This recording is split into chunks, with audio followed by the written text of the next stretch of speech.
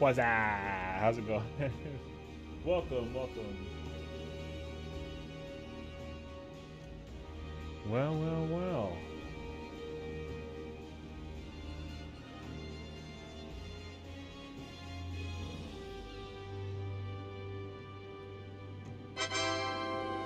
Hey, thank you for the resub. Appreciate it, appreciate it. How's everyone doing? Sorry I wasn't live yesterday. Oh, I forgot to update my... Bruh, hold on a second. If it isn't the birthday boy. Yeah, I know. That's literally what I like meant to also include to the thingy, but you know, all yeah. There's a lot going on. I know it's a lot.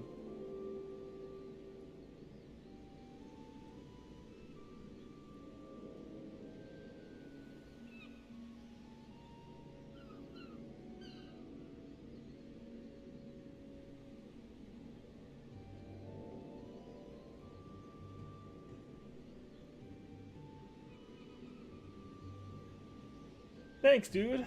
Thank you. Thank you. It's you know, it's funny because like you would think like, yo, what'd you spend it on? Like, what'd you do today? You know what I mean? Thank you. Thanks, Larry. Yeah. I mean, if in case you're kind of wondering, like, what'd you do today? Yo, I ain't gonna lie to you. I didn't do anything today. I've been getting bombarded with texts and calls, so I've been answering all of those as most part, and then I've been just recording and working on the stream stuff. So we've kind of just been here doing our thing, you know what I mean? Yeah. However, I have also been like low key working on the storyline for Dawntrail.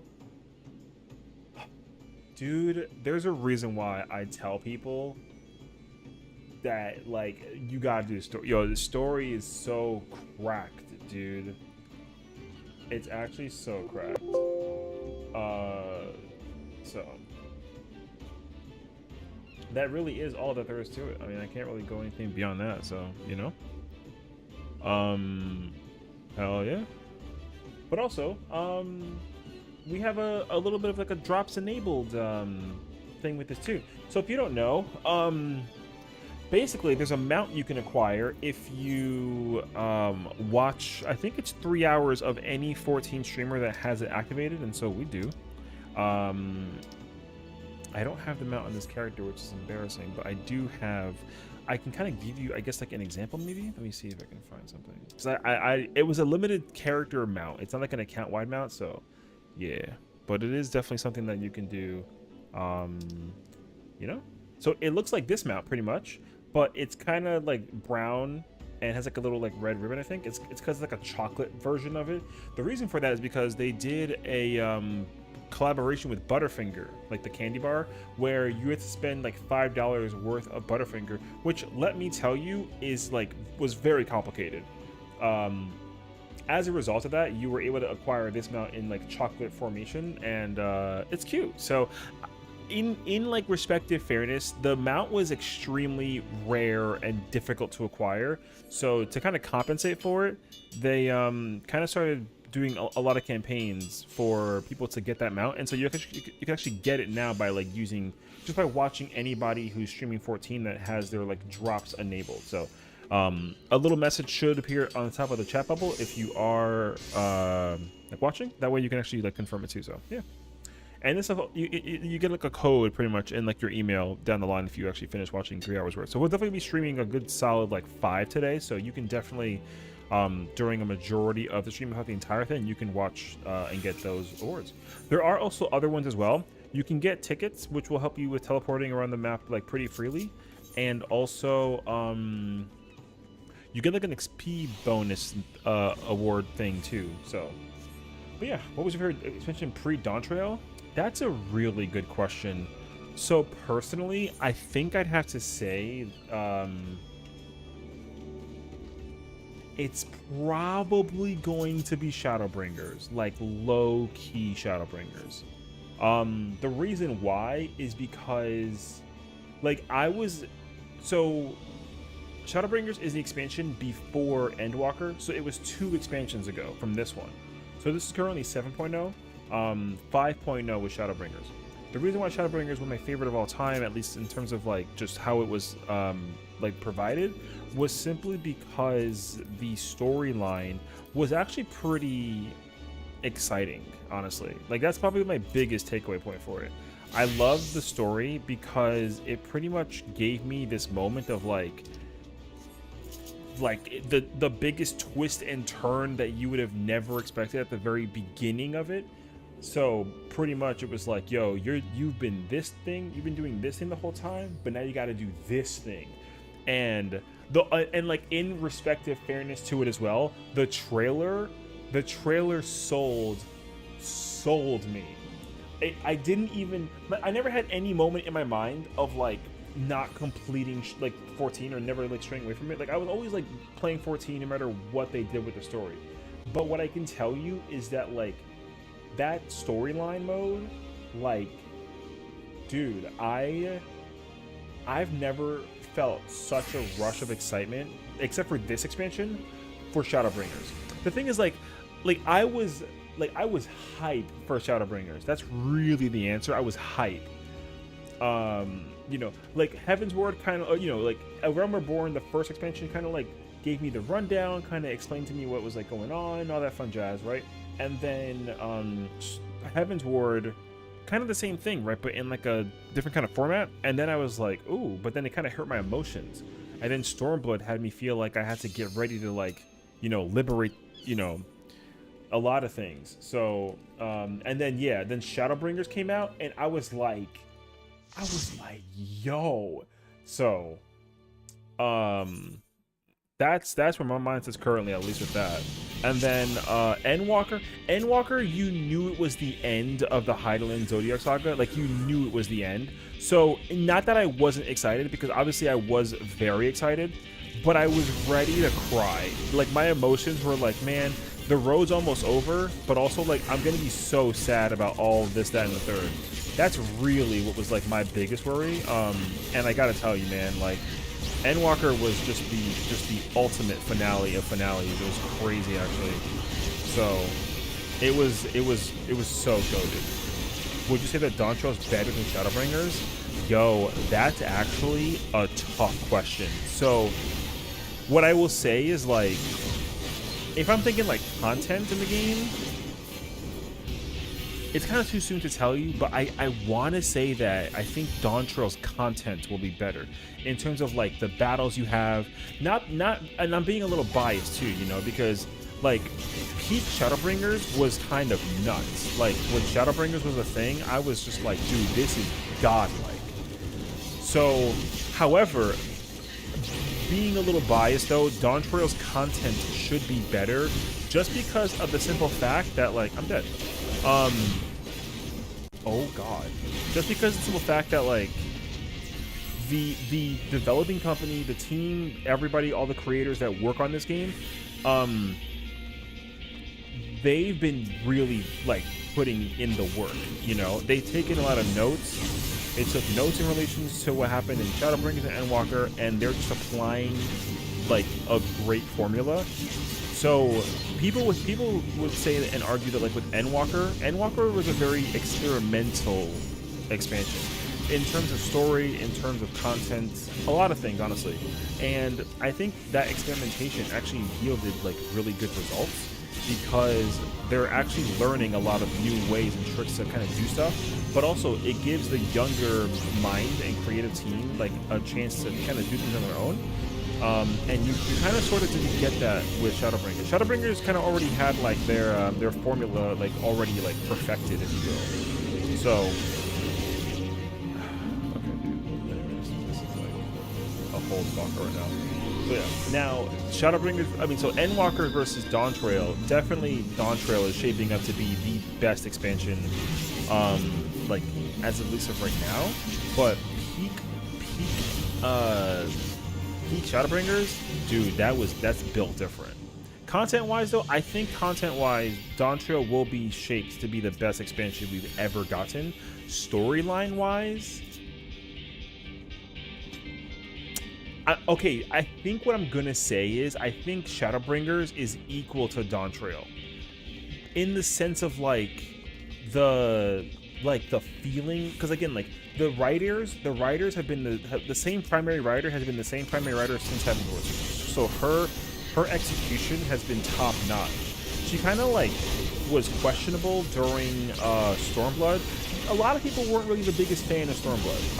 I mean, I kind of get why. And like, if it's anything like kind of like Constellation, bro, my gear is lackluster. No freaking wonder. Oh my god. Wait, I knew it. I spin it off. Okay.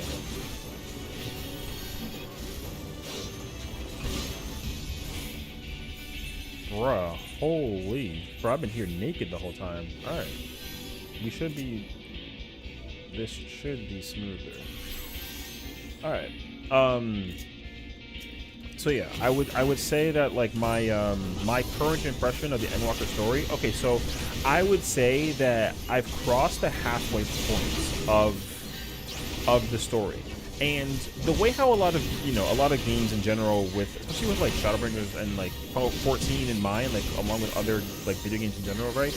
Usually kind of like line you up, and then they have like this crazy twist. I feel like having a good twist can really steal a lot of like, you know, people to kind of want to be like, oh my god, you know what I mean?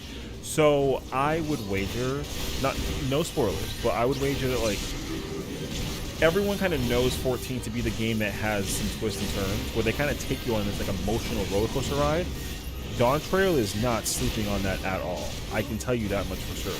The direction of the story is definitely not what I expected, but it's happening, and it's actually kind of nuts. So I will say that much.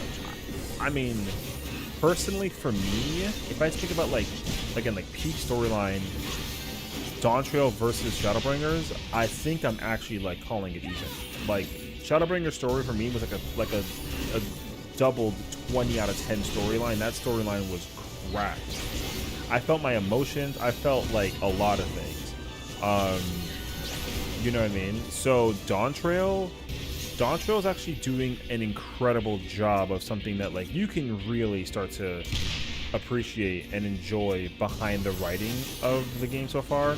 And the thing people have to remember too is like, so it's a brand new saga. It's not like it's a continuation story technically of like the previous 5 expansions. So granted, like, yes, you definitely want to like know the storyline prior, just to kind of get familiarized with the characters and the reason why we're doing this in the first place. The way that I can easily compare it to is like Dragon Ball Z, where you have like the Frieza saga and then the Cell saga, where like the characters are the same, and like they've obviously kind of taken what their previous experiences were and they're bringing it into the new chapter. But you know, it's not like you can pick up the Cell saga and then not know what happened with Frieza, you know what I mean? So it's really good to actually get like a sense of everything that's kind of happened like since the beginning. However, like the problem with that though, right, is like the story is long. Like you got a lot of ground to cover, and covering that ground is actually pretty difficult. So it'll be a lot to go through. But if you can't go through it though, then it's totally worth it. I literally can't emphasize enough like how cracked it is. So this storyline is insane. Now, if I had to compare storyline to Dawntrail from Shadowbringers, well, okay, like Endwalkers was like incredible. Like I loved the way that Endwalker ended. I was definitely uncertain of the ending, but it was honestly like it was so top tier, honestly. I was so emotionally just like in tune. I was so out of tune with it, because I really sat there. And then the thing is, like, during it, like I'm not like a crier, so like during me going through it, most of the time my jaw is dropped. If anything, it's when I go back and like revisit the moment is when I start to cry. So like I had that moment with Dawntrail, with Endwalker. I cried like a baby when I went to go back and like rewatch it. And even in Shadowbringers too, like Shadowbringers, same thing. Now that I've actually, because like for me, it's about the experience in the moment and the journey. Like I don't cry during the journey. I cry after the journey's kind of had its, you know, how it's like sunk in a little bit, if you will.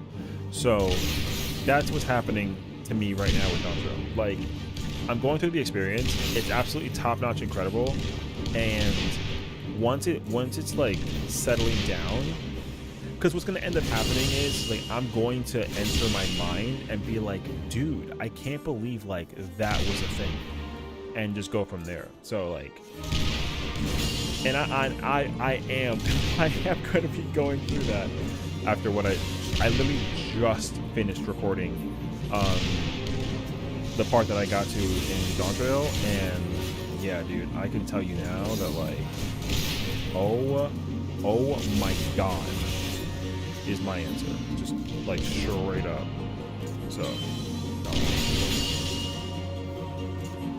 So long story short, like honestly, you got to go through the story. You got to go through the story, and it's 100% worth it. Like you will not go wrong. The story is like so good.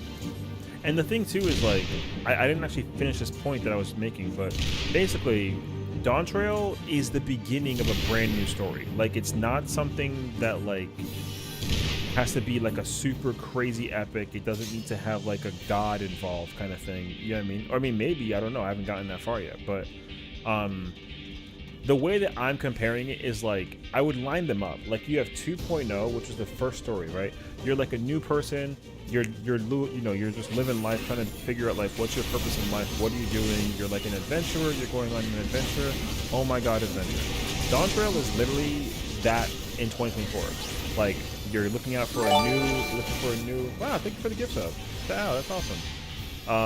You're like going on an adventure, and you're just trying to figure out like just what's up. You know what I mean? There is a reason like why you're going there. And again, like you have to do Endwalker's story to like really understand why in the first place. Which again, like I feel like to a degree, at first I thought to myself like it would be nice if you can just start from dawntrail, and in order to like start like a brand new story, like you don't have to go through all the previous expansions. So I'm kind of hoping down the line they kind of create some way to allow players to just start from dawntrail, because I feel like that's what a lot of people feel the intention is that like you don't have to do a Realm Reborn through Endwalker to actually start dawntrail. But now that I'm actually going through the story though, like you definitely have to, just because like they really do just set the story up to be done in that exact format. So yeah. Now what I will also say is that their approach to this expansion is honestly so welcoming and inviting. I've actually been in love with it. Apparently people have not been a fan, which I don't understand why, but like I'm not, to each their own. But for me personally, the experience has been extremely like exciting. So and I've loved it so far. Like I have no gripes about it at all. Even the beginning, because like a lot of stories. You guys can get the fucking key. Get the key, please. Thank you. A lot of stories usually have like a slow start, and then they start like picking up the pace, like snowballing effect, if you will. Every story in 14 expansion wise does that, so it's really not like a big ordeal. That this story is like no different. So I think people were just really excited and familiar with the way how the policing was for the past 2 expansions, that they kind of wanted the exact same thing for this one.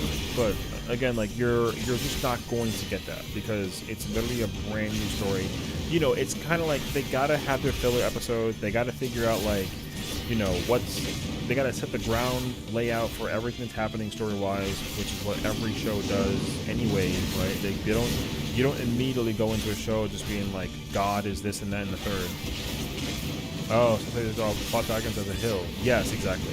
So right now, I can tell you with certainty that, like, dawntrail, the easiest way I can describe it to you is that dawntrail is a Realm Reborn 2024. That's exactly what it is. It's so accurate to the point that that's what it is, because, like, you're going to start getting introduced to a very wide slew of characters that you're going to see in the future or not see ever again. Like, you will see people that we've encountered in this current expansion down the road, which is going to be cool, because they've always had a really good way of making that connection like down the road. Like I'm always been a really big appreciation of that. So there are certain characters that are not like main characters that you're gonna end up getting attached to them, and you might see them again, you might not. I think for me to be able to actually experience that is, again, like really, it's really exciting. So, and again, like right now, like we're like to Al's point, what's up, Al? Think of like a hill, right? It's literally like a friggin', like we're literally at the bottom of the hill on one side, and that's what Dawntrail is. That was also A Realm Reborn. The slope going upward was Heaven's Ward. The slope going upward even closer to the apex was Stormblood, and then the peak I would say was Shadowbringers / like Endwalker, and then that rolling down was like the remains of Endwalker, and then the very bottom of the hill as it kind of starts to land flat is the storyline after Endwalker. And now we have a new hill because it was going, it's going down. It's like Endwalker, post Endwalker, Endwalker, Dawntrail. So there's just new stuff to kind of keep an eye out for, storyline wise, that again, like we can definitely be very excited for. So the people that are critiquing the storyline already for this expansion need to like relax, because apparently there's a bunch of flack for it. Like right now people are kind of like mixed reception between the story now and the story from before, and like you're gonna end up waiting like several years to get like the peak top of the hill storytelling, with how they're actually doing like the, so that's just literally what it's going to be. Now that doesn't mean that we're not going to get story. We're just going to get story like, just far down the road. That's going to be like, when you got to fight God type of ordeal. You know what I mean? So definitely very, very exciting to look into. So and again, like I can't wait. I've already been in love with this story since day one. There's a reason why I play this game every single waking day of my life. You know what I mean? So now, obviously, again, I would personally, what I would say is like, because we got a new graphics engine, and because we have like, they got the voice lines, and then they got the cutscenes, and then they got the animation, you can tell that with this expansion, they're showing off like, yo, we know what we did, and we're pretty proud of it, and it's pretty cracked, right? So check out all these cool, amazing things that we've done to kind of showcase and show off how cool it is. And here's the thing, everybody is eating the graphics, me included. So to go back and to like, if I want to go back and re-experience, thanks, Sev. How's it going, dude? Flavor of the day. To go back and re-experience the storyline of like A Realm Reborn through, I would even include Endwalker, it's going to be rough, because you can literally go back and look at A Realm Reborn and be like, man, this is definitely like a 2010 game by design, storytelling, cutscene, all that. But when you look at Dawntrail, you're like, yo, it's 2024. The storytelling is top tier. That's exactly what it feels like. So if they do find some means of a way to like, again, like remake or redo the story, not even like the actual lore, but just like the way that they design, you know what I mean? Like, how World of Warcraft did like a remastering thing? Yo, I low-key need that for every expansion pre-Endwalker, maybe even Endwalker included, because like, bruh, I literally love the story. It's like literally a 10 out of 10 story. 9.5 expansion overall. The only problem with the expansion is that it's the first expansion. That's literally it. It's the first expansion of a new saga. We literally went from fighting, we went from being like, oh, I'm level 1 and trash at my job, to being like, yo, I can literally go kill like the universal, I can kill the god of creation type, you know what I mean? So to go back down to the bottom feels kind of like, oh, how is that possible, right? So, but other than that though, like I don't see anybody who thinks that the story's not good needs to figure it out, because there's no shot that it's literally a better story than, I would say, like the only story that doesn't beat Dawntrail, the only story that beats Dawntrail, and it's not even by like a big gap, it's like by like a tiny like margin, is Shadowbringers. Only one. But again, I think it's because like the introduction of kind of how they brought you into that world of Shadowbringers was like you'll never forget it. It's unforgettable. It's not forgettable for the other expansions either, but it was just so, it was in a world of its own that's unexplainable. So like I felt like my immersion in A Realm Reborn and Heaven's Ward was like, man, I'm doing this. This is incredible. Then Stormblood happens and you're like, dang, bruh. You know? And then yeah, then Shadowbringers, they're just like, hey, you thought that was fun? Yo, check this out. And then they threw me in Shadowbringers and I was just like, don't ever end this. And then they ended it with Endwalker. Right? So now we're here at Dawntrail. You're definitely ahead of me, but after this dungeon, I'm gonna Discord you about how I feel about MSQ so far. Sounds good. Yeah, so wait, I gotta sneeze. I gotta be careful with that. Ooh, okay. If I had to give a description, I would say that I'm getting close. So usually with dungeons, they do it in odd numbers. So like, you know, 71, 73, 75, 79, 81, etc. I'm assuming that they follow the same pattern and everything. I'm getting close to dungeon 97. Yeah. So we're not far, but we're still like we're more than halfway, but we're not towards the end. There's still a lot to cover, storyline wise, game wise, concept wise, etc. And again, I'm looking forward to literally every single bit of it. The story has been crazy good. And again, I won't spoil anything in terms of like characters, events, nothing, but I'll tell you that it's 100%. If you like 14's story, you're going to like this expansion. If you somehow don't like this expansion, then there is something that you don't know that I do that I just can't tell you. I don't know. That's just how I feel. So that's all. There's really not much else I could put to it, honestly. Bro, Dawntrail's good. And the thing too is like, yo, the game came out literally today, technically, right? Early access was a couple days ago, but we got the game early and up and running. It's officially out for the purchase for everybody's sake today, which is awesome. So I don't think that the people like queue number wise has been dramatically increased. I would say I think it's about the same still, but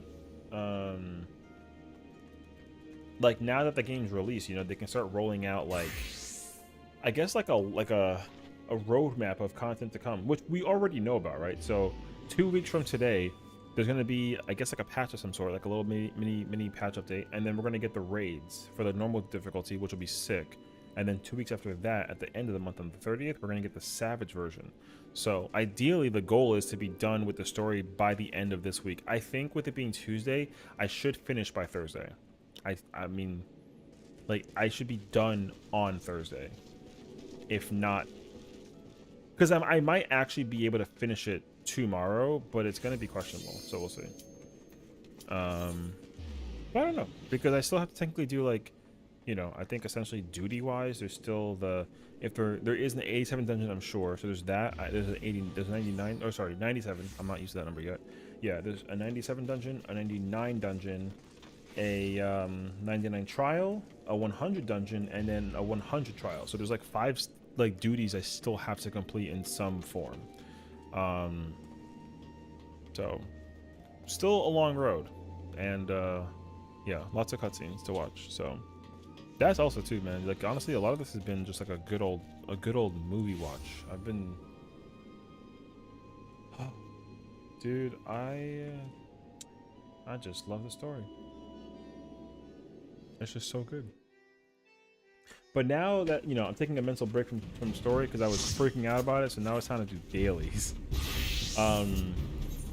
I've actually been kind of in the lab. Dude, Picto and Viper kind of crazy, dude. PvP. What's up, Digital? How you doing, man? Yo, thank you earlier for the that message. That was actually really nice to like talk to you and also be mentioned in somebody, you know what I mean? That was really cool. I saw that and I was kind of like, yo. So I thank you for spreading the word. Although speaking of, I should probably like go hit that person up and be like, hey, you know, in case you want to chat, I'm live or something. gonna lurk. Get a blind trial too. Ooh, W. Definitely have fun. R.I.P. Kiki. What does that mean? Oh, not Kiki Palmer. Who? Okay, I don't. Bro, if it's not Kiki Palmer, I don't care. I don't know. It just trending on Twitter is literally Kiki, R.I.P. Kiki. I don't know who that is, but if it's not Kiki Palmer, I ain't gonna lie to you. Like, I don't care. That sounds kind of whack, but I mean, it's kind of true, you know. Hold on, I'm gonna actually hit this person up and be like, hey, you know. Oh, I gotta be verified? Oh shit, that's good. You can't DM if you're not verified? I don't know what I'm saying.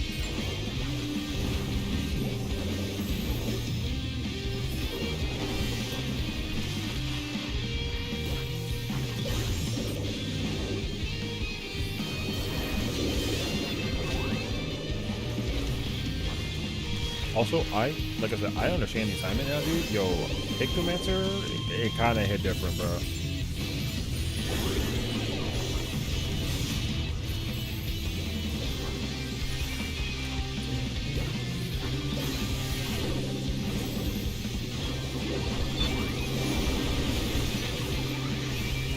You caught that?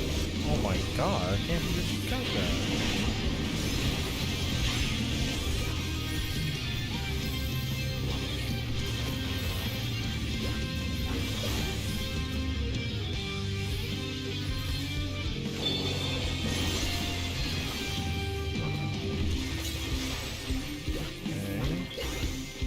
This is interesting. Hey, look, man. If anything digital, what you should do is just, you know, do yourself a solid favor and just like take that break. You know. I can only literally just inquire that you do exactly that. Just kick back, get a drink, maybe a snack. I prefer pretzels, although I can't have them because my, you know.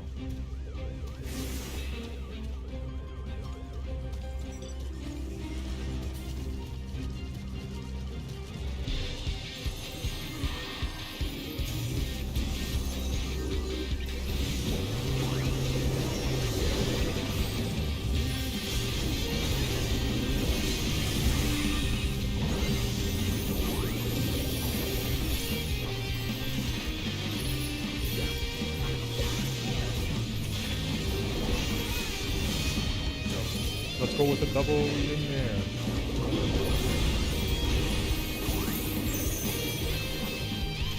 They're cutting back on salty food. How dare you with a friend? Doing high blood pressure. You know, it's nice that people like, you know, you can like help be part of that journey by kind of giving them that, you know, the idea of like inclusivity. You know what I mean? I actually really can't appreciate that. That's actually so nice. I was on the verge of getting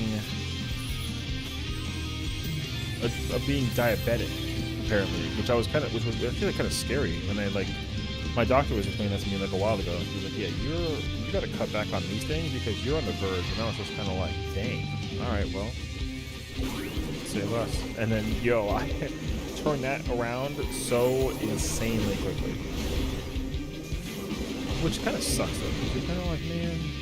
These foods taste great, but I can't eat them on a frequent basis otherwise, you know? That sucks.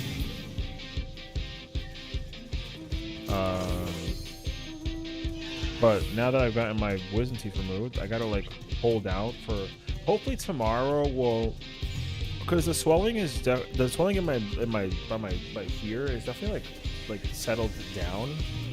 It still hurts like a pain, but it, you know, it's definitely like more manageable and anything. So fingers crossed I can like start to go back to my old diet. That I have not. I've literally been just eating like fruit smoothies and the closest place near me without buying my own stuff has been like they do like a lot of acai. So I've been just having so much acai, which is a lot of sugar. So you gotta be very careful. Normally you can't have more than like 3 or 4 of those a week. I've definitely broke that number, like I'm pretty sure, so like, we'll see. We'll see. Oh, I see your point.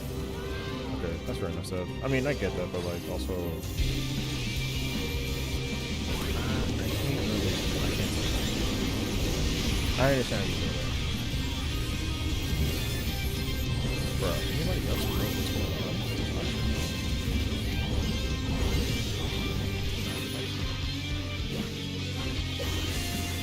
This job is so cartoony and derpy, but like I freaking love it.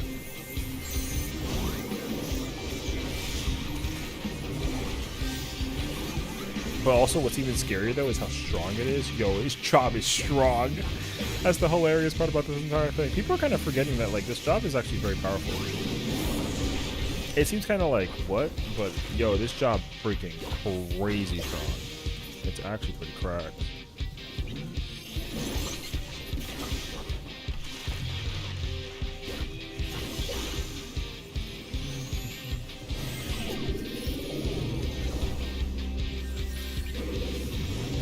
Happy birthday, oh my god, thank you, Kiwi. Aw, it's so nice to see you, and thank you for tuning into the stream. I'm gonna get a fish too? Ooh, I kinda like fish. That would be great, actually. Yes, please.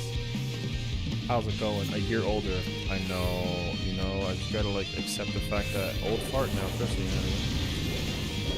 now. No longer was I 29, although that was also like several years ago. It's a big old 3-2. Like the sequel, you know. No, but honestly, like I don't feel that much different. And actually, I don't know. I don't really have any. My honest goal behind all this stuff that I'm doing, like, don't leave, okay? Because listen, I understand that there's older people here. Stop. I understand that. I don't want to try it, like, but I feel like for a lot of people, you know, people have a high tendency to like reflect. I'm honestly not really like people. I kind of just do my own thing and say, "I think go with the flow." But what I will say though is that like before, I spent a lot of time just really like letting other people kind of like dictate life for me in a weird sense, not like in a way of like my life is my life and I let you control it kind of thing, but more so the fact that like, you know, I was like working jobs or like I would be, you know, or not moving anywhere kind of ordeal, you know. I'm still recovering from a lot of like personal things like life-wise, but nothing that's like nothing the board can't handle. But in an ideal case scenario, I'm actually moving forward, which is honestly one of the most like refreshing things to keep in mind of, because I wasn't sure if I was ever going to be able to, and then lo and behold, here we are, you know. So honestly, I'm actually looking forward to it. You know? Like the YouTube thing is like popping off, which is fun.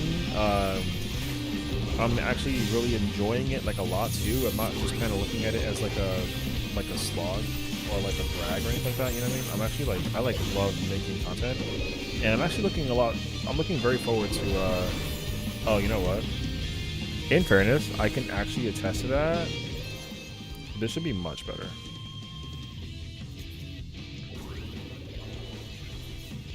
This should be so much better.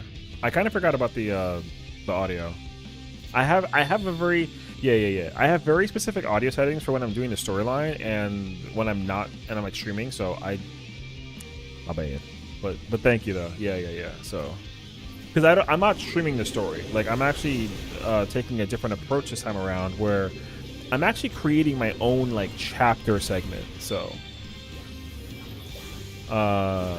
it's actually been very nice. Like I just create my own pacing and my own story, and it's actually been really incredible. The problem though is that like I need to find a new program that lets me pause the recording during the recording, because I can't really do that without like recording it at like super high HD 4K 12K ishness, you know? So yeah. Well, so the other thing too, yeah, like for me, like the storyline is so important to me in terms of like how I absorb it and take it in. I'm gonna die right now. Actually, that might not be true. So for me, it's extremely important that I actually tackle in the story like at my pacing and at my level. And yeah, I'm very grateful that that's exactly what I've been doing. Bruh, you're gonna have to do me a solid favor and get out. Yeah, because like when I did Endwalker Story, I actually like did Endwalker Story like streaming it, and not that I had an issue with it, but yeah, the distraction of like talking to people during chat, and like not that I don't like doing that, obviously, right? I can do that multiplicatively while I'm also like playing this game at like a high end level, but because like I do raids and ultimates and that kind of jazz, but I do like to just get immersed and like lost in the story, which is what I've been doing so far. And yeah, I think as a result of that though, my experience has been magnified like tenfold, and I'm very grateful that that's exactly what it was. Because yeah, I definitely wouldn't have had the same experience if I was doing it on stream. Like, no way. And I can honestly, like, I can only just recommend that people do the same thing. But again, like, it depends on how you want to take in the story too, you know? Like, for me, like, it's actually important to me that I kind of solidify myself as, like, a YouTuber on top of being, like, a streamer. Because I like to record my own content. I don't just like to, be a streamer. Like, I actually like to work on everything else on the side, too.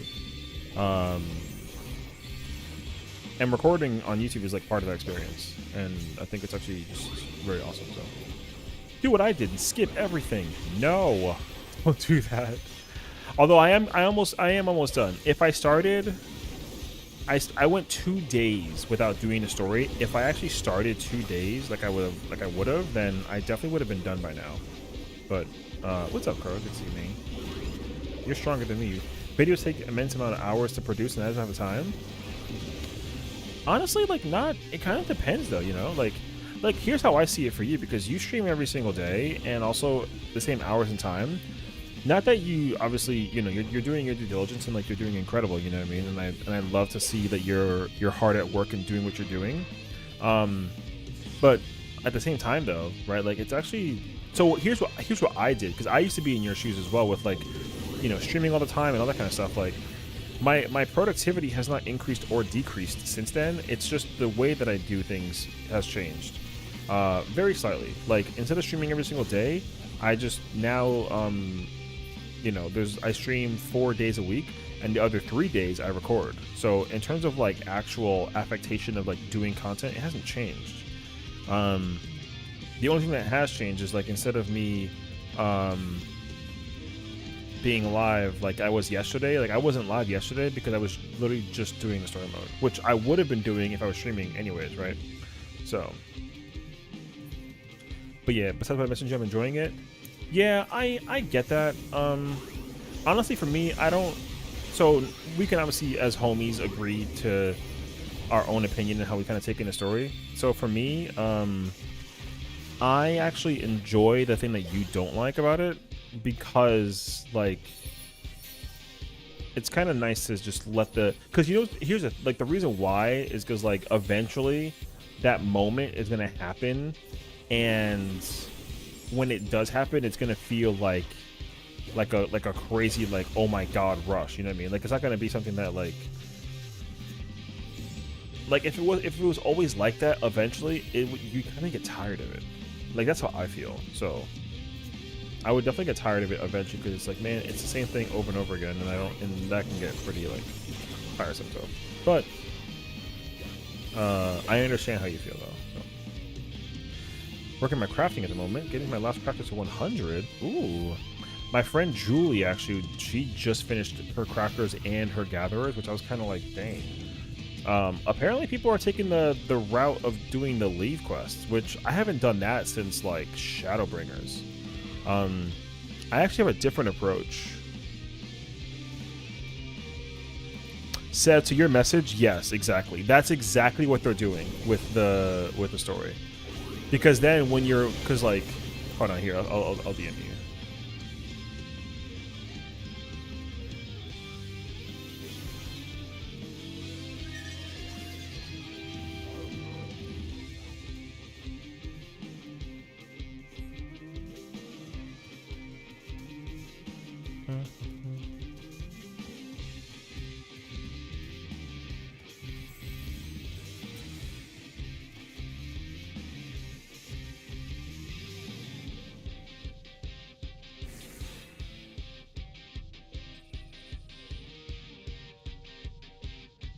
Yeah, I'll tell you that much.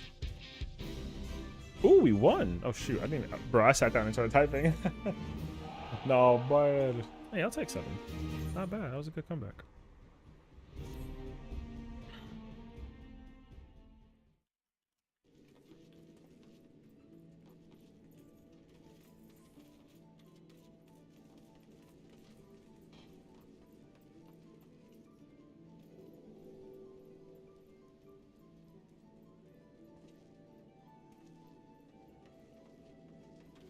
I'm officially done with dailies entirely for this character.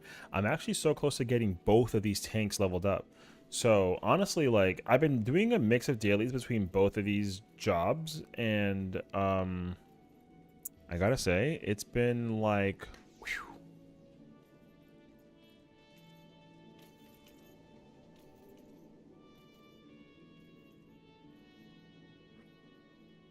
You definitely preferring dailies with tanks. I was gonna say, are you planning on streaming, or do you plan on doing dailies? Because I have to cycle through 4 characters today.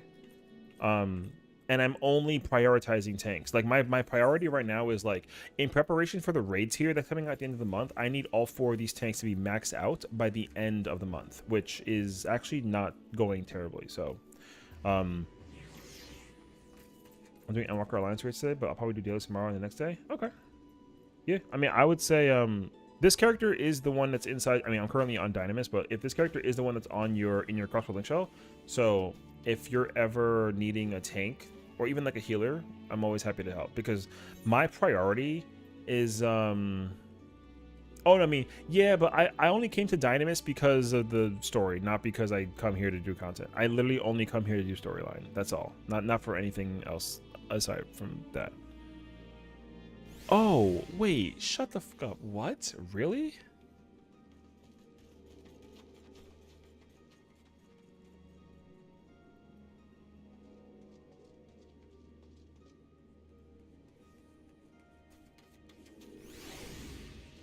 But yeah, I'm only here for the storyline. Although I am impressed though that like despite being on Dynamis, like I'm like, well, all the dailies are actually like doable. So I actually like that. How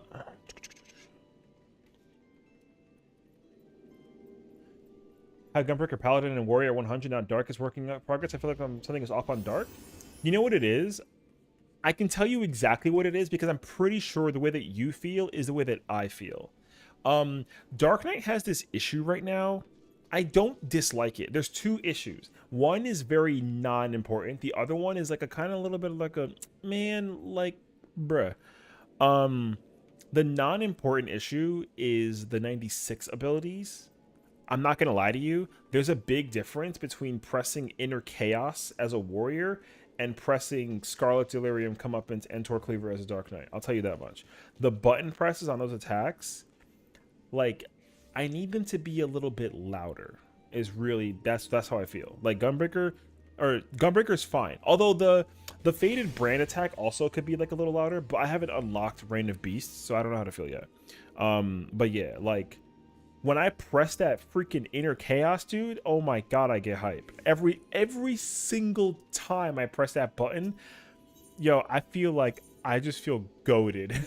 Yeah. The feeling of pressing that button, yo, it just feels like, you know the Craigasm face you make in the Twitch chat? Yo, I make that face every time in my mind. I'm just kind of like, oh. Yeah, I really feel that way. I'll show you, man. Look. Look, just wait, where my freaking pants at, bruh? All right, take 2. All right. Oh, right, I was doing retainer stuff. Okay, that's right, actually. Just like listen to this attack. I'm not gonna say anything. Just like listen to the attack. Wait. Just listen. Just listen.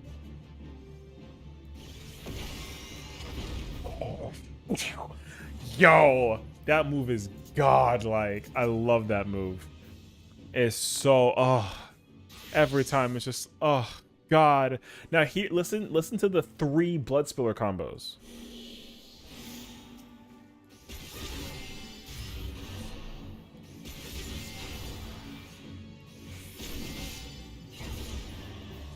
For some reason, it just like, you know, I'm just kind of like, I love the animation, but the sound is missing. Like I don't feel like I swung that shit. You know what I mean? I don't feel that way right now. I need to feel that way.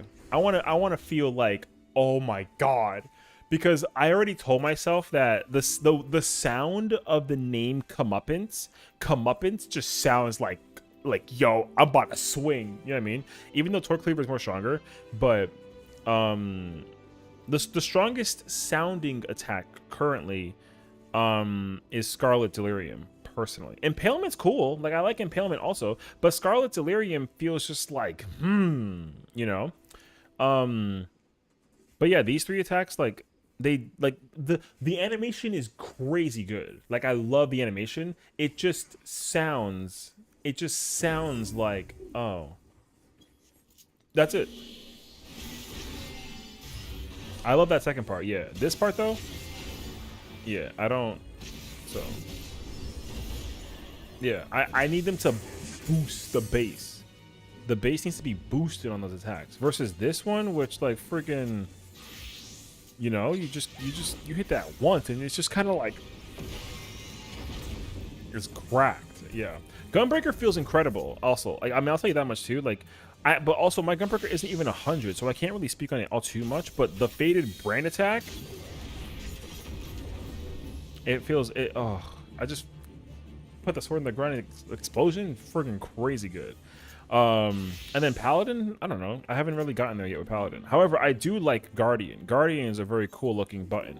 But right now, like Paladin doesn't get anything literally until 96. I haven't even unlocked Imperator yet, and I haven't unlocked the Blade of Honor. The Sepulchre and the Supplication for the Atonement 2 and 3, like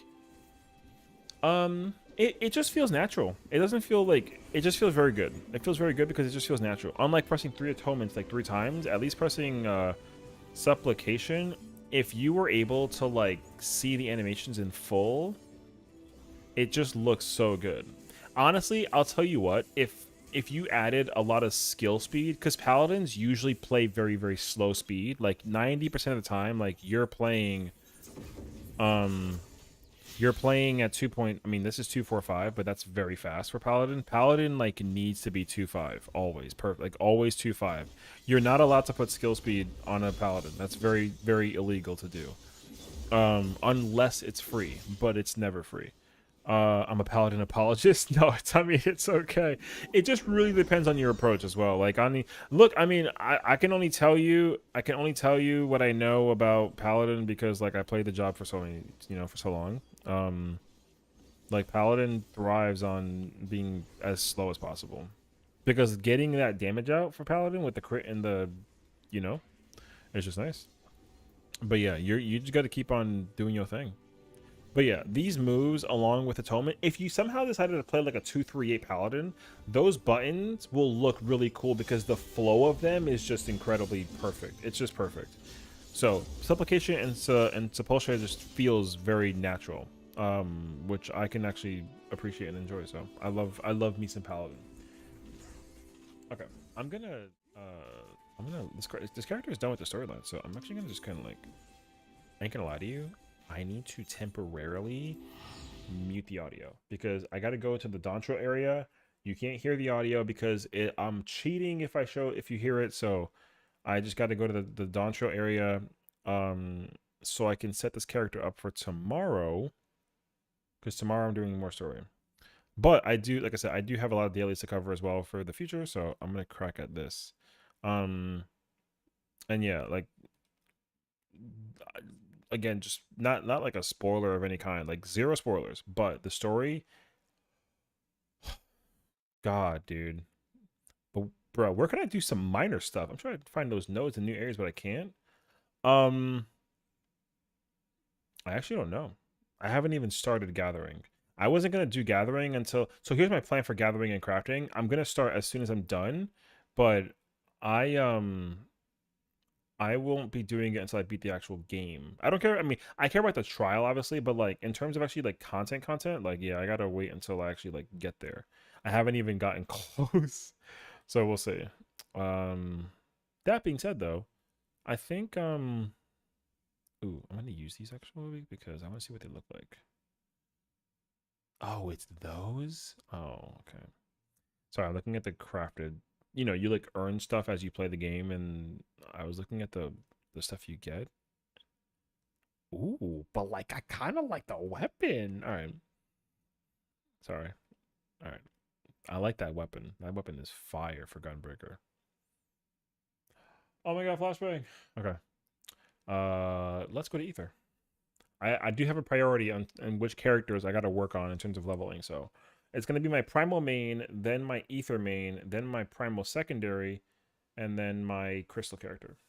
I don't really, honestly, like, it sucks to say it out loud because like my crystal character is my first character ever, but I'm probably gonna like that character's kind of like retired in the backbone. Wow, 208 person queue right now for Sargantinus. Okay.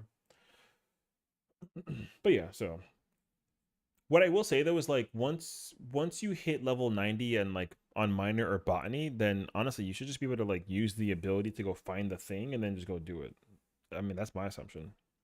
So, but yeah, I haven't even gathered at all. My more important thing to gather is like the materials you get for like defeating monsters. Like that to me is way more important than the actual like acquiring of the ores and the crops and that kind of thing. Yeah. You didn't see a node? You might not have enough perception. You do need to be like a certain like a level amount of gear to actually see the thing. You can't just go up to it and then like see it. It does require you to like be a certain like gear level wise. I'm pretty sure. But otherwise though, if like if you're 620, like you need to be I mean, I think 620 was BIS for gatherers back then. So if you're like very far away from that number, that might be why, but I actually don't know. I cannot tell you until I go and check myself. Because my gatherers are definitely on my primal character, they're definitely 620. On my ether character, they're definitely not 620. My crafters are, but yeah. Um, yeah, I would just check. I mean, the indicator, I think is what it's called. The 620 the crafted gear, that was BIS since like the BIS for gatherers and crafters like stops at like 7 or the point 0.3 tier. Like you stop gathering items like for crafters and gatherers after like like halfway through the expansion. They just be like, yo, F it, that's it. I'm pretty sure because the you start off with the 560 gear, yeah, then it goes to 590, and then 620 was the cap, and then the expansion for the raid tier with the Anabasios, like that and beyond. There's no more crafter stuff to acquire, so that's you. I mean, there is weapon. There's better weapons you can get, but otherwise, like nothing else, as far as I'm aware.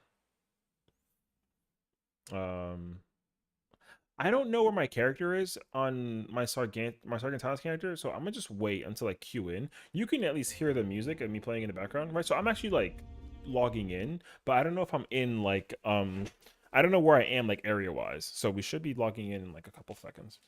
So we'll see. Um Also, just like a fair warning, I'm probably gonna speed run the story offline. I People wanted me to actually stream the story. I kind of don't. I think right now my community and viewers are in the position currently where like they're doing the story at their own pace or they're just like very far behind because they're not in Dawntrail. So most likely like I'm not gonna do the story on stream ever. I will do like stuff like endgame. Like I think for me, like dailies and doing like maybe the final dungeon, not the final dungeon, like for the storylines, but you know, you get like those like optional side dungeons. I might do those and like, but I will spend a lot of streams like crafting and gathering. Like that's really what it's going to end up becoming. Because my most important goal for sure is to just work on the is to work on crafting and gathering. Like as soon as I finish out the storyline and I unlock the like the old content, like the trials and that kind of stuff, then my full focus between now and then is just straight up like leveling up gatherers and crafters. So I feel like spoiler free is actually hard to find at the moment. It's actually it's nice to see. You know, honestly, I surprisingly enough, like yeah, I don't exactly know why though, but um I will say this much too. There is a heavy amount of people that are just on Twitter going nuts about like the storyline. Not in like a bad sense, just like there really is like a very high volume of people that are just like, "Oh my god, this character is this." Or like, "Oh my god, the point at this level in the dungeon of this experience is crazy actually." So yeah, I know. I've already seen people. The problem with this community overall, Cat, is that, or you know, they just there's always this race to be the first person to do the thing because it's what clicks in the most. But that's just really not. Yeah. So I've seen people call it dawntrail where I'm at, and I'm like, bruh. You know, there's a friend that I have who literally, I have a friend who like is literally in that same mindset. He straight up is like, yo, this story is whack. And I'm just like, bro, what's wrong with the story? And he's just like, yo, it's just not good. And I'm like, what's not good about it? And he would not specify. So listen to somebody who actually like knows the story. Let them tell you how they feel about the story.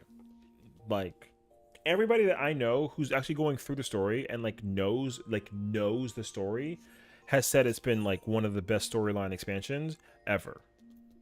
It's not like the best, but it's definitely not like, it's not like a 7 out of 10 or something like that. It's still a 9.5 or 10 times story. You know, the story is literally like at least a 9 to a 10. Like the story is cracked. The only problem that people feel about the story are their own personal gripes with it, which, like, again, I understand. So, but otherwise though, like, yeah, dude, there's literally nothing wrong with the story. The story is goated. Also, yeah, you gotta ignore the haters, bro. Everyone wants the story to be the best story that it could possibly be, and literally there's no story in the universe that does that. I'm sorry. There are perfect video games, but there's no perfect story.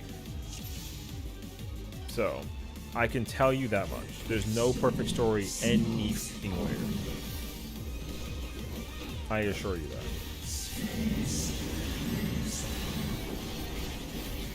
Because literally, like, telling a story is very subjective. You know what I mean? And that's my thing too, is like, I've only given a review of the story so far without spoiling anything. I've only just given my thoughts on the story. I haven't actually been like, oh, this, you know, my review so far of Dawntrail as an expansion for early access, it's sitting at a 9.5 for me. The only grip that I have with it is it's just the fact that you got to go through all of the game's story to actually get here. That's the only thing that I have with it. But that's natural though. That's not actually like an issue. That's like a personal problem, honestly. Like, that's like a personal issue. I would like for them to find a way to, like, basically, I was kind of thinking the storytelling would do this thing where they can set it up so that you can just do either Endwalker or sorry, not Endwalker, Dawntrail or A Realm Reborn, and then be like, okay, cool, I understand the story. Like, you can understand it by like just doing that, but like they didn't do that. So like, as a result, if you want to actually fully get immersed and understand the story of Dawntrail, like, you actually got to know. You do have to actually know the story, like from Endwalker. And again, like, that's not to spoil anything about the story, but except for that, like, you gotta complete Endwalker to do Dawntrail. Like, you can't just skip to do Dawntrail. Again, personal problem. That's it. So far, I mean, like I said, however, though, like, that's the only thing. And that's such a subjective issue. Otherwise, though, perfect. Like, incredibly perfect, good Final Fantasy story. And I'm not even done. Like, that's the other thing, too. I'm not even freaking done. I still have so much to cover. And again, like me, I take my story, like, very seriously. Like, if there's one thing I don't give a crap about, it's, like, the ultimate rating or like the savage rating. Man, all that shit can wait. All of it can wait. What cannot wait though is that story mode, dude. Once that story mode starts kicking into full gear, it's like, what? Cool. BRB, I gotta go. So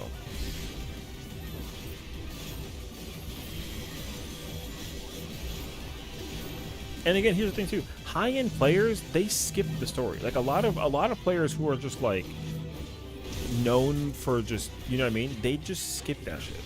A lot of people just play the game because it's fun and the rating is what it is. But like the freaking famous bald man that we all know and love, bro, he doesn't know shit about the story. But here's the thing. If you don't know the story, you're not allowed to talk about the story.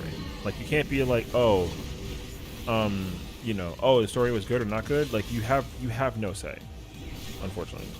So like you really, you know, like we don't care because yeah, there's no, that's the point actually. I'm not thinking, okay, you have no say in the story. Like I do the story and I, you know, and I fucking love the story. I do the content also. I love the raids. I love the story in the raids. Well, for the most part. It definitely depends on the story, but yeah. There aren't ones that I dislike. There are just certain ones that I thought was like, yo, crazy actually.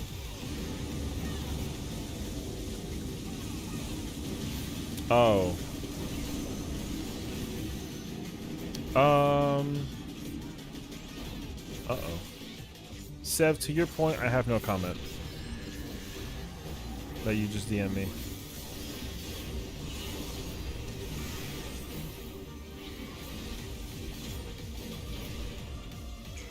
Oh damn, there's a bunch of dead people.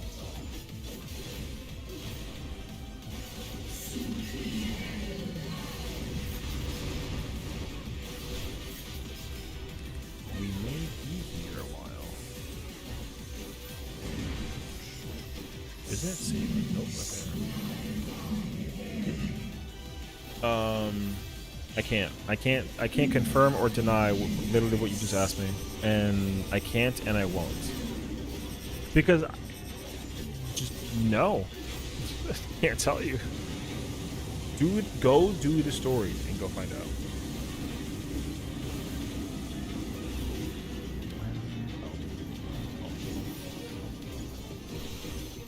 Again, I can't give my full review either until I can't give like a spoiler review until I actually like, you know, me too, so I probably will do one. But I would like to actually learn how to do editing for that video. That would be freaking cool fun. But I don't, you know, your boy's not an editor. Yeah, dude, I don't kiss and tell, brother, man. I would listen if I was that dude. You know what I mean? I'd be going up against my own teachings and my own practices. Imagine I was kind of like, yo, the story with this part with this character goes crazy, actually. Like, imagine I actually did that. You know what I mean? You know, I'd be a hypocrite in the worst form. And your boy not a hypocrite. Your boy is a gunbreaker.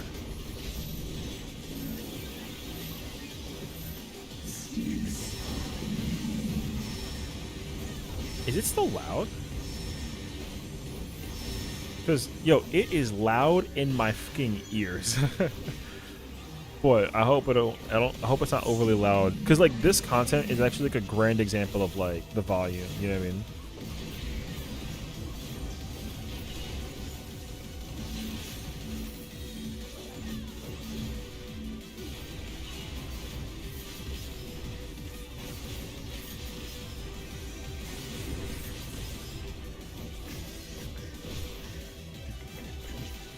The thing is, like, honestly, I shouldn't even be live right now. Like, I shouldn't be.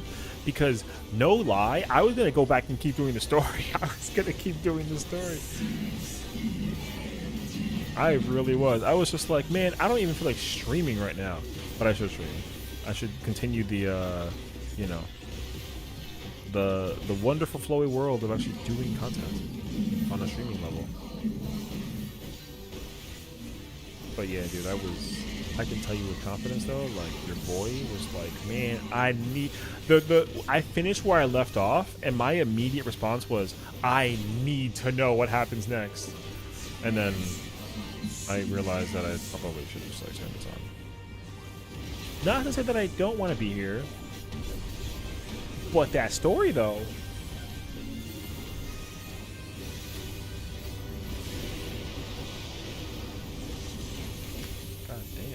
Pissed. I saw no stream last night and I was like, man, I know, man, trust me. Listen, I too was kind of like, man, but then I was like, what? That was literally like what it was. Yo, that's literally what it was. It was just like, man. And I was like, huh? So, and then, you know what's even crazier too is like, I was recording and then of course in the middle of my recording, my birthday happened, so then everyone was kind of like trying to call me, and I was just like, I'm in the middle of a cutscene. But Obviously, I couldn't turn away from family, you know. But also, I was like, he's streaming tomorrow though. It's his birthday. You know, like, y'all are lucky because I definitely was gonna. If I streamed yesterday, I would have been doing stories since, like, I kid you not, like 10 this morning. I don't actually know when I started the story today. Thank you. But yeah, I just straight up was like, man, I should just compensate for this. Waiting for a P range for a survival vlog? Oof. If only your boy, you know, P ranged. I could. I don't know if I would though. Actually, no.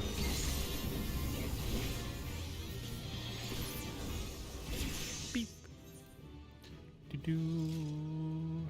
I'm literally gonna just like zoom in like this so you can't see the story, like, you know, you can't see like a lot of what's going on. Did I just get continuation too? Oh my god, my good breaker 96? Hey yo. Streaming on Friday? That's gonna depend. Because today's Tuesday, right? There's a very high likelihood, I kid you not, there's a high likelihood I will not stream tomorrow and Thursday in order to finish the story. I will not lie to you. That's gonna be like a big maybe. Friday, like maybe. If I can finish the story, I will stream on Friday. So we'll see. I should probably work on a different tank. Let's do Paladin. But yeah, the thing is, like, okay, so direction in mind. So I had a very different approach this time around than it's your birthday on Friday. Oh, is that what you want to? I mean, in fairness though, I did stream for Bear's birthday and he was happy that I streamed on his birthday. Like, his birthday present from me to him was a stream. So if you want me to give you a birthday present in the form of a stream, that I can do that. Bruh, yo, no lie, can I give you a random side note? I've seen this dungeon too many times. In the past, what's today? Today's Tuesday. Yo, in the past 4 days, I've seen this dungeon twice each day. I have. Okay, you want a birthday present in the form of a stream? Okay, I can do that. Sure, it's fine. As long as I don't have plans out there. I don't have any plans out there that we'll see. These are children of what's good?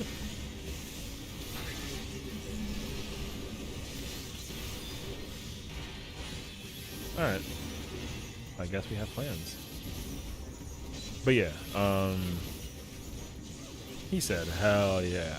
But yeah, like, my goal is, like, I would like to try to stream and just chill on, I would like to just try and stream and chill. I want to be, there's going to be days where I'm going to be streaming and, you know what I mean? Because unfortunately, in order to compensate for, like, the thing as well in regards to, like, story, etc., stuff like, you know what I mean? I actually can't stream the trial. Like, I can't. Unless people are aware of that's what it is. You know what I mean? Like, I'm actually not trying to stream the story. So, and by even the trial counts. Like, I think the trial actually is so important as well to the story. After the finale, like the raids here, who cares? But the story for the current, you know, I probably won't end up streaming the story. So, the person said, "Big pulls, let's go." I don't know why though.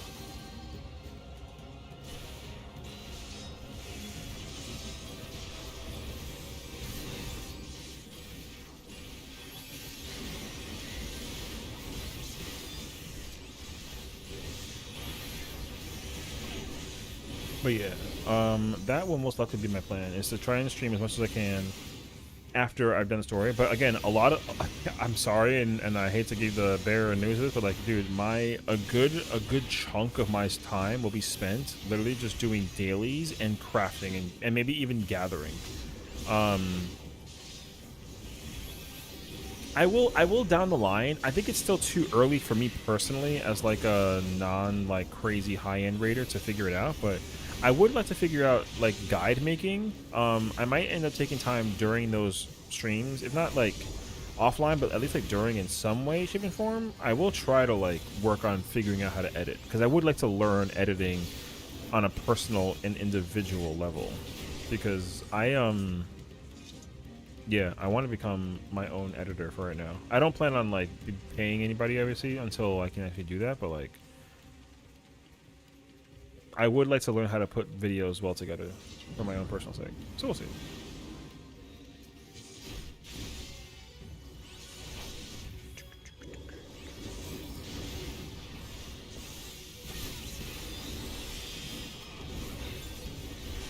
Should continue a guide one of my friends made. What, for the story or for the? Oh, you mean for one of the raids or whatever, the trials? Yeah, no can do. Yeah. I'm happy to look at it after I've had my own personal experience of it, for sure. Cause that's what. Okay, so here's the difference. Sorry, I was gonna start talking about that, and then I completely got sidetracked. Here's the difference in terms of my approach and mentality to doing content blind in this game, because it's actually very important to me. I didn't realize it until like it was like too late. So essentially, what I was doing in Endwalker was I would just do blind story everything, whether it was trials, raids, everything. It didn't matter what the content was. If it was blindable, I was gonna do it blind. And that's also like without even looking at a guide. Like I did look at guides. Like eventually I caved, but I was gonna try and do content without ever looking at a guide. Because of the content creation, you know what I mean? But there's a difference now, because obviously I don't always stream every single thing that I do. And that's what I'm realizing as well about myself, is that I actually want to actually create content where I can kind of go back to it and see that experience in the moment. So what that means for me is the first time I go through like a trial blind or something, on like a raid or like an ultimate blind, I want to record that moment. That for me is the most important moment. But once I get that moment and it's like done, then after that, I don't really think I mean, I do care, but like I can compensate. I can compensate not caring about, you know, spoilers after I get my video. So once I get my trial video, then yeah, after that, I don't, like, you can tell me mechanical function, everything, like, I don't care. Because it did end up taking too long for me back then in Endwalker. So I didn't like that. Because I'm slower by progression, so for me it was too late to try and get some videos blind. Like, it was just too late. And I regret it and I hated it. But this time around, for me, like, yeah, like with the and I don't even mind looking at a guide afterwards too. So like I said, if I get that video, once I get that video, yeah, you can tell me whatever you want to tell me about the storyline. I don't care. I don't think, I mean, I care, but like I'm accepting that I don't need to do the whole thing blind the entire time. So that's gonna be my approach. So like when I get my video for the first trial, for example,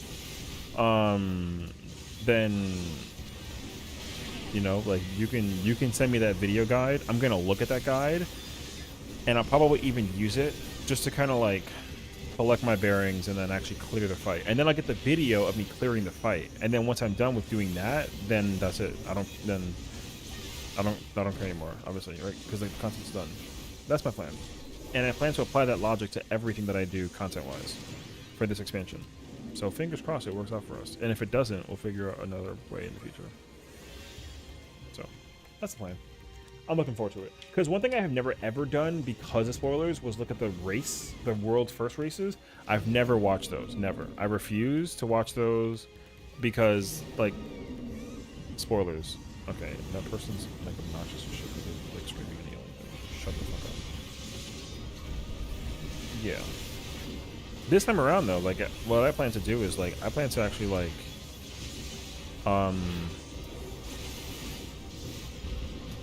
I want to do get the video out of the way, and then once I've done that, I actually want to like watch the race. I've never actually watched the race. I want to see what it feels like to watch people actually go between like the phase transitioning between each of those phases in an ultimate. I want to see what that looks like actually.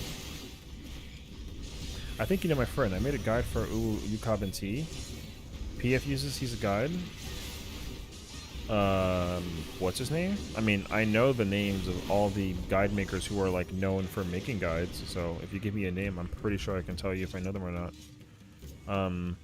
There are some people whose guides are really cool, and some people whose guides are just kind of like whatever. And no shade, you know, a lot of them are ahead of me in the world of guide making. So Tesson, oh, his guides are alright. His guides are not like yeah, I know who he is. He's appeared in our. He's actually. I mean, we've been blessed with his presence one time on stream. Yeah, he makes all the ultimate guides, which is cool.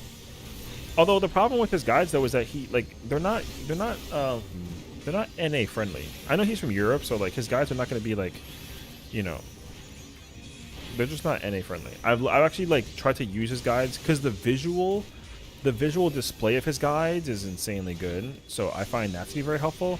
Like his what is it? His guide for like UCOB and I would say like top was pretty decent, but every other guide he's made, I was just kind of like, bruh, we don't even do that on our side.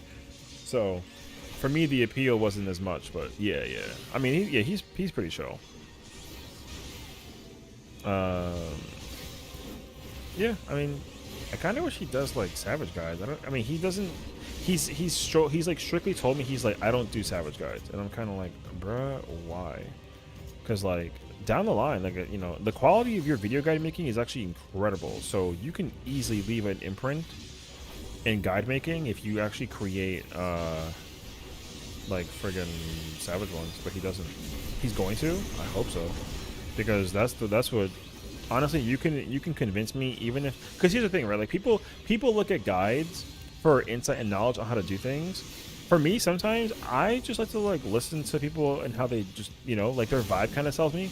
So for me, for example, like Ms. Tech is, you know, she's been in the raid business, although she's kind of like, I guess, retired for the most part because, you know, baby. But I still to this day, because she has guides from 2013 and 2015 for like all the old content, I watch those guides still to this day. I watched one like 3 days ago because I watched her video guides on like Alexander. It's just nice nostalgia, you know.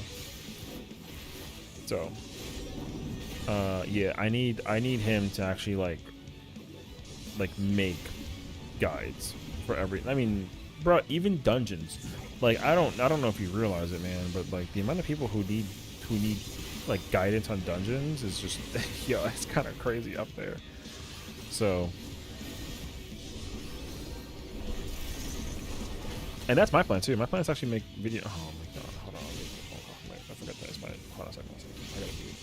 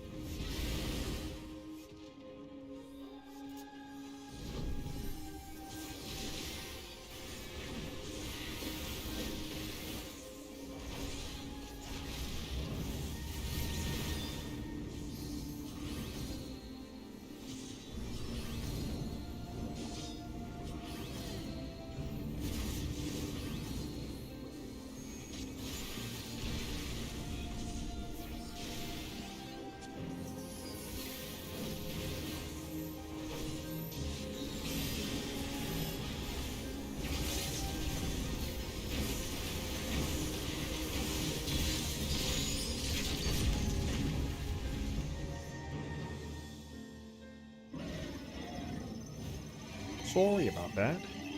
That was a very that was a much needed phone call, you know. Just family calls, you gotta like take the call. You can't be like, ugh. So, and of course, also me being older too. People are like, man, I remember when you were this little, and it's just like I don't need you to remind me. I remember when I too was little. So everyone's impressed that I'm old, you know, because you mean everyone kind of has their assumptions in the grimes, you know. People kind of thought that. So here's the funny thing about me personally. So like me, I've always been like the quiet nerd, right? So like it's kind of often expected that the quiet nerd, you know, there's like that meme where the quiet nerd is like the eventually becomes like violent or gun in the mall something, or just like has no life and does nothing in life, kind of, you know what I mean? Hey, thankfully that's not the case for us, man. We're just vibing. So I'm impressed with myself that this picture of me is garbage. Yo. Anywho, yeah, I'm really grateful that I'm here, you know. Back. I was messaging about Eliza about the lore, about your lore. Yo, I mean, I don't want to like impose, but like, are y'all, you know what I mean? Like, yeah. Me and her both are Vipers, but before we connected again, I was holding monster bosses and helping with the war on the Bojan front line. Yo, teach me the ways of the lore. Oh my god. Bruh, that sounds cracked. Oh, not at the moment. Ah, so you're trying. I understand. W. Hey, you know, I wish you success, brother.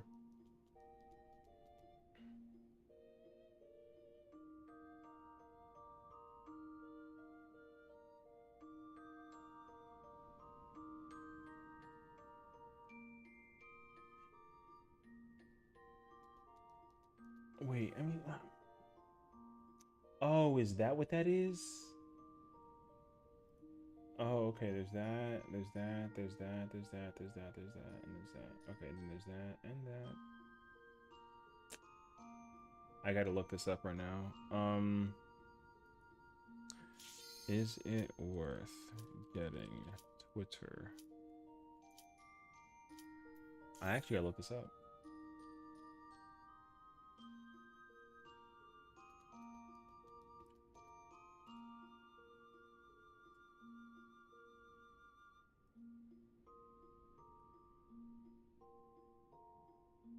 Oh, you know what, actually?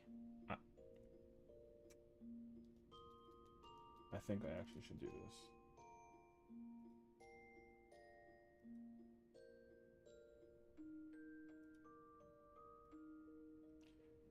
Yo, I freaking hate Twitter, but like, you know what? They got me, bro.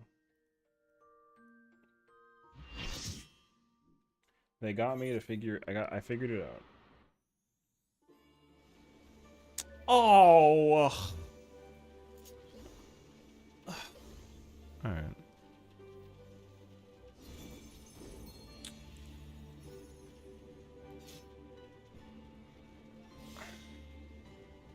I like this dungeon. Okay, I like it. It's just that like it's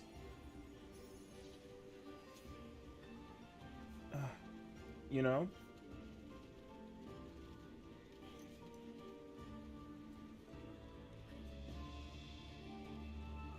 it's just been so long. All right. Oh. Oh wait, I'm actually kind of hogging. Oh wait, maybe I don't actually know. Oh, that's a better idea, actually. Okay, you know what? They thought ahead. They thought ahead. They thought ahead.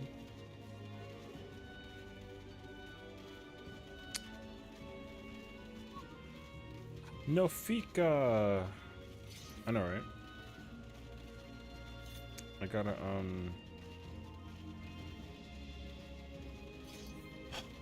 Man, I've received too many voicemails that I have to call back, dude. I have to call back so many people. Everyone's awake now, so everyone's calling me, and I have missed it in its entirety. Prove to me life's resolve.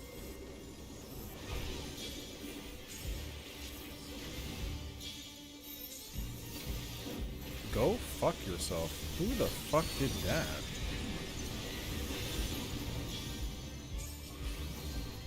No true abundance. Hey, yo! My game just... Hello? Okay. We're back. Bruh. That was crazy, actually. Am I alive?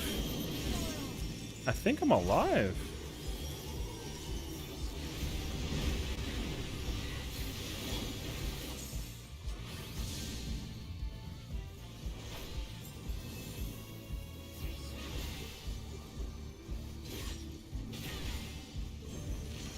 Dude, my whole game froze for a minute. That was scary, actually. Alright.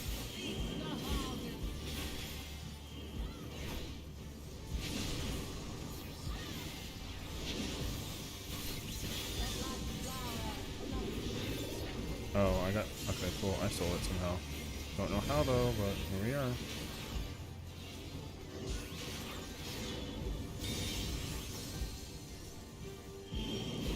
I wasn't trying to deliberately take that. I hope you understand that. Like, y'all just gave me this dance.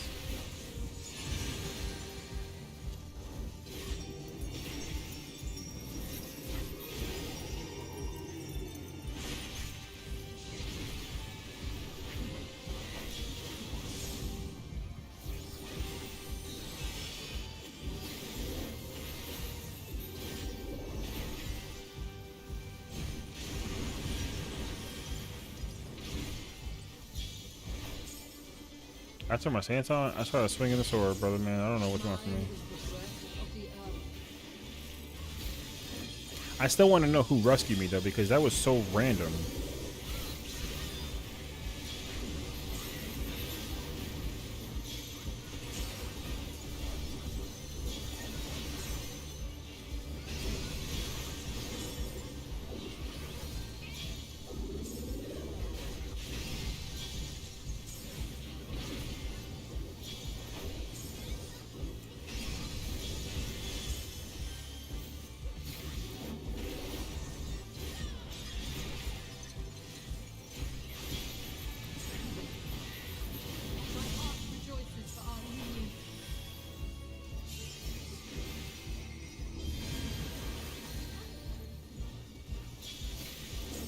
Again, I'm just swinging my sword, man.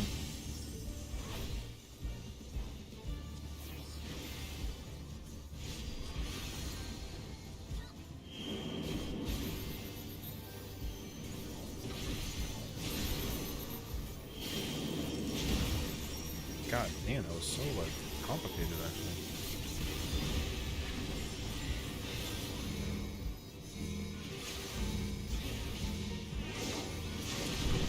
I still want to know which one of them rescued me, bro.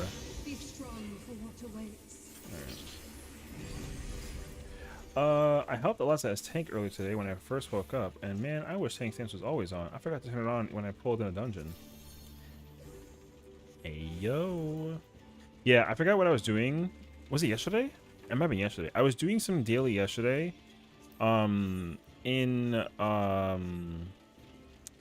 Dynamis. And the first thing the tank or the boss does is a fucking tank buster.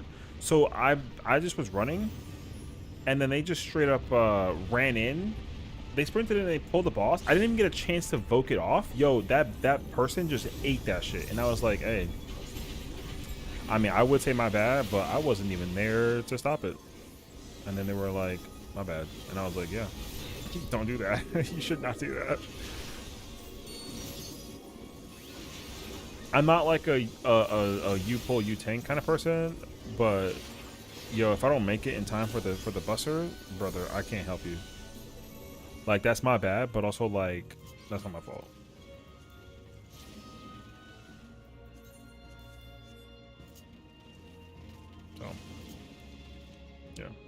back then I definitely was like, yo, stop, because I wasn't a good tank. So I was kind of like, I don't want to necessarily make a mistake if I don't do a good job of it, you know what I mean? So back then it was a different time, but now I'm just kind of like, yo, bruh, I'll take it off of you, but then it's kind of like, oh, you're gonna hit that tank buster because I didn't take it in time because you pulled it like way ahead of me. Rip. I hate when my healers pull though. You know what I hate? I will always hate more than anything with healers is when they fucking, yo, I get very aggressive. Yo, I hate getting rescued. Rescuing is something that I cannot express words how much I hate. If I get rescued by like in like a meme format, whatever. But when it's like earlier in that run with Nofika, bro, I got rescued. I was like, my response immediately was like, hello? And they gave me no response. So immediately I'm just kind of like, yo, can you explain? And they didn't explain. So I'm mad right now. I mean, but obviously it'll calm down, like obviously when we get to the end of this, but like, bro, I fucking hate when I hate getting rescued. Unless you like explain it. If you explain the rescue, then like then I don't care. But if you don't explain the rescue, then I'm gonna be mad. I'm mad.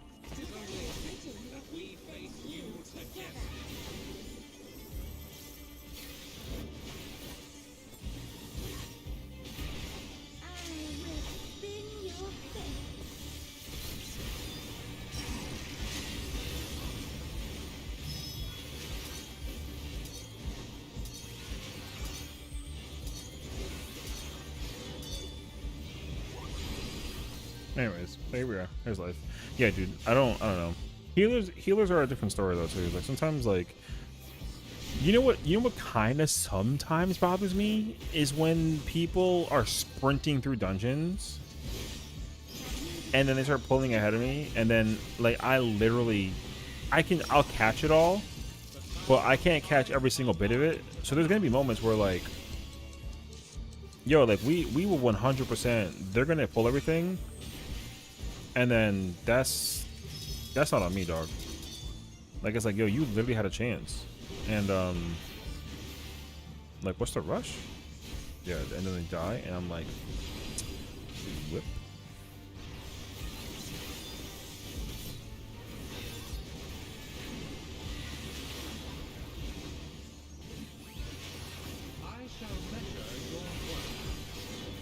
Thank God for my personal healing, dude, because I'm literally not being given shit by these healers. So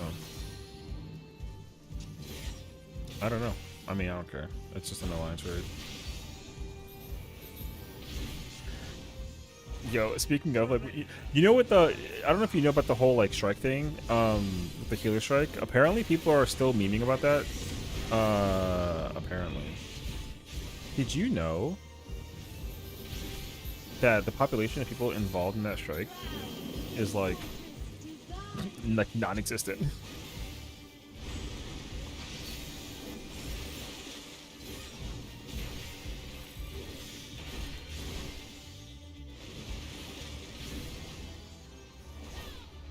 Okay.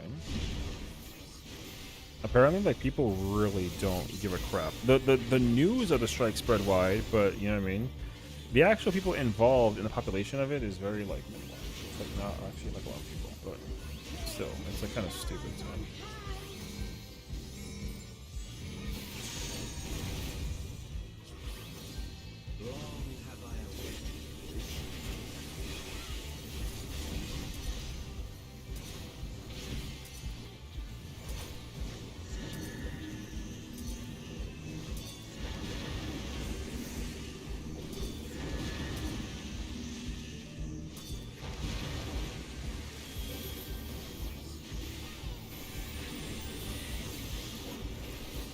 I don't mind being rescued if I was dumb and tunnel visioned.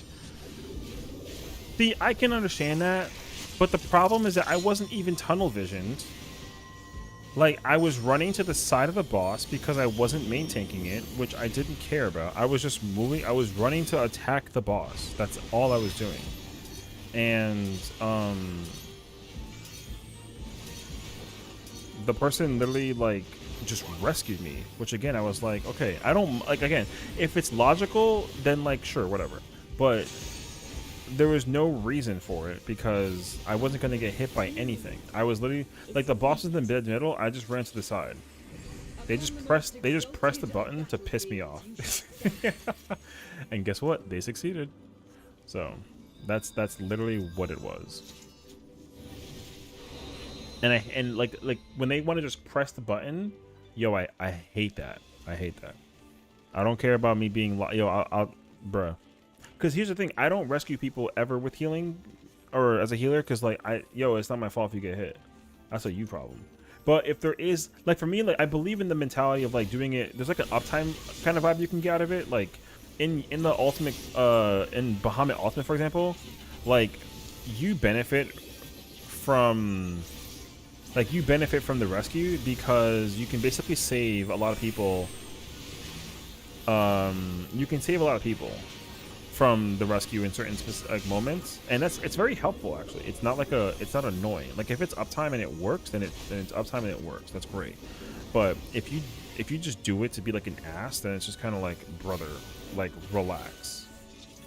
So like you'll see it in all the times that I stream doing the UCOB, bro. People get rescued from the third cleave when it's a stack all the time. When that happens, I don't care. That's like naturally like a good reason to use it. But when you use it for no reason, I'm not mad until I ask you like, yo, why? And then when they don't give me an answer, I'm just kind of like, can you just at least give me some context? Like why? And then they don't give me context, and then they get mad. So. And here's the thing too, I'm not like a player in this game who's like, I'm not saying that if you're bad you get rescued. That's not what I'm trying to say. But what I'm trying to say is that like, I've done this fight 300 times, that like me getting hit by something, if I get hit by something, it happened on purpose. Unless I genuinely go oops, and then I actually got hit because I had no idea. You know what I mean? So getting rescued for those moments is nice, because it's kind of like, oh shoot, like I didn't know. Okay, cool, thank you. But if I literally was, I was just running over here, and then the dude rescued me. So I'm kind of like, I didn't need that. So that's where I'm kind of just like, brother. And like I said, I still to this moment have not gotten my thing. Yo, I can go on a tangent about rescuing for fucking weeks. Yo.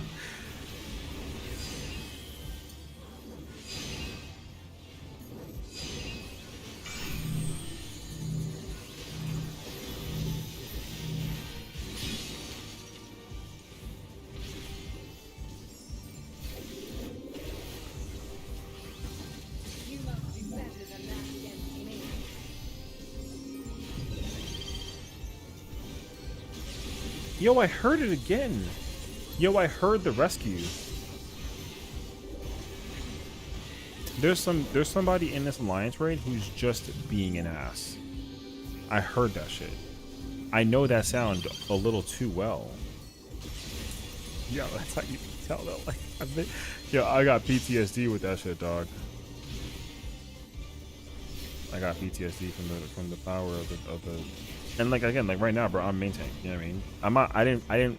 I like being main tank, but I didn't technically ask for it. You know. However, your boy main tanking right now. So guess what? If I get rescued behind the boss for no reason, I'm gonna be mad. So, anyways, here we are.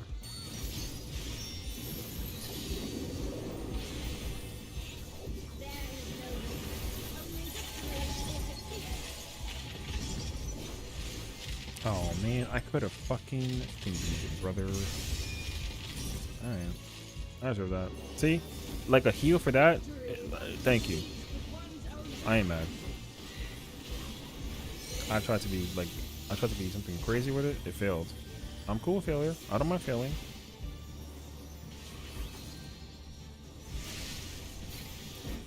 But if you fucking rescue me, you know what I mean? No, I'm kidding. Partially. All right.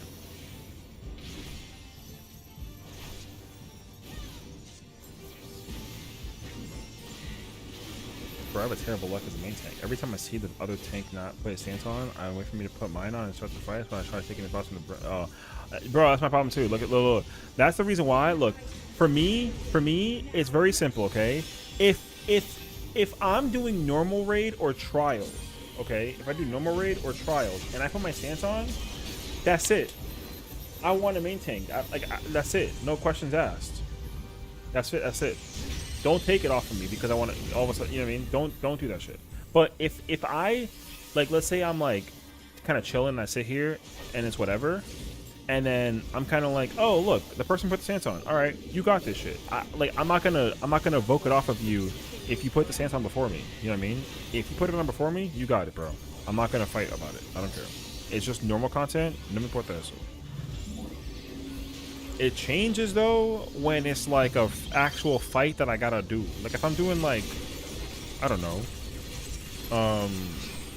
if I'm doing like an ultimate or a savage raid, yo, there's rules to that shit. There's rules. There's 110% rules.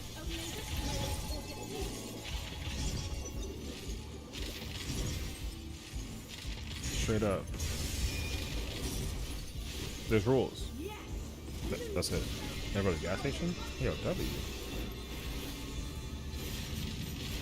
You're gonna get that that premium or that plus.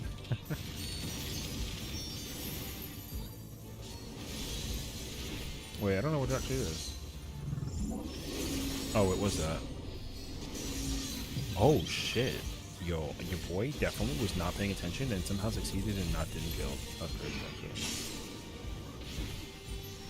I wasn't paying attention and I'm gaming. Your next test awaits. Cracked, brother. Yo, that paladin got ultimate weapons, dude. I kind of appreciate that. I like when they have the, man, that's gonna be me soon. I got the DSR weapons. I don't have the top weapons, though.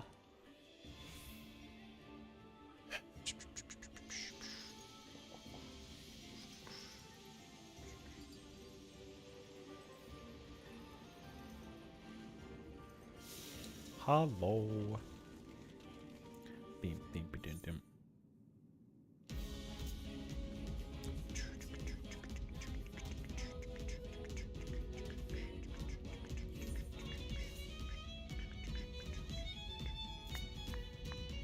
There's rules to this shit. There's rules.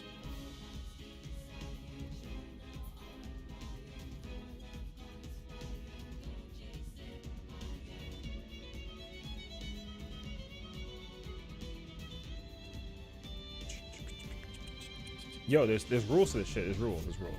That's it. No question. There's rules. There's just rules. Yo, follow the rules.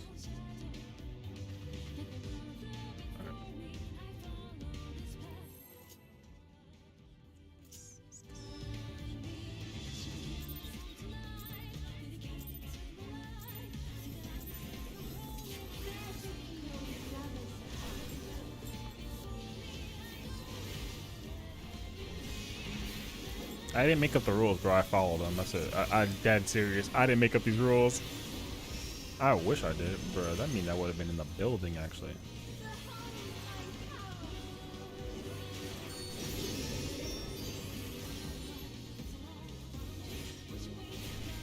Man, I can't believe this is an old alliance now, dude.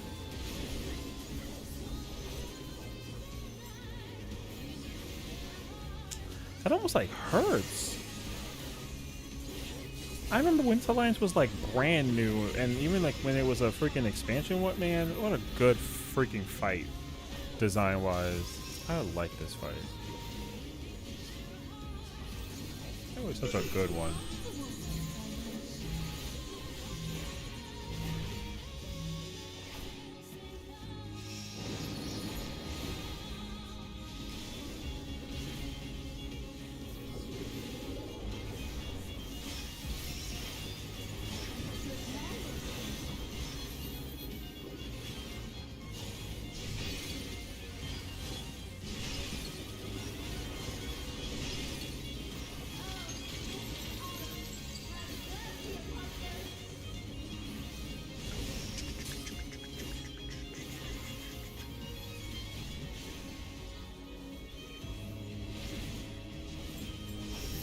Yeah, I didn't think that love slide actually did anything. Oh.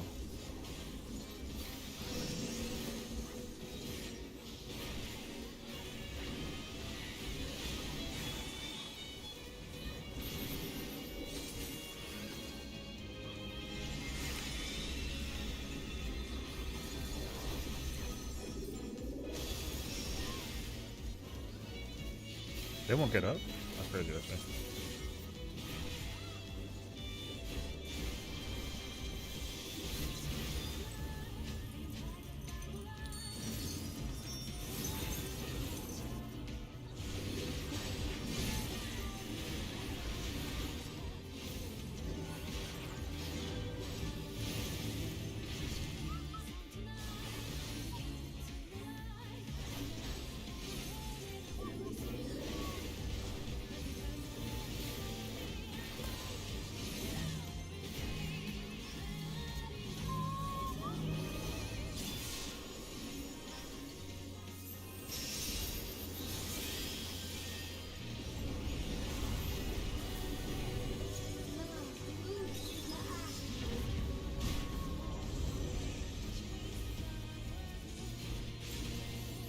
Bro, that one made the deadest Farouk over there.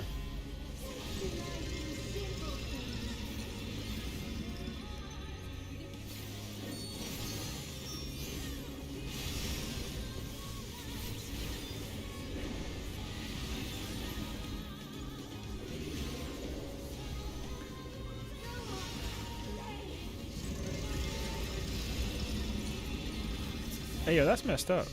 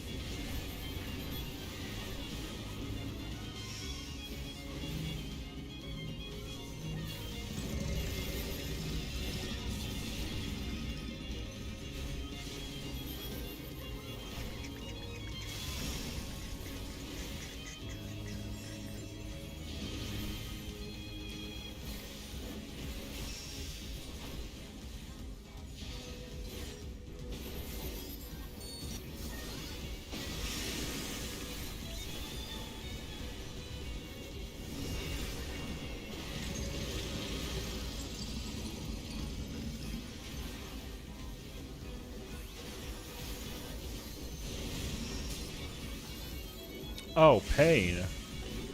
Okay. So, I moved twice. I didn't need to do that. Are we not even gonna see the twin moons? Shut up. No twin moons? Oh, thank God. Okay, this fight is not terrible yet, actually. Hello, Fox. Thank you for the lurl. I'm kidding. How's it going, girl? Hope you're doing well.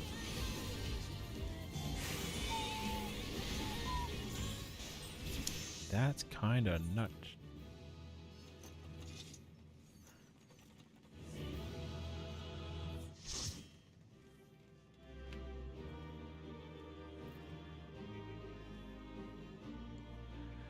Well, RIP. Ooh. I need it. I don't have it. I don't need it. I need it. Ooh. Is it? Yo, in fairness though, it's kind of fire though. I actually like that piece. What? But it's not even for a Viper. It's for Samurai and Monk. Do I have these? No. What do they look like though? Mine. No. Ooh. All right. You could convince me. I could be convinced. Maybe the gear actually though worth it. Oh wait, but the freaking.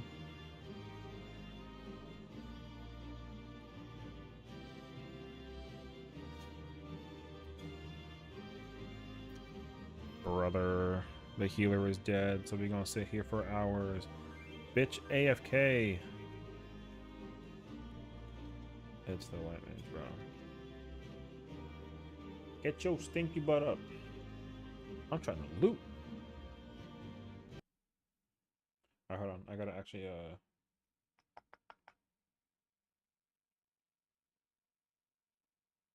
I gotta answer some of those dang, bro, I got voicemails for days, brother. All right, I'll be back.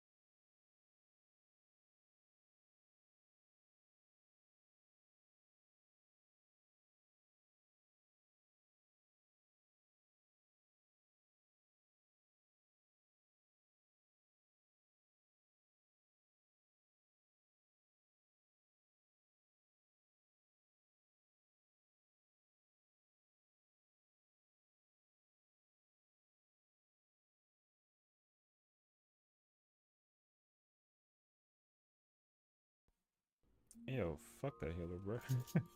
Everyone was mad at that healer. They were so embarrassed, I'm sure. So, what level am I? 92.5?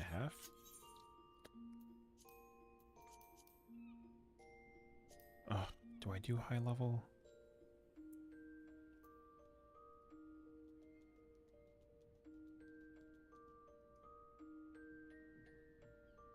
Oh, I said that I would do that actually, and I totally forgot. Hold on a second. Boop.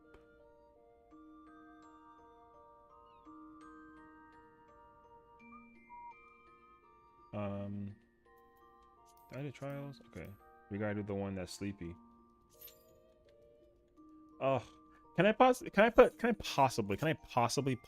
get like a Viper queue that's like not gonna be 45 hours? Hell no. Alright, I don't care no more. Bring me back. I don't listen, don't I'm good. I don't mind how I know I got a tank. I just wanted to see what the queue looked like and I was not happy about it, so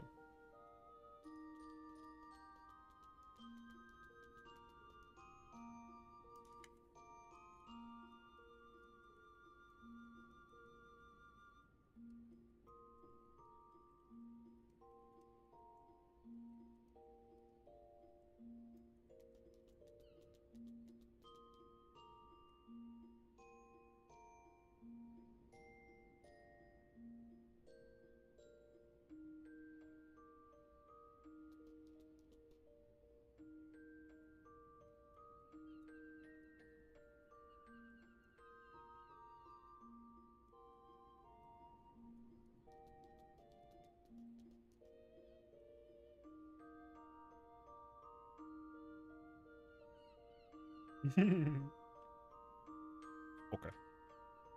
Okay. Bro, take me out of the in music. I'm like falling asleep actually.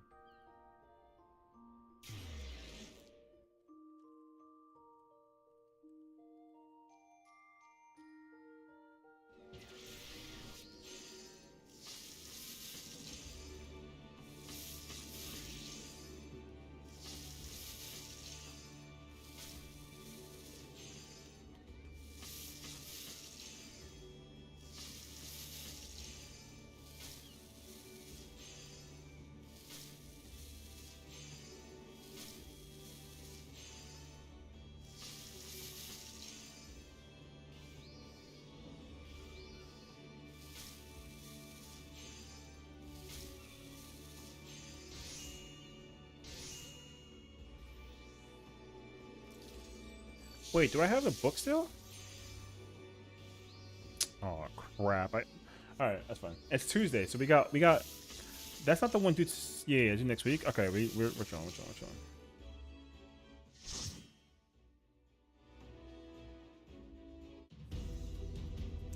Let's go! We got the movie. I'm in there.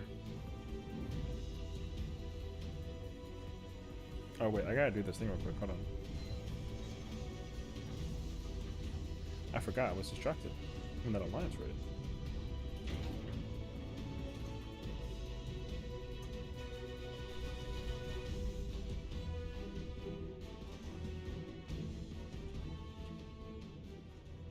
Alright, wait, I gotta get my identification out real quick. 1 second. I gotta do this thing for the thing.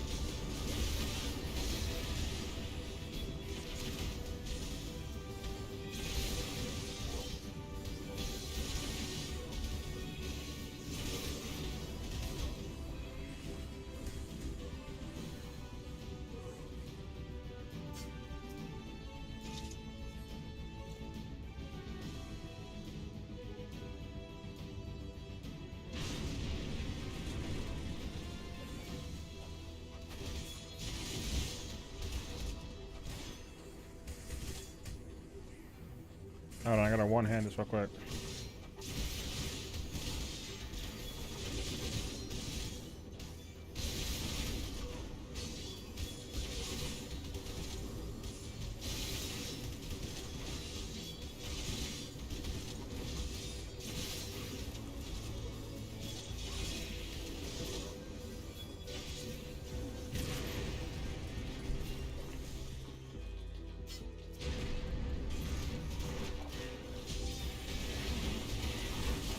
Wait, it's getting mad at me because of the... Hold on, I gotta do a thing.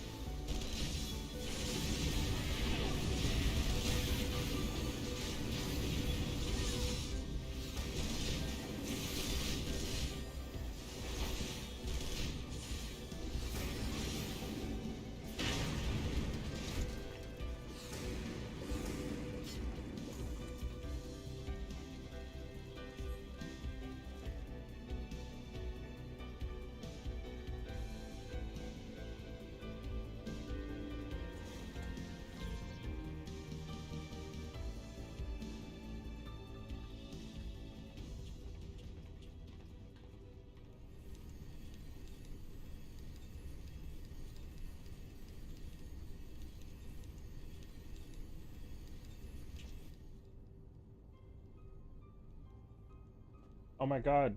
Please.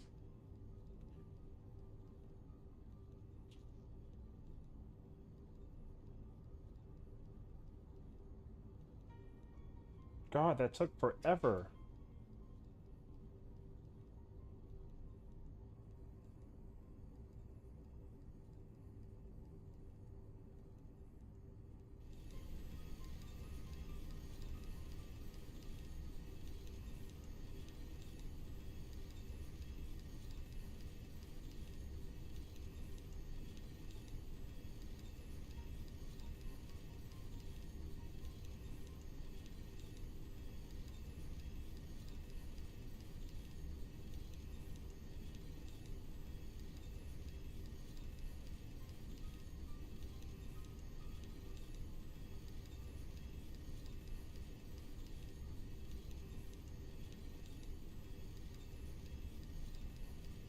I can't do this. This is struggling. Hold on.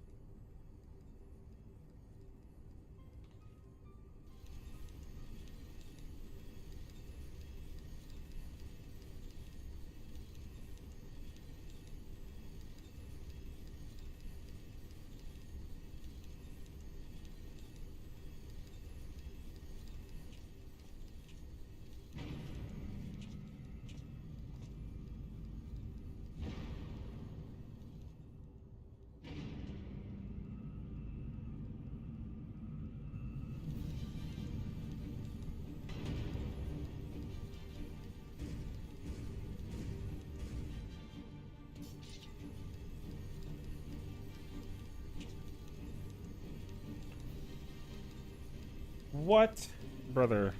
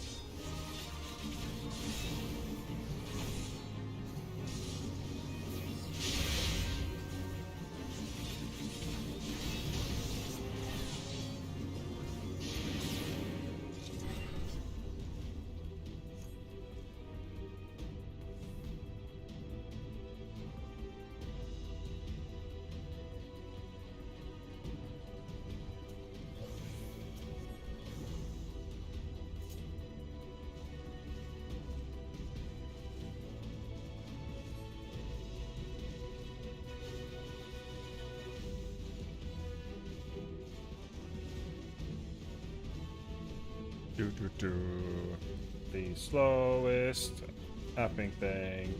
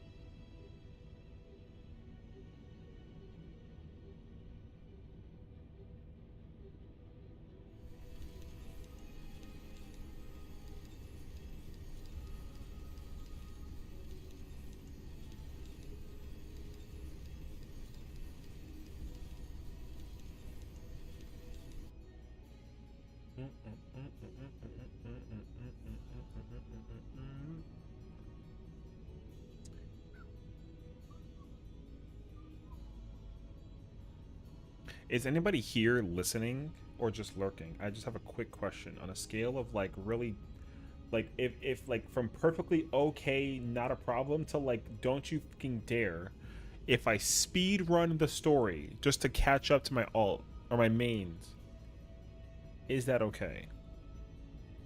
I know earlier I literally said to myself that I wasn't gonna do this, but I'm just kind of like, you know, just tickling the fact. Can I, or like nah, you know? Nabhan, hello. How's it going? How's it going? Welcome. Oh, I definitely didn't update like my YouTube thingy. That's okay. How'd you find us of all day? You know, I don't think my I don't think the categorizing for my my stream is even like set up. Definitely not though. Oh, it definitely isn't. What, bruh? Please hold. Is it at least like a gaming stream? I'm here doing maps. Oh, okay. Alright, carry on. Continue onwards with maps. Sorry, I just wanted to... I was trying to figure out, like, if... I mean, Crow, I think you'll give me the answer that I that I probably shouldn't be asking for. But yeah, that's why I was just trying to check in and see how he's feeling, you know? Oh, crap. I need all that actually back. Crisis averted. Do.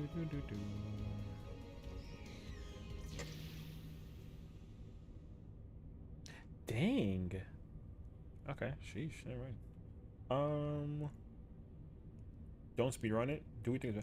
Oh no, I mean, I mean like for my alts. Like I mean for like for this character. Like this character is like at the very beginning of the story, unlike my other character, which is like approaching the level 87 dungeon, for example.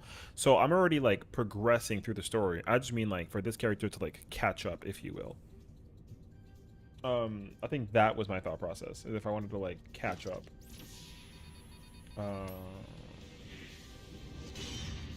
Okay, wait. I need to do. Oh, I gotta add this to the. Hold on, I'm gonna forget this if anything. So I gotta just make sure I gotta add that to the playlist. I gotta find. Do you still play Yu-Gi-Oh? So, long story short, answer is like yes. I will still be playing Yu-Gi-Oh. The thing is that I'm also a really, really big fan of Final Fantasy XIV.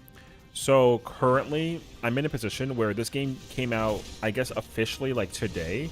So I'm going to be playing this game for quite a while. However, there is going to be about like a week or so that I spend playing this game. But once I'm done doing what I want to do with this game, then I will continue the Yu-Gi-Oh videos. So, have you watched every single one though? Because I mean, I did 2 entire playthroughs, and then I am working on the 3rd one, and there is a 4th one like in the slow works, but it hasn't even been like revealed or announced yet. So I'll be very surprised if you actually got through the entire thing. Because no one has actually gotten to me about that. I haven't really like inquired about it, but apparently people have like, you're probably. I don't mean this in like a negative way either. I'm just more impressed by it, if anything. You're probably like the 5th person who's asked me about the Yu-Gi-Oh playthrough, which I'm actually very impressed by. So yeah.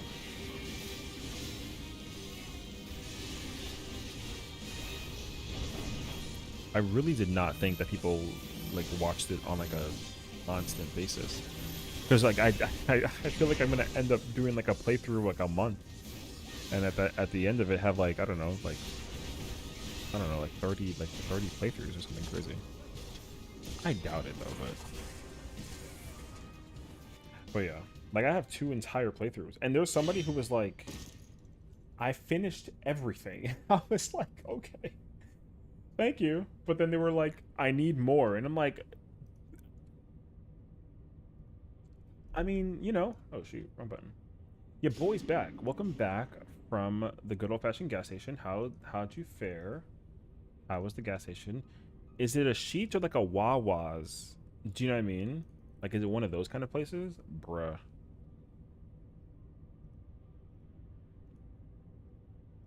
I don't. I'd be very shocked if I didn't actually upload this. Did I not upload? Oh, I didn't upload chapter 3. Okay, gotcha. I'm actually here. Quick Trip. Oh, okay. I actually don't know if I've ever had Quick Trip. I actually don't know. Best gas station here? In terms of what though? In terms of like snacks or like price of gas? There is definitely a difference, you know.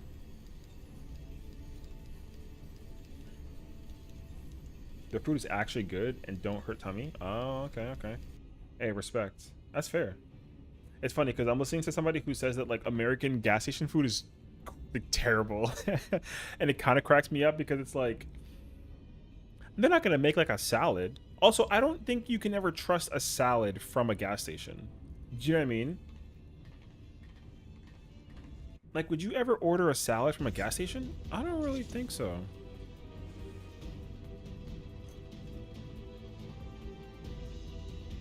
I'm not really sure I would ever do that. Have I? Heck no. I only order fry food or like drunk food. But also, I have not been inebriated in like a very long time again. I was waiting for you to play Yu-Gi-Oh again. Yeah, there's definitely playthroughs. Like there are. I do have videos. Like it's not like I stopped playing. I still play, and I do have videos. It's just that like I play that game when I can, and right now this game just has consumed me for now. So the videos are still coming out for Yu-Gi-Oh, if anything. So oh no, American food at gas stations are always bad, but there's quick trips up in the game. Oh, okay. Bro, I had Mexican food not long ago, and the food was so good, it made me go to the toilet for ew. Don't stop eating the food. So, oh, no. I don't know if that's a good idea. Oh, I'm looking at my playlist. Pause. Here, let me see it, like, because the thing is that I have a schedule. I upload videos on a schedule.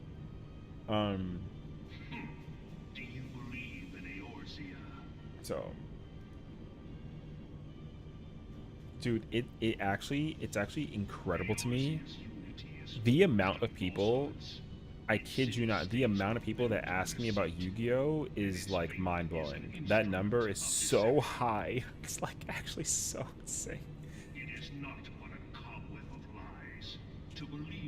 It is my most popular like series right now on YouTube. Out of all the games that I've played so far, it's my most popular one. It's the reason why I've there's 3 playlists.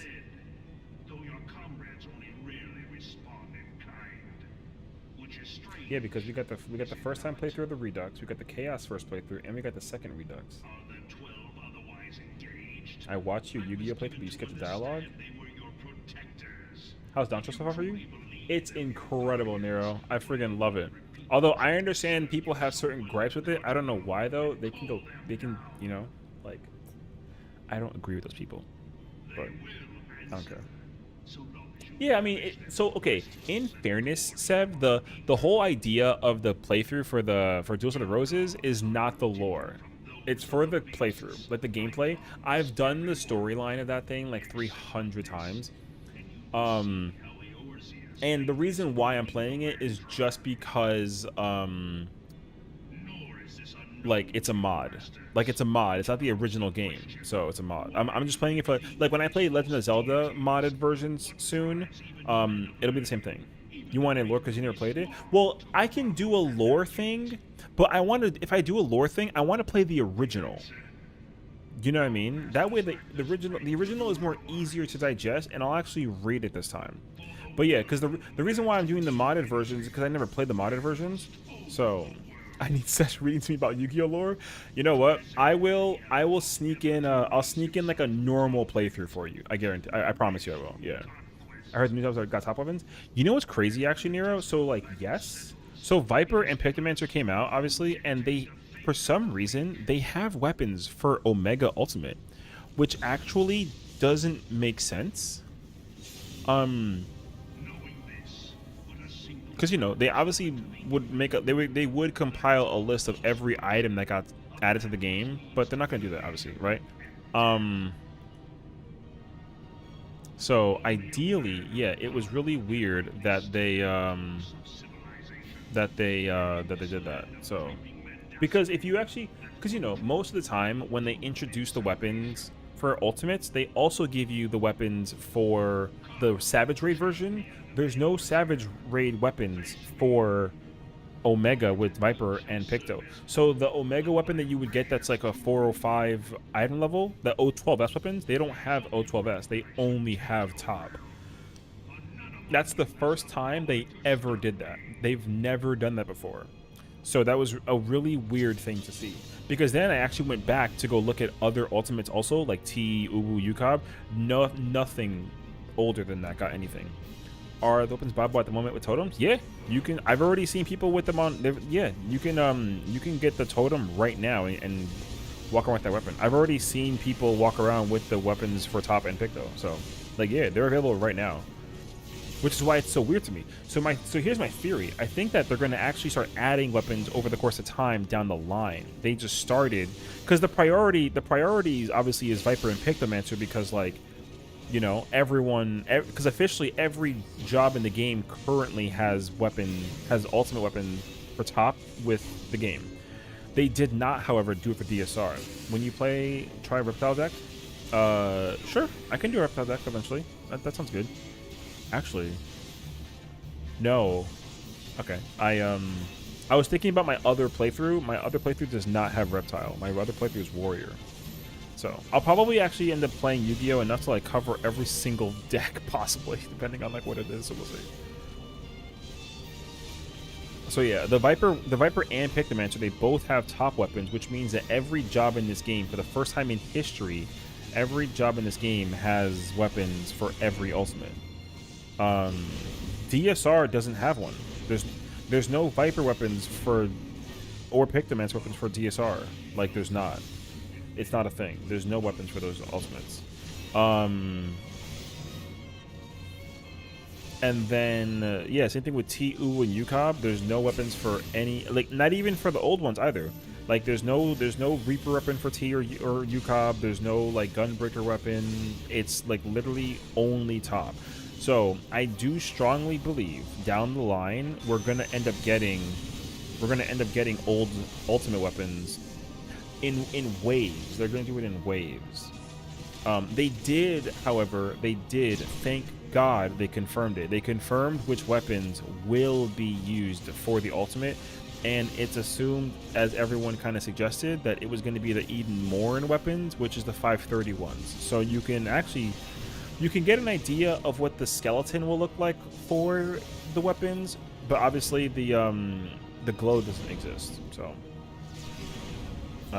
which obviously, right, because like the weapons don't glow. But yeah, so you can actually understand like what the base of the weapon will look like, which is incredible because I love every single weapon in that set for tanks. I love all the tank weapons. And also you can go into E12 right now and you can go get weapons for Viper and Picto also. There are Viper and Picto weapons for E12. So you'll get a sense of what those weapons look like for the Eden Ultimate when it comes out in like 4 months. So, which is cool. There's one thing I'm upset about for dawntrail, that I hate ether cards. Honestly, I don't. Okay, here's my thing. My thing is that I'm okay with ether currents. I don't really have an issue with them. The problem with ether currents, it's not a problem. It's just like a, you know, it's just a thing. The ether. Okay, I don't feel comfortable doing ether currents. And the quest line so like if you okay, don't do this yet because you haven't done it yet, right? But like if you go through my quest line, because I've been recording dawntrail offline, if you go through the story for me, you're gonna notice that I don't pick up, like, the ether currents will appear. I literally don't get them unless it's like 10 inches away from where I'm at. So like if I'm here and the ether current is like right here, then I'll go get it and pick it up. But otherwise, like if I see it and it's like I gotta run out of my way to go get it, I don't touch it. I just leave that. I get it later. So yeah, I refuse. Yeah, I refuse to actually like go get the thing. But otherwise, like, I don't mind it.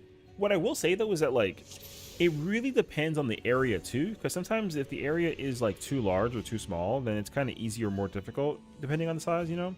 So I finish MSQ then farm those things. Yeah, that's what I end up doing. So like what I'll do is like, so I have so far, if I'm like, oh, we're not coming back here, if I'm not coming back here, then I go get them after I'm done recording. So like for a couple of areas, I did already like go get them, for example. But like I like going for the I like the Aetheryte stuff. It's actually kind of fun. It gives me a reason to like explore the world, and then I actually kind of get like immersed in it. So I'd rather do side quests and unlock them, only because, to be honest, I want to get them over as quick as possible, but there's a time where I can't get to it. Oh, I mean, yeah, that's also kind of like another thing, but the thing is, like, they have to do that, though, because in order to kind of maximize the immersion of the area, like, I actually like that they do that, because, like, if you are able to fly as soon as you get into the area, I think that's really whack, actually. I actually would hate that. I like the fact that you have to stay on the ground and actually like walk on foot with the people, with the NPCs and the characters in order to actually like progress the story. I actually really like that they did. I like that they've kind of forced it. Obviously, you don't like it in the moment, but you gotta just kind of be like tough shit, deal with it. Yeah. So, I mean, yeah, but also like if it was side quests only though too. It kind of depends though, because like side quests can very much depend as well. Like I would not want it to all be side quests, because there are certain quests that like they actually have like an extension in the story, and eventually I'm gonna want to end up doing it. So I actually like that I can just go pick it up and then that's it. I don't want it to be just quest though. Like I want to go out of my way to go get the green little currents. I actually like that it's the green current stuff. Now, sometimes they're put in very weird places, and you're kind of just like, ugh, I traveled across the map for it. But I actually really enjoy that, because again, like what I'll tell you is like I won't tell you what area, but there's a place where I saw one, and I was just kind of like, man, this is so far out of the way. But then it actually made me stop and look at where I was, and then I was like, dude, this area is freaking pretty. That's exactly what I ended up saying to myself, and I was like, you know what? Thank God you made me come here. I'm happy. Yeah. Do we have any idea how the relics look yet? We have absolutely no idea. We're not gonna see the relics until like the release of 7.1. Yeah, we have we're gonna be waiting like 6 to 8 months before we see the relics, even visually. We don't even know what the field operation is. The version of the Boja thing, we don't even know what that is yet. We have absolutely no idea. There's no reveal. They've revealed the only thing you can do right now once you beat the game is the trials and the dungeons. That's all you're getting right now. So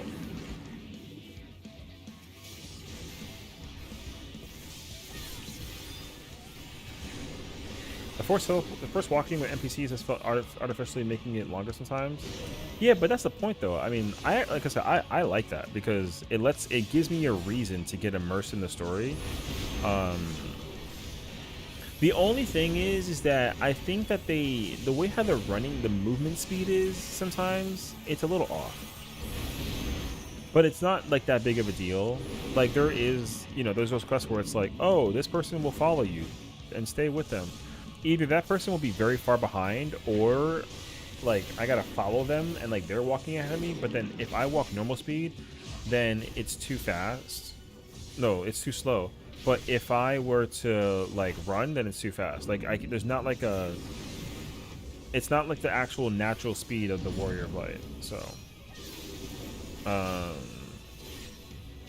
yo, Seb, that just means that you're a better gamer, dude. Because there are people who literally, there are people who play this game during the MSQ and they like need to be handheld.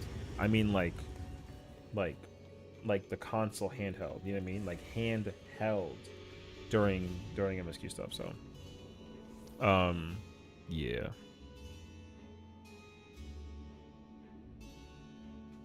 I've encountered this especially on Dynamis. I ain't gonna lie to you. I've encountered this on Dynamis and it's just like, so I was doing a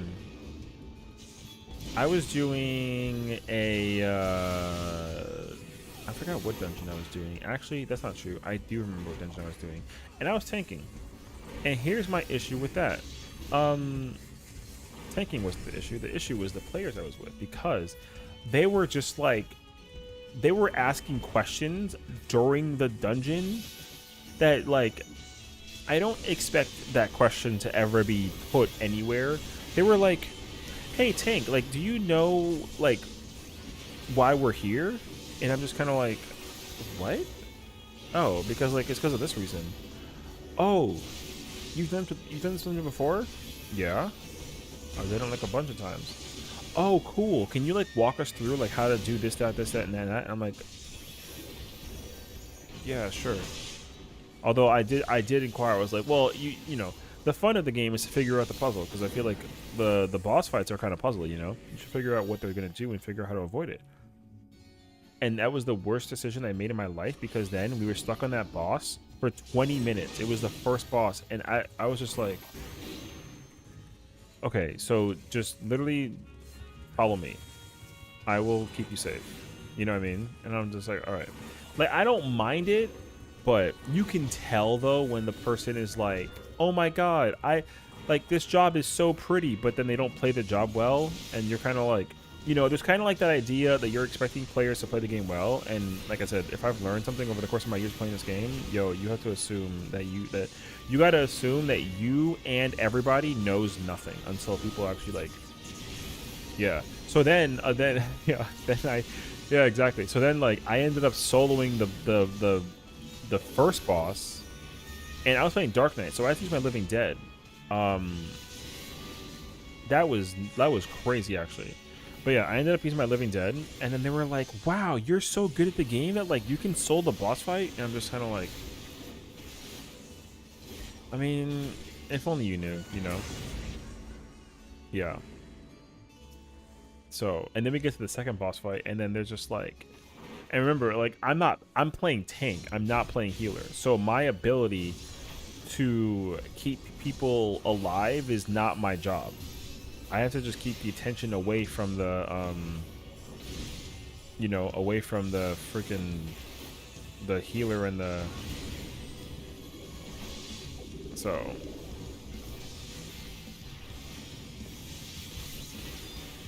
And yeah, like I was, if it was any other tank, I think my survivability would have been like a lot more easier mentally. But because I was literally playing Dark Knight, it was just like, God, dude.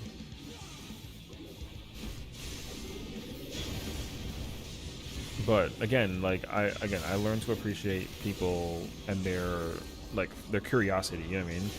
So I wasn't mad. I was just kind of like, dude, nobody ever asks about the lore behind the dungeon. They're just kind of like, oh yeah, we just, you know, you straight line it, you do the thing, and then that's it. No one never sat down and been like, oh, can you teach me the lore? Yo, I sat there for 15 minutes in between the dungeon time. Like, instead of just doing the dungeon, I spent 15 minutes just sitting there typing the lore. Instead of just, I could have been just like, go Google it, but I literally like sat there and I explained everything for that dungeon. And then we even like went out of our way to like, we took a fucking picture. We took a picture together. They were like, oh, can we take a picture looking this way? I want to take a picture. And I'm just like, bro, I'm just trying to do my fucking daily. But you know what? Yeah, sure. Let's take a picture.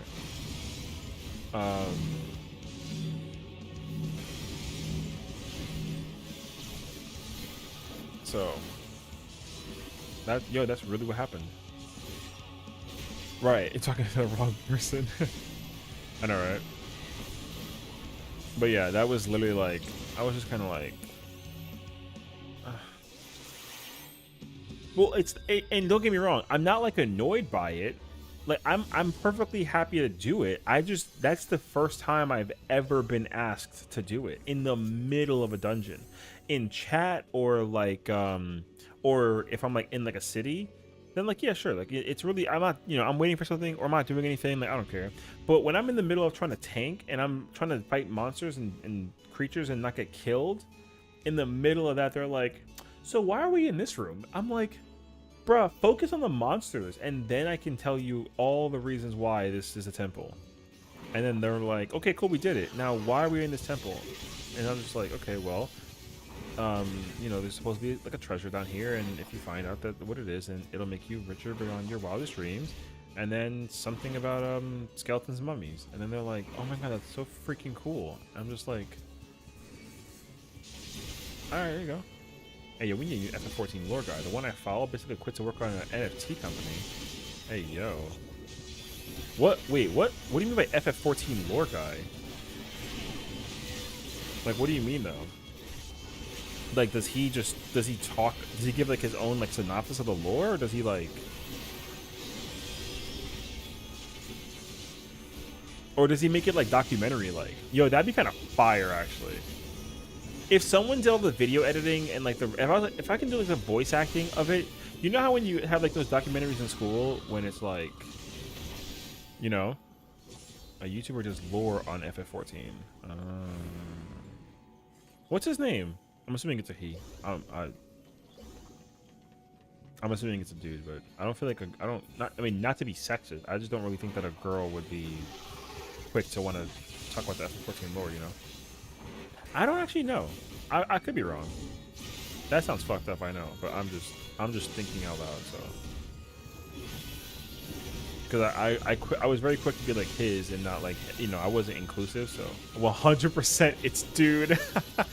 Well, I didn't want to like inquire. You know what I mean? I didn't want to like sit there with like the assumption in my head and be like, bruh, it's a he. He needs to be part of the Mr. Happy group. Ooh, Mr. Happy group. Wait, what's his name on YouTube? I'm not aware of this. I mean, I know Happy now through Kronzy, so it's not like I'm. I mean, he don't like know me, but like she knows him, and they know each other, and like I've been,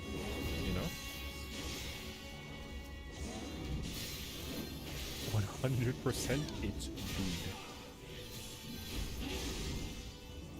Because my only issue is that I don't.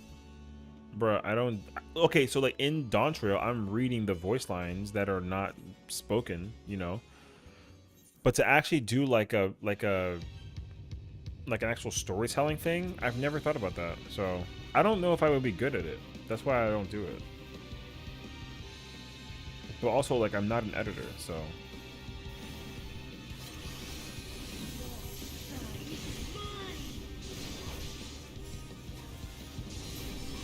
Yeah, that would be Pog, though. Like a storyteller for real, actually. I would be down for that.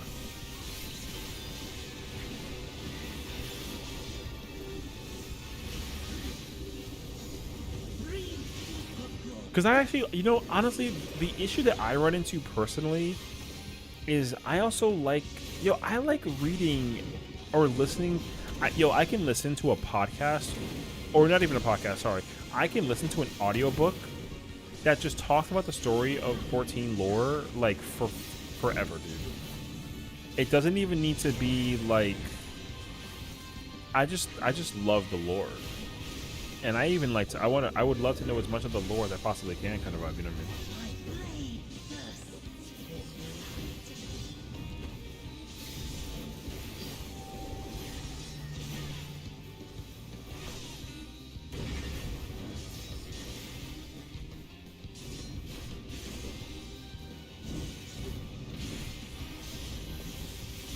Wait, what'd you say?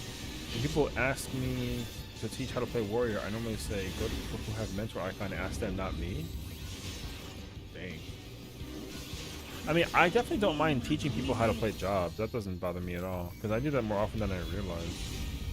I can listen to audio by reading my warrior brain. I don't have the IQ for that. FS Asher. I don't have a clue who that person is actually. Oh, they were with Happy. You said? I don't know who that is actually. Can you link me a video actually as like an example to see what it looks like? I'm actually so curious. Actually, no wait. I can.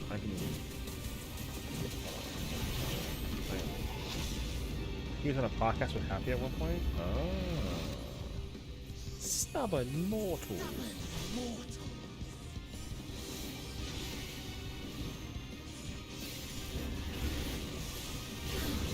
Who the fuck is this? Okay, I don't know who that person is, but that's the worst thumbnail in the world for dawntrail spoilers, brother man. I literally hate that that exists. I'm gonna go to this. I'm gonna turn this shit off. I'm gonna scroll down, downvote that, and I'm on my way.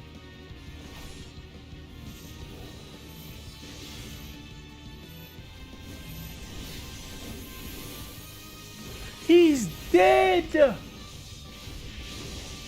Alright.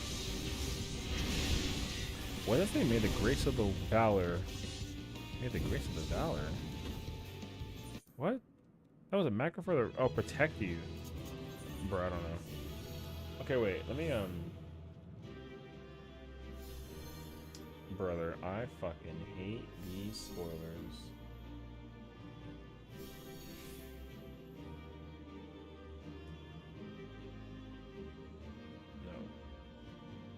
Would you recommend learning every role? Healer looks so boring. I do recommend learning every role. However, it definitely depends on the content you're doing because it 100% depends on the content you're doing.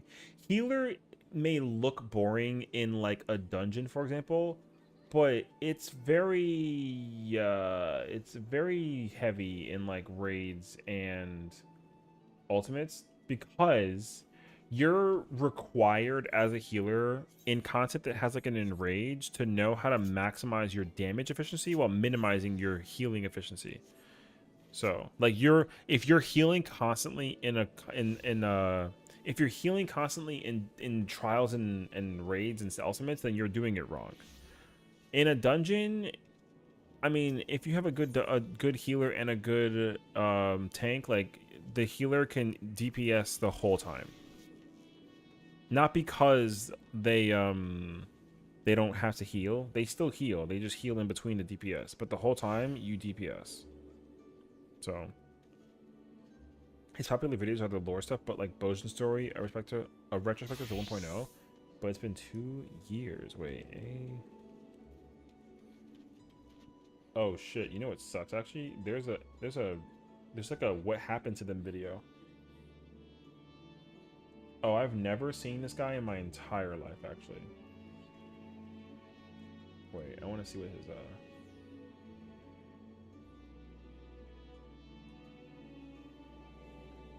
You know what would be kind of cracked actually is having a British voice while doing this. Actually, though.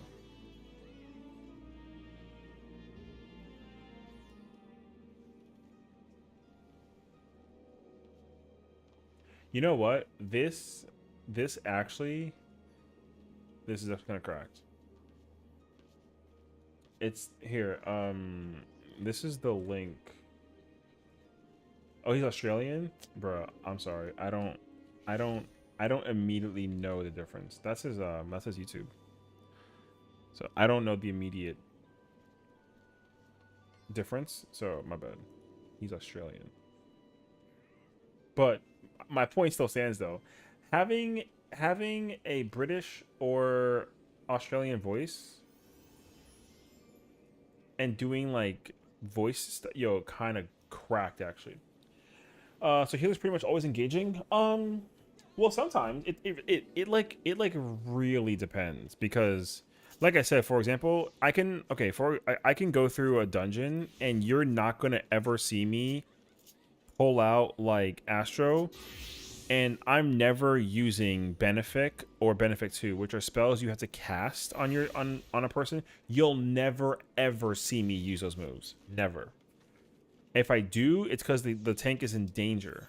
But as like a healer though, I literally I do not use those moves. Ideally, you need if you're like a decent healer, then you'll figure out a way to not use those buttons unless it's like an absolute emergency. But what you do not want to ever do is sit there and just spam like expected Benefic, which is your regen, and then use Benefic when the healing gets low. You should never be seen doing that. That's very bad.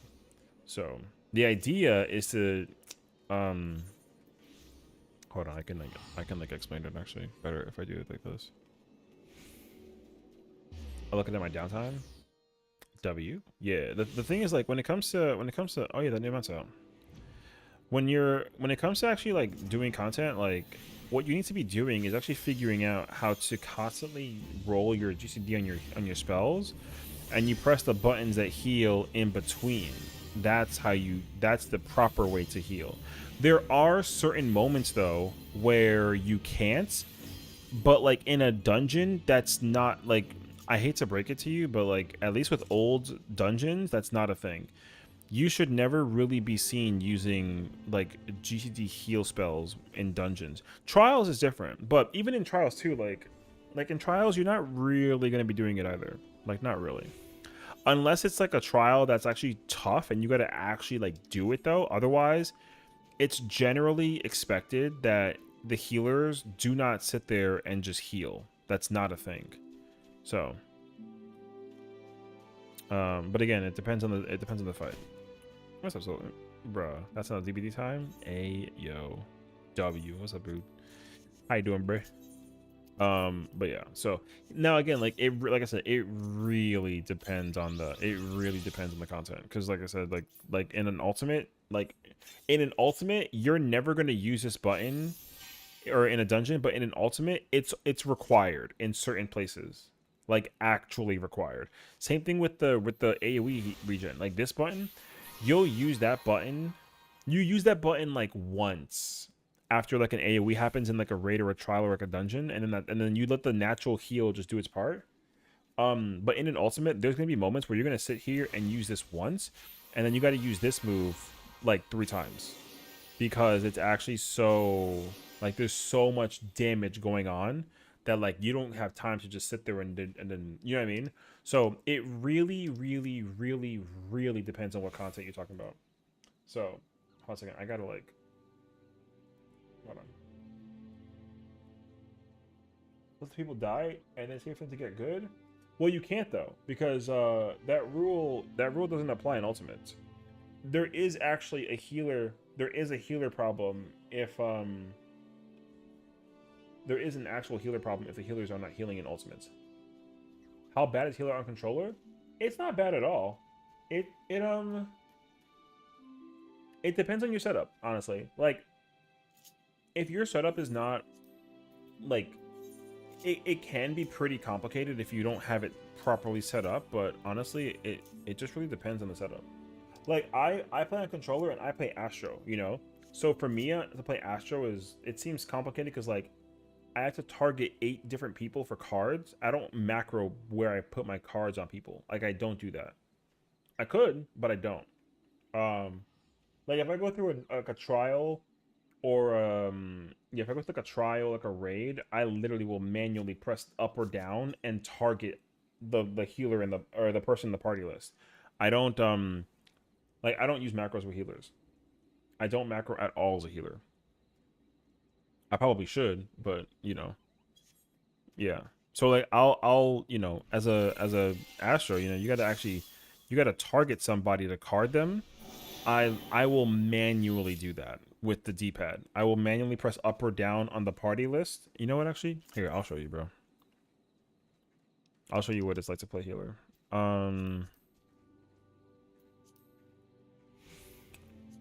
trying to think actually what's like a good one though. Here, I'll do Dancing Plague. It shouldn't take long. So, like I said, healing is it's actually pretty subjective. It's all about that comfort. It's not about like if it's good or bad.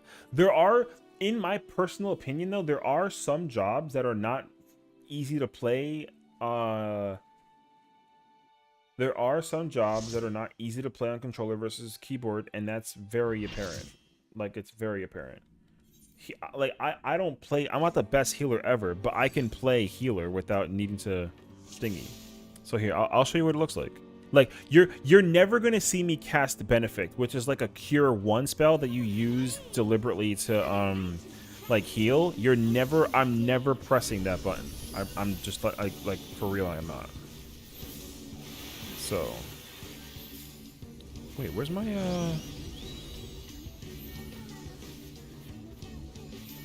where's my crown? Okay, wait. Sorry, I don't know where my... Oh, fuck. There's a minor arcana button? Oh, I didn't account for that, actually.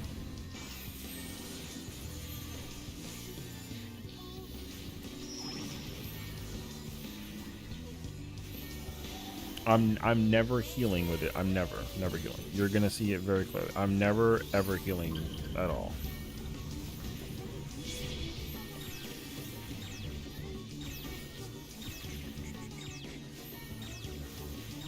Wait, I'm actually unsure about that though. That's actually kind of concerning. What?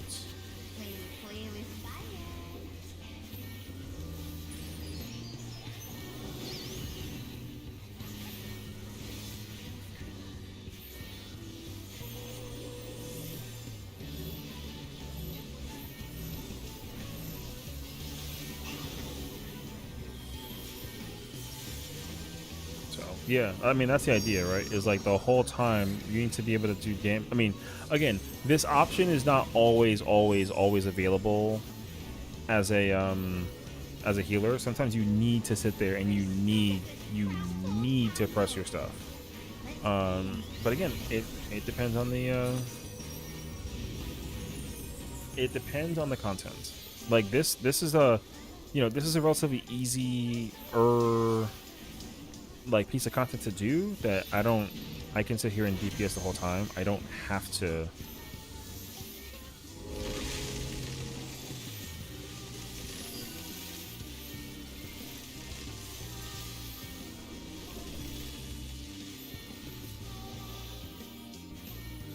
Wait, they're dead.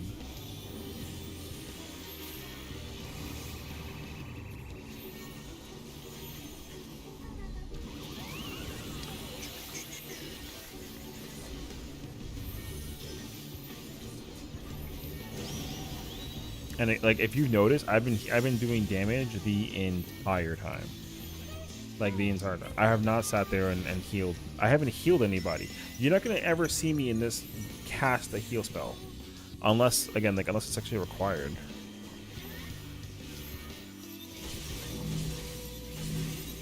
So, and again, that has nothing to do with like skill. Honestly, it has everything to do with like comfort.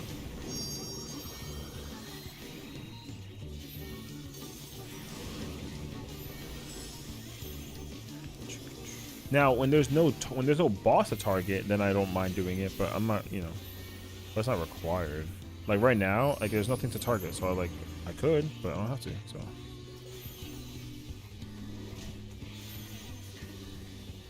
Oh God.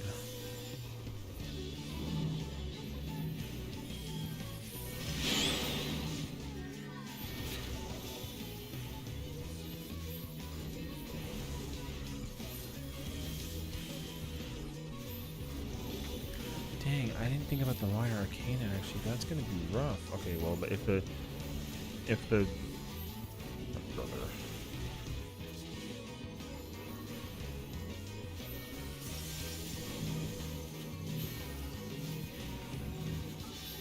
I'm pretty sure they're not using anything mitigation wise.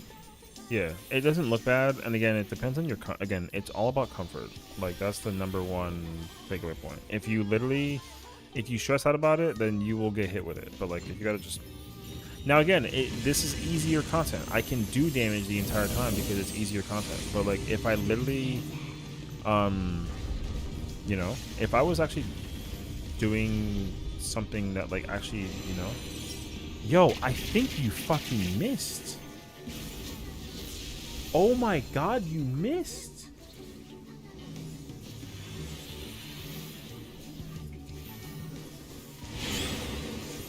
Nice miss, dog.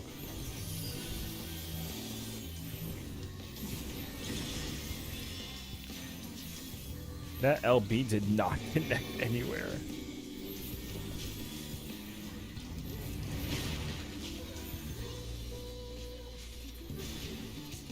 Oh god. Now see, here's the problem. When I'm under a fucking tack, I have no choice. Because I'm being attacked by tank autos right now.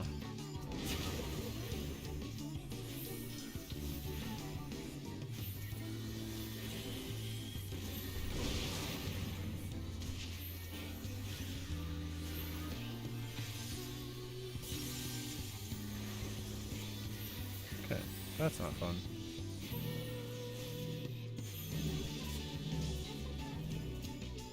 My god. Yeah, but like, see, there's no damage, so I can use whatever I want. Wait, there. Okay.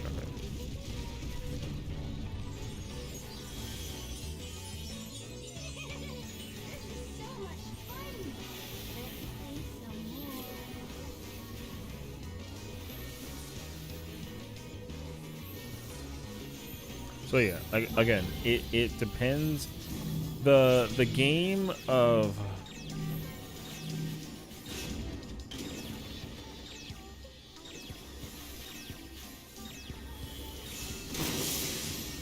yeah, like it depends. Again, it depends entirely on the composition of your tanks.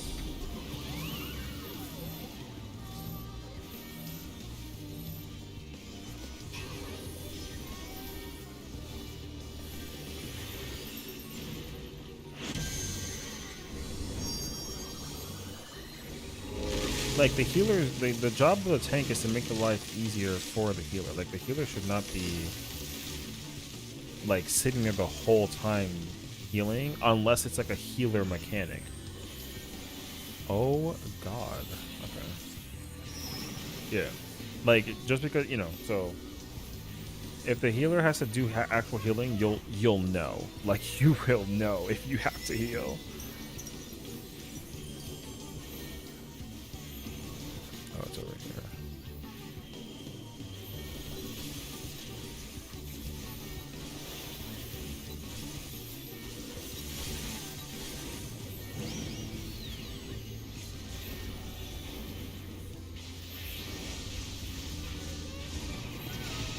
So, again, is it bad? No.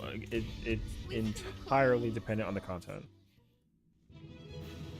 So, if the content is like, if it's harder, you will heal more. If it's easier, you will heal less.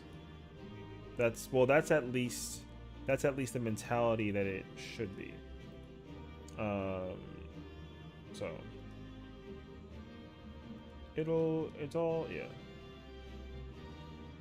It's all dependent on the thing. So yeah. Oh, whoops. Dang, I didn't realize that there's a minor arcana button for that too. I completely forgot about that.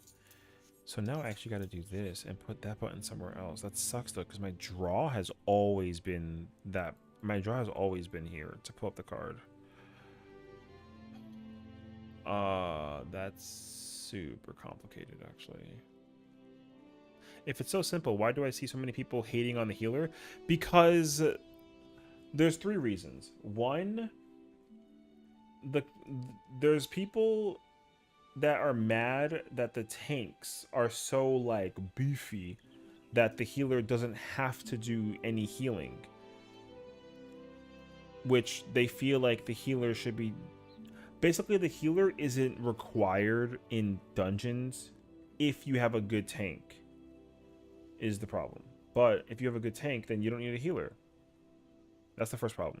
Second, the healer is actually such a required role in various pieces of content that, like, if you have a bad healer, that will be very problematic for a lot of reasons. Like, if you have a bad healer, the feeling is as bad as having bad tanks.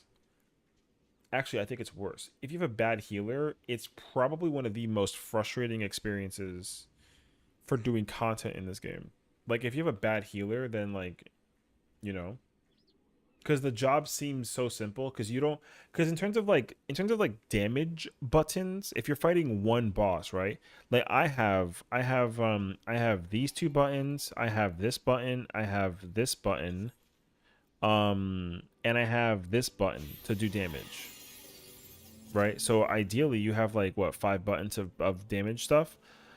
The problem is that healers actually want, there's two things that healers want. Healers want to feel needed in terms of doing content like dungeons and like, because people are able to run a singular tank in 3 DPS without a healer. Healers just feel like they're like not useful. That's the first problem. Second problem is that the healer has so many buttons that do healing and not damage, that for whatever reason, that's also a problem. They want more buttons to do damage, but also want more buttons to do like, they basically want to be, they feel bored in content that they're doing. But the problem is that, like, in dungeon content where there isn't a challenge, healing is very, like, oh, you just sit there and you just, keep the person alive. It ain't that big of a deal. Because most of the time in dungeons, like, the healer doesn't have to worry too much about doing content. They just kind of keep people alive, pretty much. That's like literally it. In trials and raids and ultimates, however, that mentality is flipped on its head very quickly. Healers become such a necessity that it's impossible to do the content without healers. So, and also, like, and the third reason too is that, yeah, like, people try to, because the problem with this game as well is that right now there's a metric, right? There is like a secret ranking system. Like, there is like a way to be ranked and judged based on your performance, and that judgmental performance catching thing, whatever, is it's solely based on damage. So there's no metric that records the healing in, like, a positive light, if you will. I mean, there is, but we don't care about that.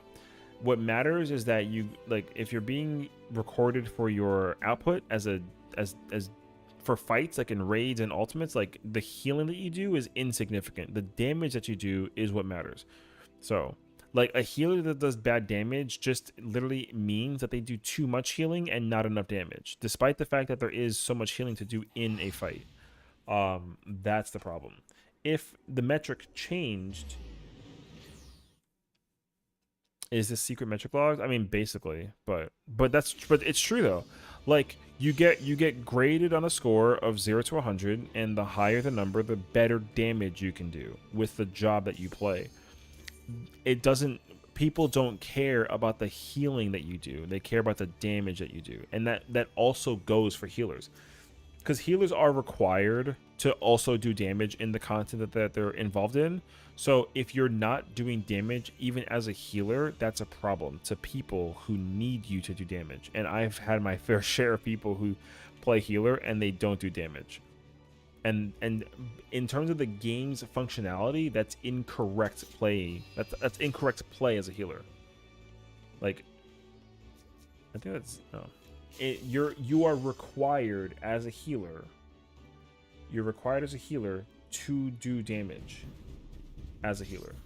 Like, it's not a conversation. So and the problem though is that a lot of healers don't agree with that. Healers are healers. They should just heal. They should not do damage.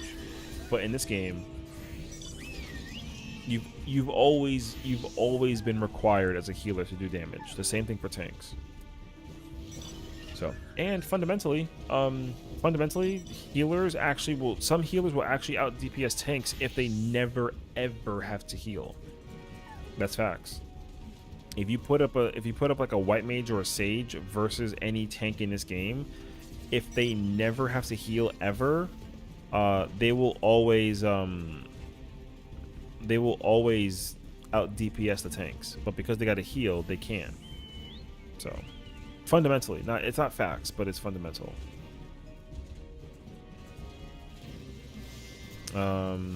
So I think it's in every MMO heals to DPS. I think so too, but I can't really divulge that out of experience. Like, I don't know with certainty. I'm just under the impression that at least for this game, you're required to, but there's nothing that says that you're not, you know, like I've never played WoW or Lost Ark as a healer and was like, oh yeah, I DPS in this also. I've like never. So I genuinely have no idea. So now if you have to, then like that's cool, but yeah. How's Gunbreaker and dawntrail? Higher DPS still the same in terms of other tanks? It's definitely going to be higher than the tanks because right now Gunbreaker has one ability. Let me rephrase. As of Endwalker, I'll rephrase it. As of Endwalker, Gunbreaker had one ability that does 1200 potency damage. Right now, Gunbreaker has 2 of those.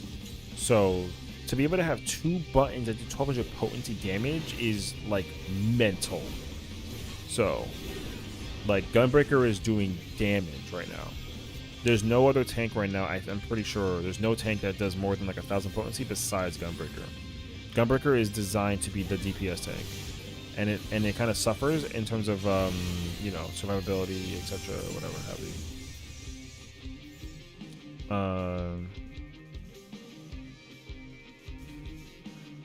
So you know, it depends. But yeah, like if you want to, like fundamentally though, like Gunbreaker does not change in the content. Like Gunbreaker is the exact same job as it was in Endwalker.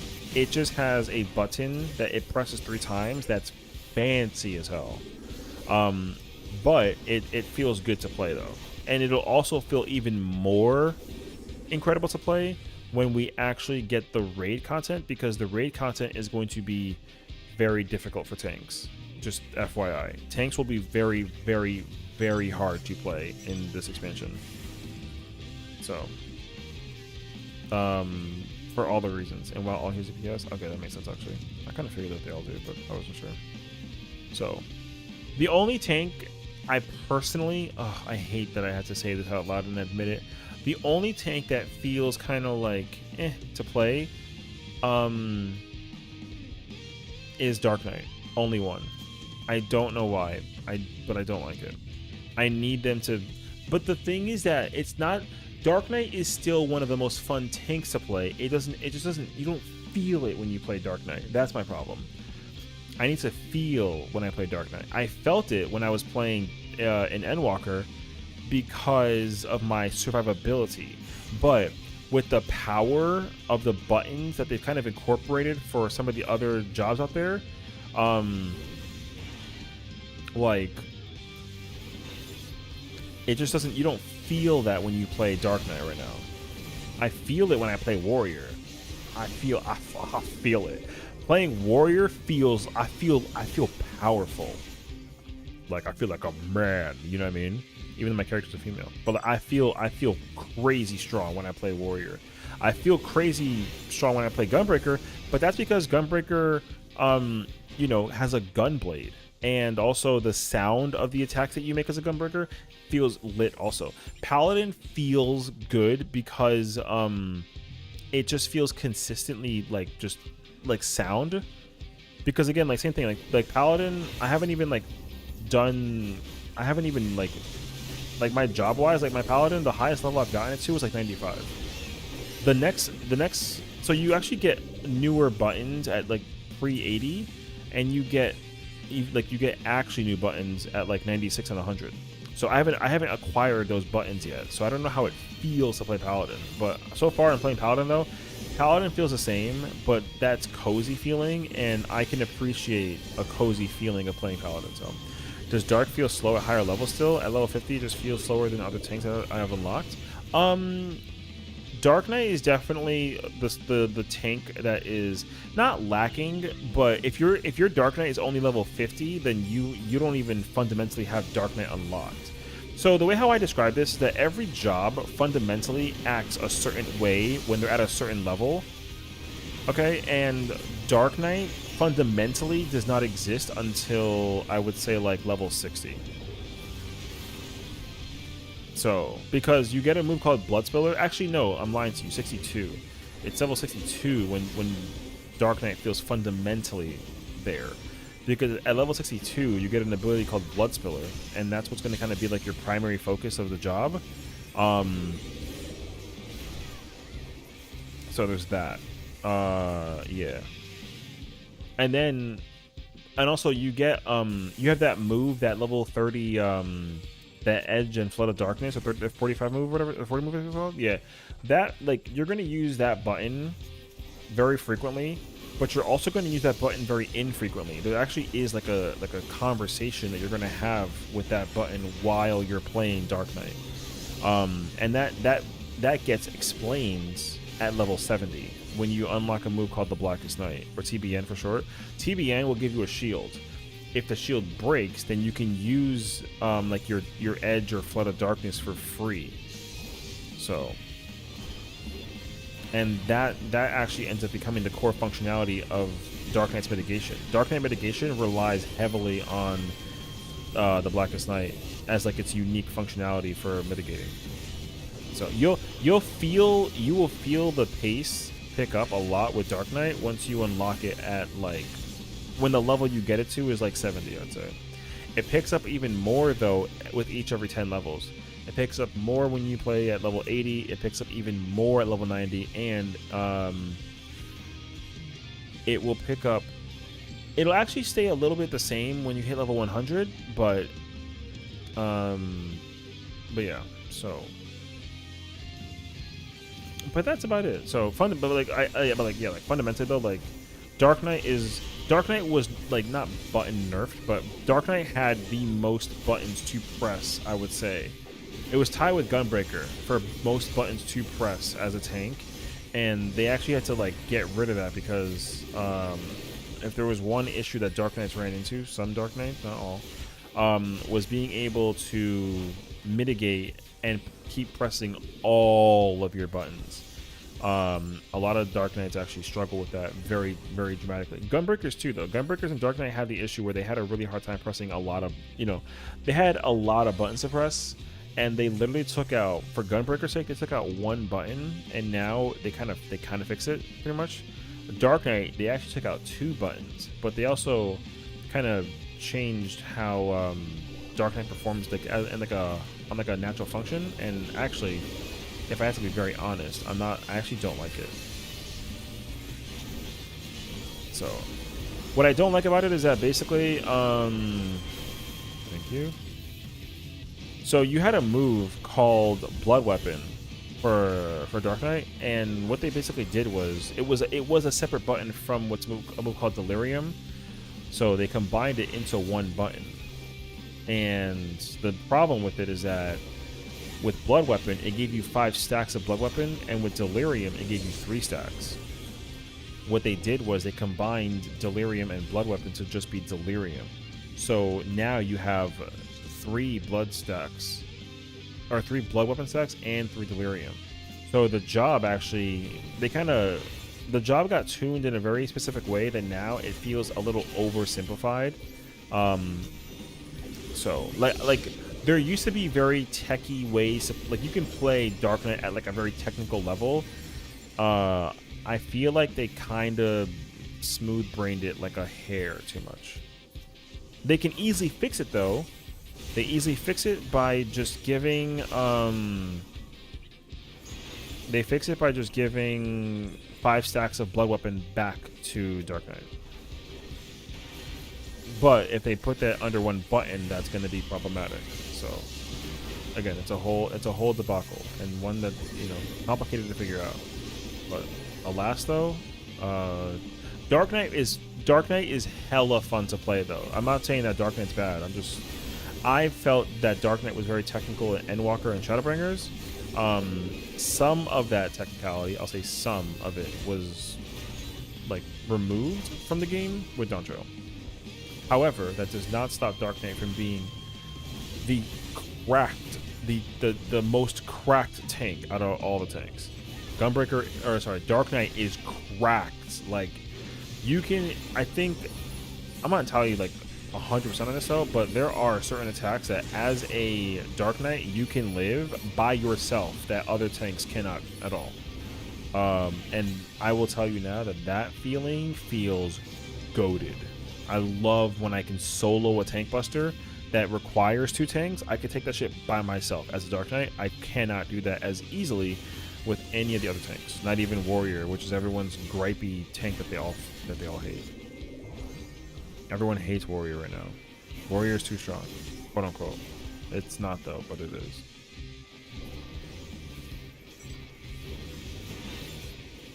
Warrior is very strong, but it's not as strong as you think that it is. It's actually like mitigation, survivability wise. If you did not include the healing, sorry, the invulnerability, it's the weakest tank. So. Because now of course like it has a metric F ton of healing. Like I'm not saying that it sucks. I'm just saying that, like, you know, Warrior has a hard time eating very specific attacks because it's a Warrior. But every other tank doesn't have that problem.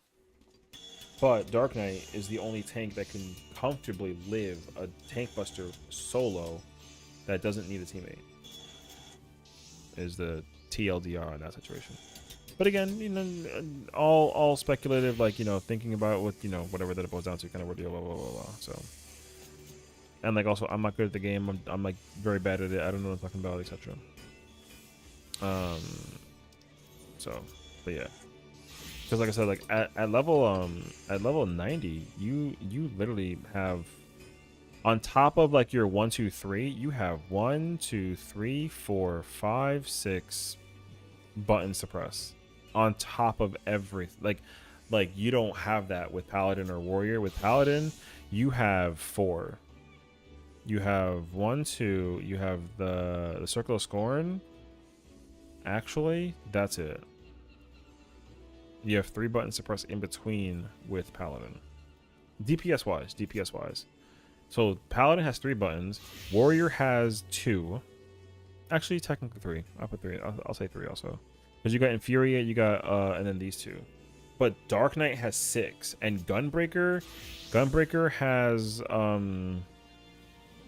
what is it? It's these 2. That's 3.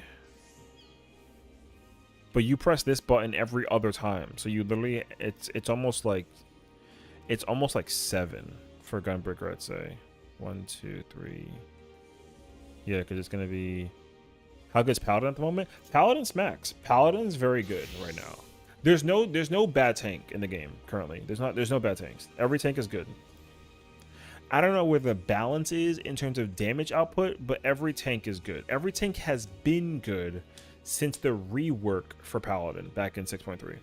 Every tank has been good. There has not been a bad tank. The only problem is that fundamentally, damage output wise, in terms of survivability, the damage in order should be Gunbreaker, Dark Knight, Warrior, Paladin.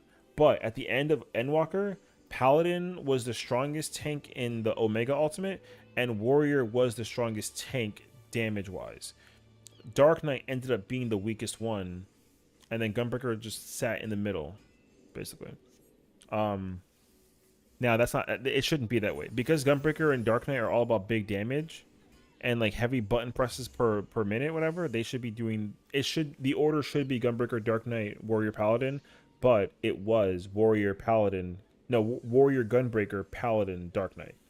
Dark Knight should never be last. It should always be second. So, and again, it depends on like what content you're doing in the battle that you're in, etc., whatever have you. But otherwise, though, Paladin smacks. Like, you should, like, Paladin's lit. Paladin is one of those jobs that's so straightforward, but also so unique, because right now, at least, it's the only tank where the job gauge, like this meter, it's the only one that has defensive bars. Because like with Gunbreaker, the cartridge is offensive. With Warrior, the Defiance meter. What's the name called? Is it called Rage meter? I think it's called Rage. There's actual appropriate. Oh, Beast Gauge. My bad. The Beast Gauge is offensive, and for Dark Knight has 3 gauges technically. You have the it'll be better if I show you in action to each other. You have the Dark Side gauge, which is the red one, and then you have, or the purple one rather. Sorry. You have the Dark Arts, which is that yellow glowy symbol, and then you have the Blood gauge, which increases to that. So you have that sword symbol thing that increases with numbers. You have the purple one, and you have not the red one technically, but the red one. So the way between these jobs just gets me hyped level up and catch up to content. My recommendation is like if you just know what job you want to play, commit to it. Like if you want something to be challenged by, pick a job and just do the content with that job. You're going to end up realizing that this game is crazy fun, even with the most boring jobs. You just got to be able to give yourself the opportunity to actually get immersed in playing the content with those jobs. Oh yeah.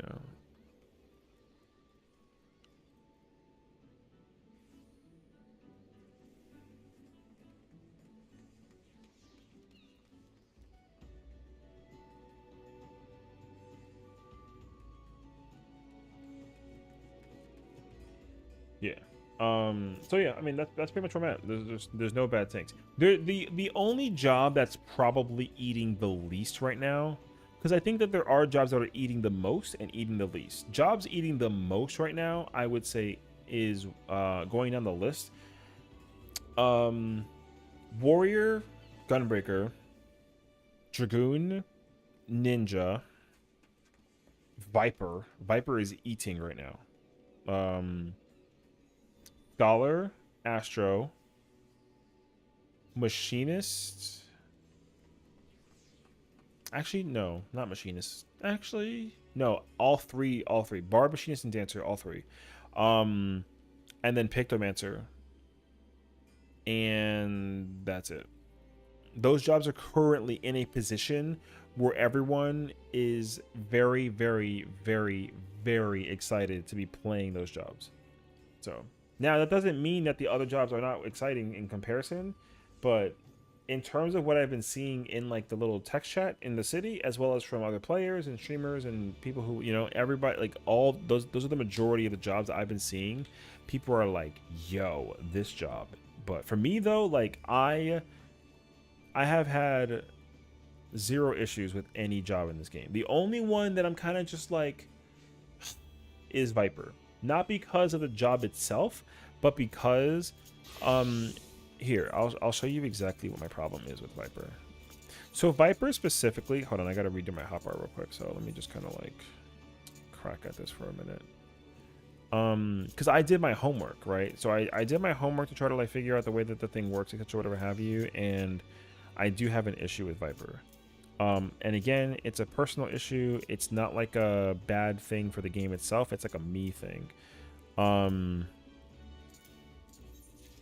Currently, if you think about it and fundamentally put it into place, one second. I need to just do that and then that. In terms of the buttons that every button you press as a Viper, this is it. These are all the buttons you press as Viper. That's it. So you see how I have like 4 things up here missing, I have 1 there missing, 1 there missing, and then 2 here missing. That's it. There's no, like, actually I'm lying to you, this one doesn't even need to be there. Like Viper is currently, that doesn't, again, this doesn't imply that Viper is not good. Viper is insanely fun. But because these are all the buttons that I have as Viper only, and there's nothing else, it kind of has to, I have to kind of sit down and figure out like a lot about Viper. So Viper is sick. Viper is actually a sick, fun, crazy ass job. But there's 2 issues with Viper that I have personally as a controller player. Oh, random side note, if you keep watching the stream, you can get this mount for free. Just FYI. That mount is currently being given out for free if you watch the stream. Okay. Let me find somebody else to... Okay, cool. So fundamentally, if I play Viper, okay, Viper kind of functions on specific ways. One, you can pretty much press one button and you do combos. But the whole point about Viper is you press a lot of buttons in between your combos. So whenever I do a 3-hit combo, I get that move that lights up. Boom, I do that move. Okay. Now, I have these two-handed blade ones, right? When I use them, I gotta press 2 of these in between. And it makes Viper look crazy flashy. Crazy flashy. It's mad fun to look at, and it feels incredible to play. Now, because Viper... Remember, the whole thing about Viper is I gotta keep on moving around in case the boss is moving around, or I gotta avoid attacks or whatever. Okay? That's usually what ends up happening with Viper as a result. You end up having to like figure out how to fundamentally press and use your buttons and actions, and then you got a whole bunch of stuff going on. Okay. Now, ideally speaking, with Viper in mind, as you level up a job, the most important buttons end up being these two and this one. Because these are OGCDs you press in between your combos. And with these two in particular, with the twins, you always have to press both of them in a combo back to back. Always. It's not a question. Okay. Now, if you're like, when you hit level 90 and you unlock this button here, I'm not level 90, so I don't have it. When you unlock that button there, your combo in the blue Awaken mode will be using, it uses these two buttons, right? So there's that too. And then there's these two buttons, and these buttons are GCDs. Like you have to, you gotta press it in order to activate these two. So my issue is that I cannot move because I'm a controller player. I cannot move in order to press these two buttons unless I gotta jank it. So hold on, let me see if I'm gonna like pull up my stream currently. So I'm gonna show you how I play Viper when I gotta do this. It's very annoying actually. Okay, so also shout out to breast cancer awareness. Right, so I'll literally like, okay. Now what I end up doing, if I want to keep on moving, by the way, see, so I have to actually like take a quick pause to quickly thumb tap here. So when I'm trying to tap the buttons that are here on the side, I literally can't move. Like I can't. And I don't like that. I want to always be able to constantly move when I'm attacking, and I cannot do that when I press these two buttons. And for me, that's an issue. Because again, I want to always be moving. Because if the tank somehow takes the boss all the way over there, I had to chase that. And if I chase that with also, because what's going to end up happening is I'm going to end up doing this where like left thumb, right thumb, and I'm doing like this, right? In order for me to press the button, I need to actually use my right thumb on the movement stick and then use my left thumb to press the D-pad. I got to end up doing this sometimes, and this is not comfortable when I'm normally doing this, but I got to do this. This is good. This is not good. I do this also with Dragoon though. When I play Dragoon, I do this too because there's just too many buttons that I can't. How's Monk? Try to pick up Monk, but it seems so complicated. Monk is actually, Monk can be overwhelmingly complicated. They did, in a sense, for the lack of a better word, they fixed the complication of Monk, because back then when you played Monk, they changed it. So I'll talk about it, what it was before and how it is now. This move specifically here would give you like a personal damage buff, which a lot of jobs have, which is fine. This move gives you a dot.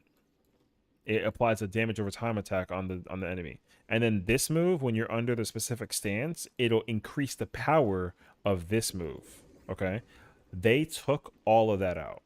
So now the way how Monk works is so you always activate this form shift button so that you can get that stance, right? Now when you press this move, you see how it lit up, the first one? Then you press this move, it lit up again. Then you press this move and it lit up.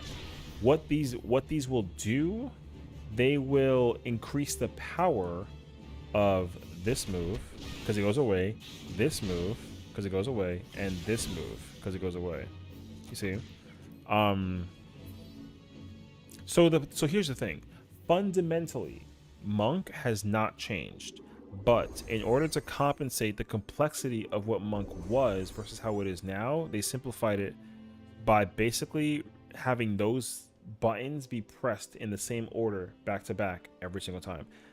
It didn't used to do that. So what you used to do with Monk is you actually had to like figure out how to like, you know, did they change it for dawntrail or has it been changed? Oh, like entirely? They changed it for dawntrail, but the thing is, like, the way you play Monk has not changed, but how the button works for playing Monk has changed. So fundamentally, Monk has not changed, but the application of Monk has changed because, hold on, let me, I need to change the HUD layout. So you basically, in Endwalker, see this thing here, this like 1, 2, 3 thing. This is new. We never had this before. In Endwalker, we had this yellow, yellow. Oh my god, this dark and light thing. The nadis. These are called the nadis. You have the lunar nadi and then the solar nadi. So these actually channel specific chakra points that have you use powerful attacks. And then this is the beast gauge. This has been here since like 7.0. Or no, mentira, since 6.0. This has been here since Heaven's Ward. This got introduced in Endwalker. And then they introduced this one, literally, dawntrail. Fundamentally, the job does not change. It's the same exact job that it was in Endwalker in terms of functionality. But fundamentally, the job changed because what you do now is, like what you used to do in dawntrail, in Endwalker, you would actually have to prioritize your, like, which attacks give what buff. Like, you actually had to, like, sometimes I'll do Dragon Kick, and then instead of doing this move, I'll do this move instead. Or I'll do this move. Like, you kind of mix and matched which buttons you press between these three and then these three. They changed that. So now you only have to press buttons in the same order every single time. That's what they changed. Because they used to, what you press between those 6, the order was very, like, it wasn't random, but you had options. Sometimes you can use this one or this one. Sometimes you can use this one or this one. Now they forced it so that you always will start. You'll use this one into this one into this one. Always, always, always. Because the way how it's described is that this move will power up this move. This move powers up this move. And I mean, I can change it now, right? So this move powers up this move. This one powers up that one. And then that one powers up that one. And that's how it works. It did not used to do that. That's a new function. And you know that this is the case scenario because if I don't turn that stance on, that form shift on, and I just use this attack, it lights up, right? Which is fine.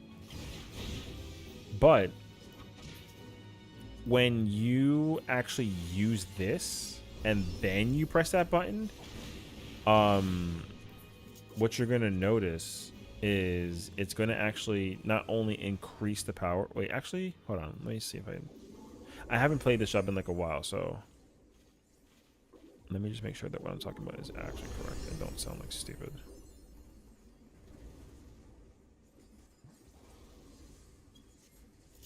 Wait, if I... Yes. Okay, cool. That makes sense. Wait, but isn't it? Does it not?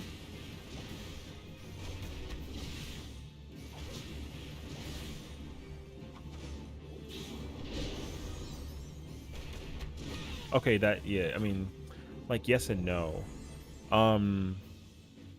So yeah, but in a way, it's something is weird about the job, actually. It's not exactly making sense to me. They tried to take the complexity of those button presses and simplify it. They kind of succeeded, but okay, buddy, gonna have chill with the girlfriend. Have a good one, Crow. Thank you for hanging out, man. Appreciate you. Take care. So usually what you do is, right, if you press this button and then this button guarantee critical hits. It guarantees it. If you just press it by itself, it doesn't. This, if you do this, for example, and then press this, it should. However, you need to be in the correct form stance to do it. So now that it's glowing, if I press this and I actually activate it, it crits. So fundamentally, that has not changed. However, I do feel like there should be something that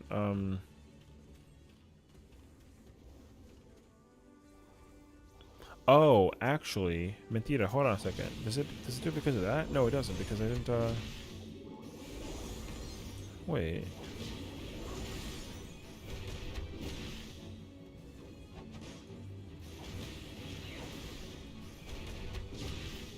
Does it because of the... No. Actually, wait, that's not correct.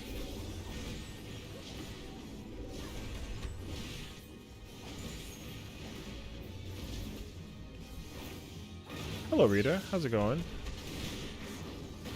Something is not correct, actually, for the monk. So here's the problem. In theory, if I... Because what it used to do is... if you activated your stance and then you press Dragon Kick, it should guarantee a buff that they basically crit this. But it doesn't do that. It technically should. Is Monks changed a lot? Like, technically no, but like also yes. It's weird. This whole meter here just doesn't... It like doesn't mean anything technically speaking. It just helps you visually see what the thing is. The job has been the same exact thing, but I don't actually know because like Twin Snakes used to give you a buff and it doesn't, and then Demolish gave you a dot and it doesn't. Demolish is still a rear attack and Snap Punch is still a flank attack, so that's still the same. However, for some reason, if you were to... It's a guarantee. It's a guarantee that if you press Dragon Kick, it would give you like a boot shine. But I forgot that they took that out. So, however, if you look at the text for Dragon Kick, it gives you a stack of Oppo's Fury, and then it increases the potency for boot shine. And then boot shine in Oppo form guarantees a crit. So yeah, exactly. Monk no longer has a dot. They took out the dot for Monk. They did that too, because the reason why they took out the dot for Monk is because if you were a very good monk, then you basically can... The order of your buttons, if you were to do the 1-2-3 combo, for example, you would be able to do a Demolish and then 2 Snap Punches and then a Demolish. Like, they didn't want that. They wanted you to have to press it 1-2-3, then 1-2-3, then 1-2-3, then 1-2-3. You used to do 1-2-3, 1-2-3, 1-2-3, and then you did 1-2-3. Is this technically a skill ceiling nerf? Technically. Yes, technically. Not actually, but technically. The thing is that the job didn't get like a rework, but the way that they got rid of that, it feels like a rework.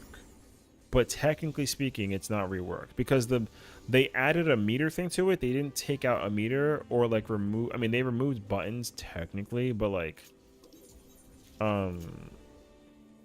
they did change the job more than I think people are realizing. And that adjustment is tough.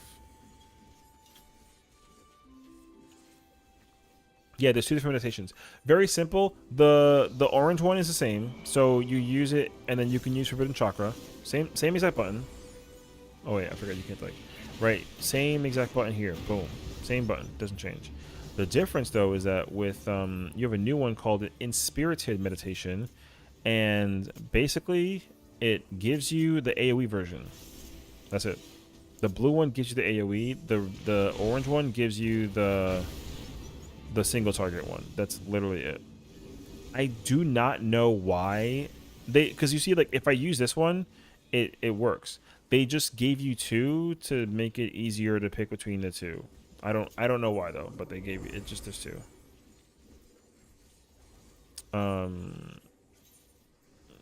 Yeah.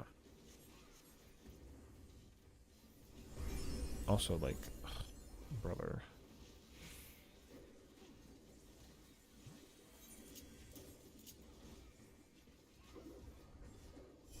So okay, so now monk similar to Viper has this issue where, in an ideal case scenario, if you use this button at level 96, it should just turn into this move, which is an OGCD. And this one is the same thing. These moves will turn into things after you press these buttons. See, like this button turns into this button, which is cool. But it's hard. It's actually hard to put this button there and be able to, again, you're gonna end up moving while you're trying to press that button, and I don't like that. I like when I can move and keep attacking.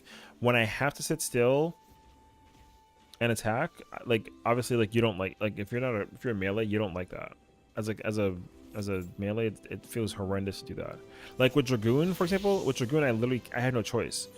Dragoon, these two buttons, like, there's nothing I can do. I can't place them anywhere for comfort. I've tried to figure it out. I can't figure it out. I just accepted that those buttons will stay there because I want all of my gap closure buttons. I want all those buttons to be there.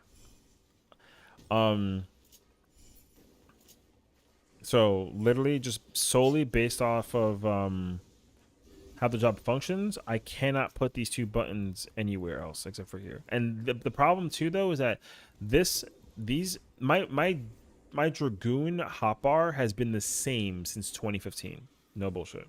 I've had these buttons here in the same place, minus a couple, because, you know, like, this wasn't here before, that wasn't there before, this button's new, but otherwise, my buttons have been in the same place. Like these two buttons, hold on, I'm gonna like this button, these two, like these three, these two, my two buffs, my jumps, these three buttons, all these buttons have been in the same place since 2015. I've never changed them. So, and again, I have a hard time being able to actually put them somewhere that I'm like, oh cool, I like that, it feels comfortable. I just kind of suck it up and deal with it. And that feeling is a real feeling that occurs with a lot of jobs in this game, which is either good or bad. It really depends on how you feel. But personally, for me though, like, what I don't like actually is when my hotbars are empty. Like, you see how I have all these empty spots for Viper? I hate this, like, a lot. It'll look a lot cleaner and it'll look a lot more logical on a mouse and keyboard, but for a controller player like myself, I hate where these are. Hate them. So to compensate, what I will literally do is I will fill in the spots with other buttons, even if it doesn't make sense. I will fill the spots. Because again, I hate having empty slots where my buttons are at. Like, I really do. It's like such a weird issue, but it's true. And some of them won't make sense. Like, I'm you know, some of them just literally are like, why the hell do you know?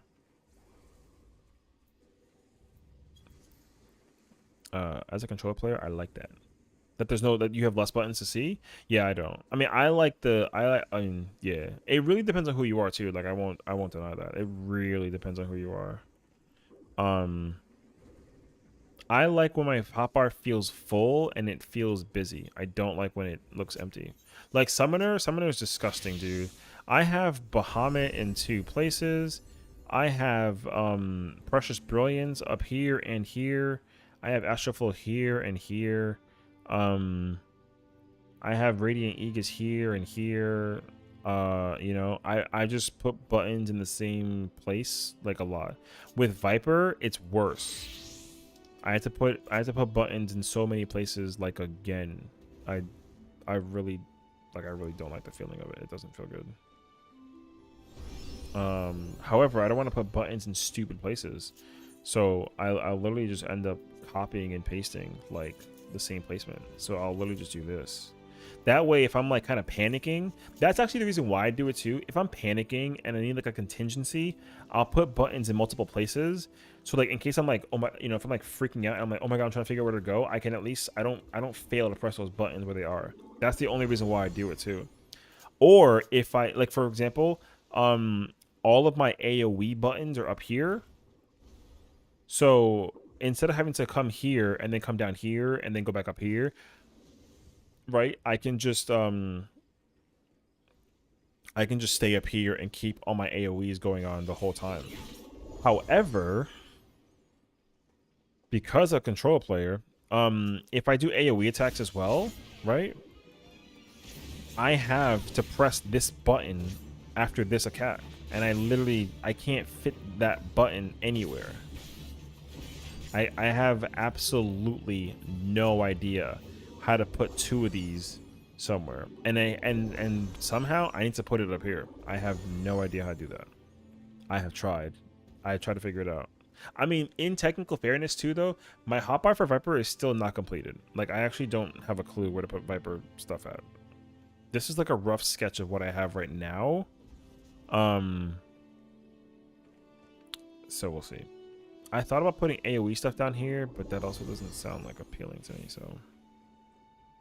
But this is my hotbar for now for Viper. For Picto, oh wait. Oh, is it the earrings? Brother. I have not yet. I literally cleared one character. I spent literally from like 2 a.m. to 7 a.m. I didn't go to sleep. I watched like movies.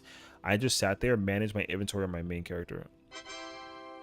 Harpy, thank you for the sub to the channel, man. Appreciate it. Thank you. I hope you're doing well, homie. Hope you're enjoying dawntrail if you're playing it. And yeah, you know. Thank you, dude.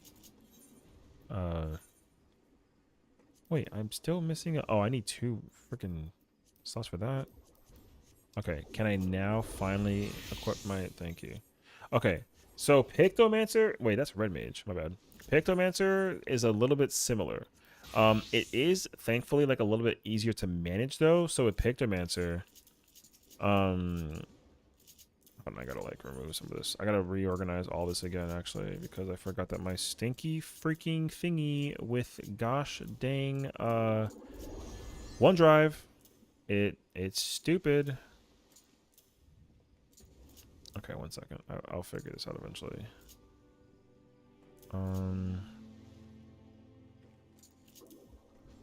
I always change this, dude. I kind of like fucking hate it.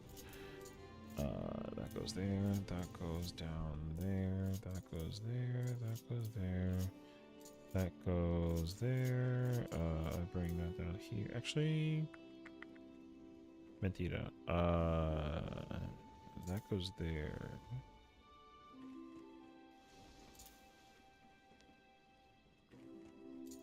Yes, that's what it is. No, actually, that's not true. It's, no.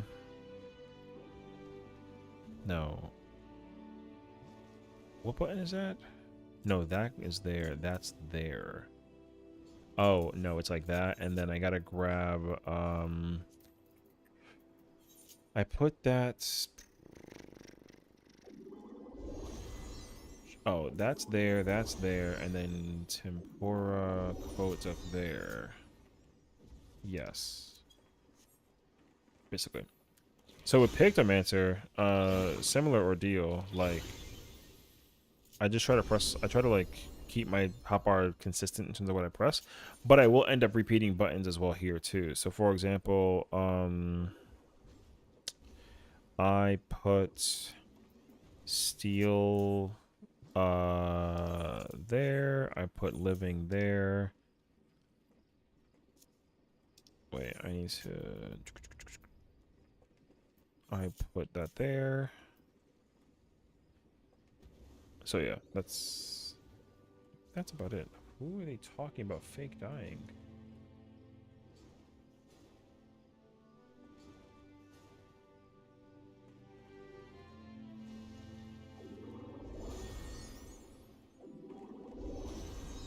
I don't know what they're talking about. They're talking about story, and whoever they talk about fake dying is like incorrect. I don't know. Anyways, so with Pictomancer, Pictomancer's pretty much in the same position where like everything just kind of makes sense, fundamentally speaking, for the job, which is cool.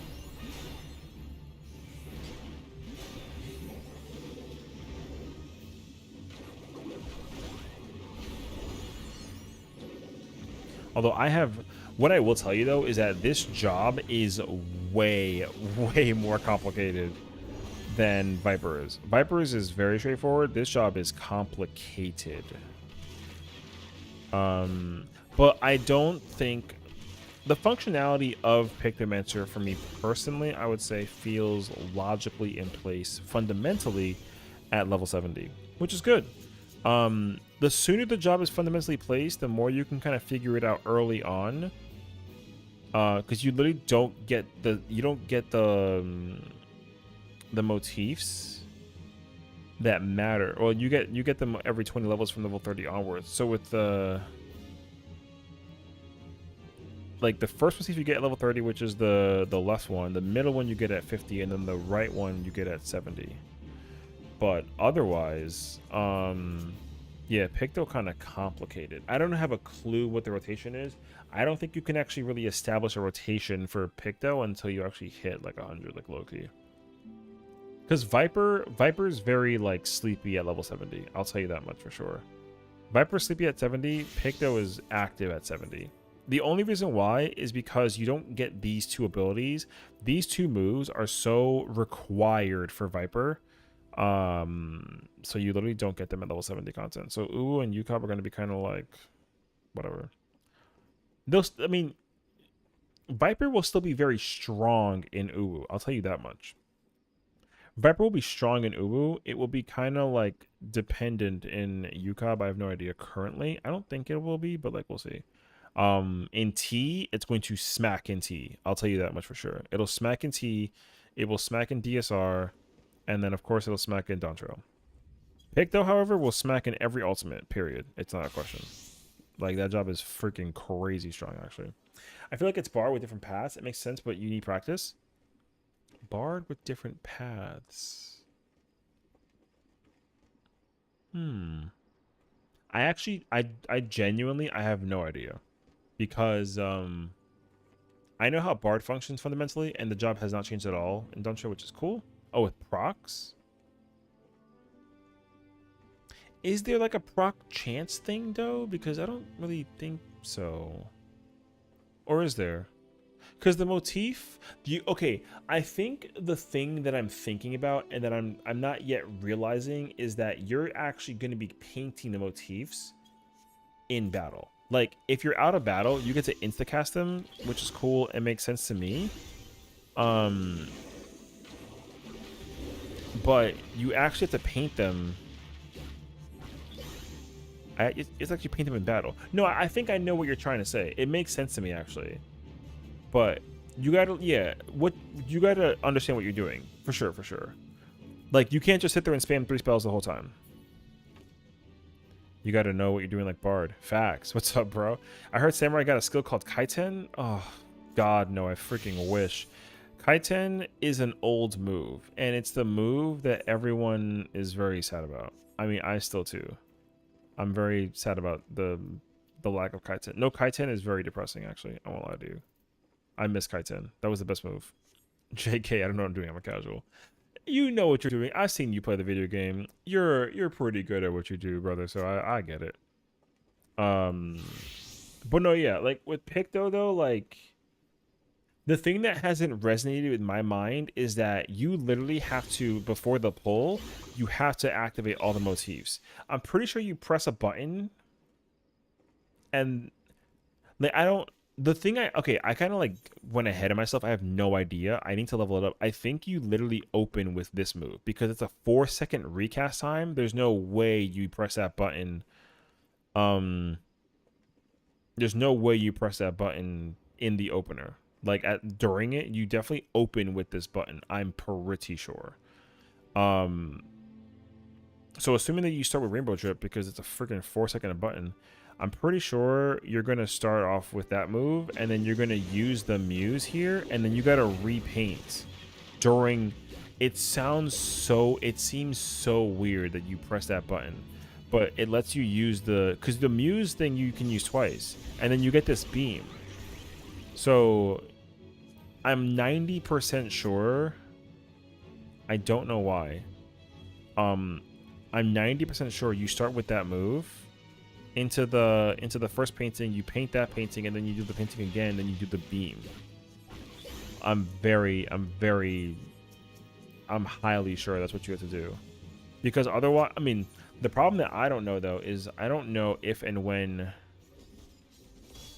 Like, I don't know why you would ever be seen pressing that button again. It does insane damage though. But I honestly don't actually know though. I don't think you ever press that button again. I'm under the impression you never press it again. You open with it and that's literally it. After that though, otherwise everything you just kind of crack at. But it's weird though, because yeah, like a thousand potency is a lot of damage. That's a lot of damage. But I'm trying to think, why would you do that though? Because you either have to use a Muse into a subtractive, into a striking, and then you can hammer maybe, or like you can absolutely like triple, maybe even quad we with it. But I don't know why you would do that after I mean, I have no idea though. I have not practiced the job at all. I know absolutely nothing. Viper I understand very easily. The job rotation as a controller player is just horrendous. But the job is very easy to pick up and learn. Now that you're actually like sitting down and like figuring out the buttons. Pictomancer, I still have no idea. I haven't figured it out yet. But I understand the fundamentals of Viper at level 80. I do not understand the fundamentals of Pictomancer at level 80. I understand that it fundamentally starts at level 70, but I don't think you can actually figure it out until you actually hit level like 92, which is when you get that move. Once you get that move, it'll make more sense, I personally think. But yeah, Viper, Viper. So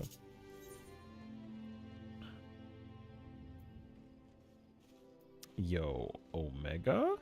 Job with the biggest fundamental change? Pop quiz for Sesh. Who is Solid Snake based off of? Iroquois Pliskin from... What? How fucking dare you? The biggest fundamental change. Job-wise? Ooh. Okay, so let me like explain when I say fundamental change. A fundamental change is where like the identity of the job is revealed at a certain level, like, you know what I mean? So that's actually a very good question. Personally,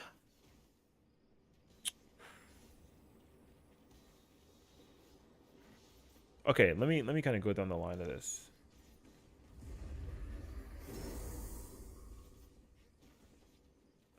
Paladin doesn't get established. The fundamental of Paladin gets established at level 60, but it gets enhanced at level 70, and that's it.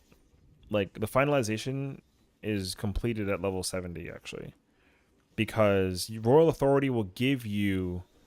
Actually, no, I'm lying. It gets fundamentally established at level 64. It gets finalized at level 68, because yeah.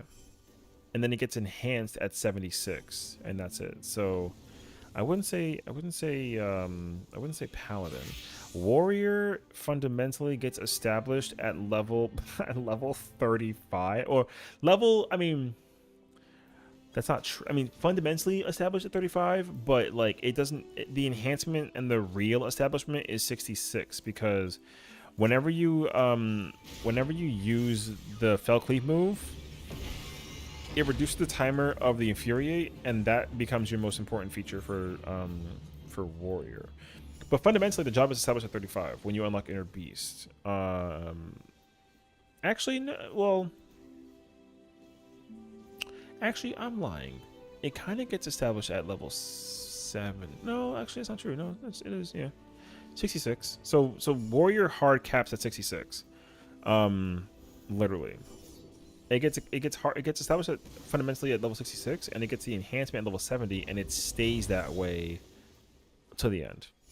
Dark Knight's establishment is set at level 56? No.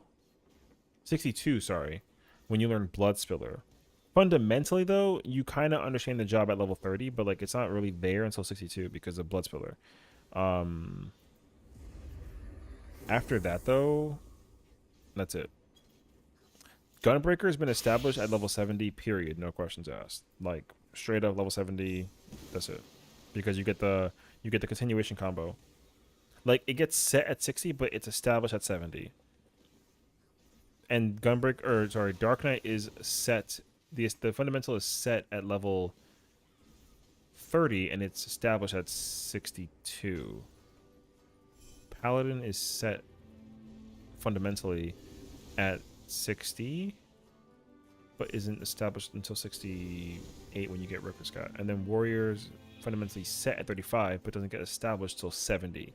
So I think right now for Warrior is probably the current one that's like leading the charge right now.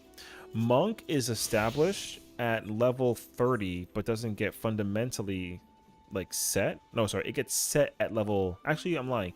Monk gets set at level 50, but fundamentally doesn't exist until 60 when you get Masterful Blitz. Now, before it wasn't like that. Before the job was set at 70, but now it's actually set at 60 with the rework. And that's literally it. Nothing changes for Monk after 60, pretty much. Dragoon's been set since... Oh my god. Dragoon's been set since level 58, period. Fundamentally, the job has not changed since level 58. Once you unlock these two abilities, the job is the same thing all the way through to the end. And you get a bunch of buttons to press in between it, which is crazy good, but yeah. Fundamentally, it's set and established at 58 for Dragoon. The enhancements kick in, of course, when you hit like 60 and beyond. So there's that. Samurai is established and fundamentally set at level 50, period, because you get the 3 sends and you can actually do all your crazy fun nonsense. Reaper is like weird because fundamentally the job makes sense at level 70, but it's not fundamentally set until level 90, which is terrible.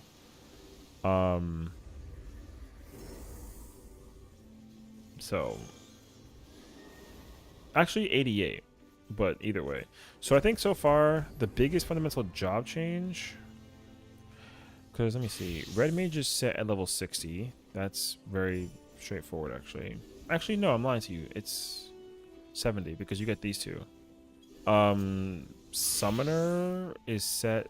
Oh my god, I'm gonna say this out loud, and I hate to break it to you, the news-wise though, but Summoner is set at level.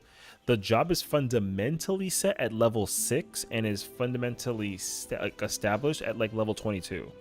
It does not change from that point forward. It's the same job from level 22 to the end. No bullshit. So Summoners has the worst. Black Mage is set and established at level 60. That's it. Everything else is an enhancement from that point forward, but fundamentally it's set at level 60. Dancer is set and established at level 70. Machinist is the same. Bard is fundamentally set at level 52 and doesn't get established until level 70. Honestly, if I had to really give you like a definitive answer on that, I might have to say biggest fundamental job change, it might be Warrior.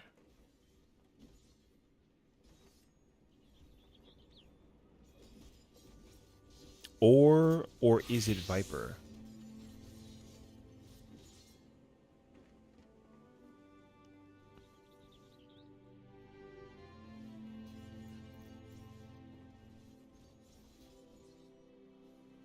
it's either Viper or low key. It's either Viper or Warrior, because Viper's establishment is set. Technically level. No.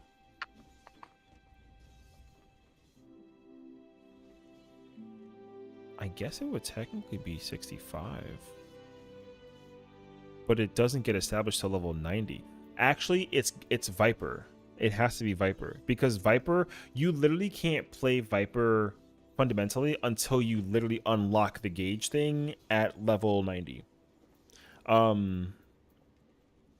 I think it's Viper, because at level, like, throughout from like level 1 to 70, you're only pressing these two. Oh, for like dawntrail changes. Oh wait, you mean that for dawntrail changes? Oh, Astro, without question, Astro. I know, it's crazy how I went on that whole long ass tirade, and then you asked me for the dawntrail changes in specificity, and it's just straight up Astro. Astro is the one that got the biggest fundamental change, because the fundamental change of Astro is also an entire rework. Astro basically,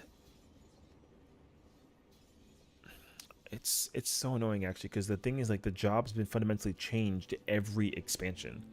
So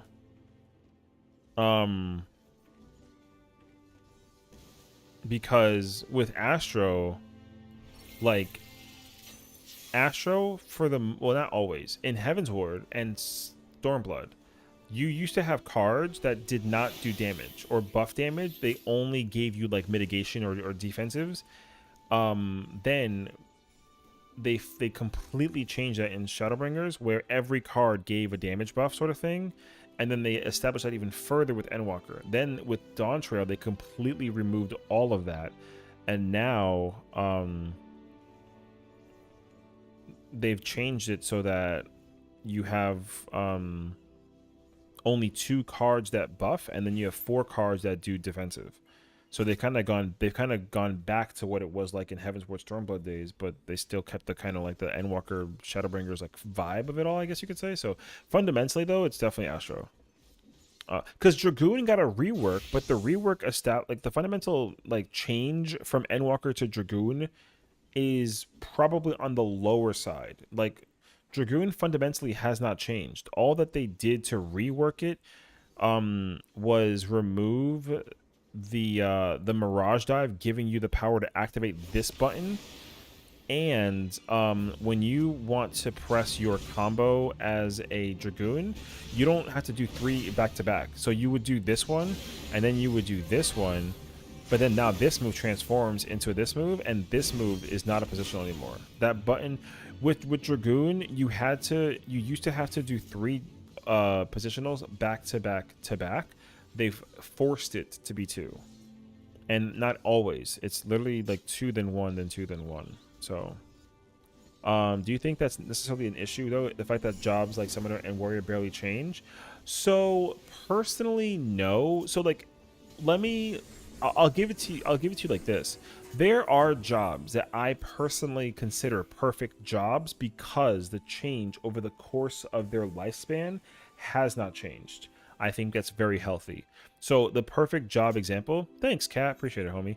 The perfect example of jobs that fundamentally have not changed since the beginning of their conception is it's not Bard. I'm sorry. Bard has changed over the course of the years, and it's actually for the worse, like Loki, but that's a whole different conversation.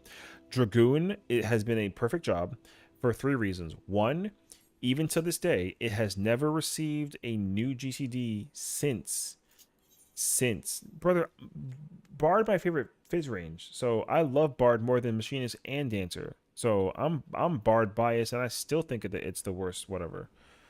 I've never liked new Bard. I miss the best Bard. I wish you were there. The best Bard was Shadowbringer's Bard, no question. Also Stormblood Bard, but Shadowbringer's Bard better though. Like, actually, Loki Stormblood, but more so Shadowbringers.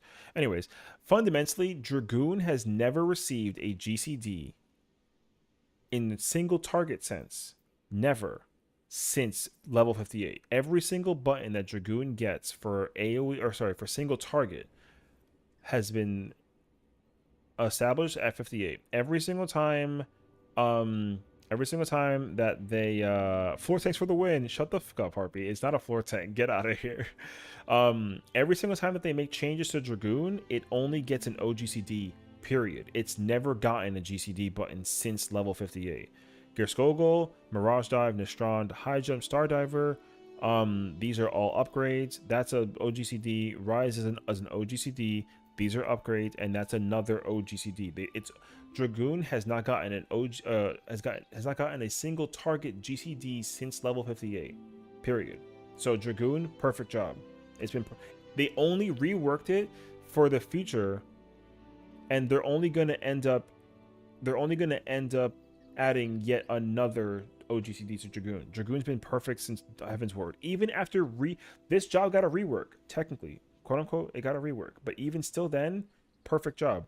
It has not gotten a GCD single target wise since 58. It's a perfect, Dragoon's perfect.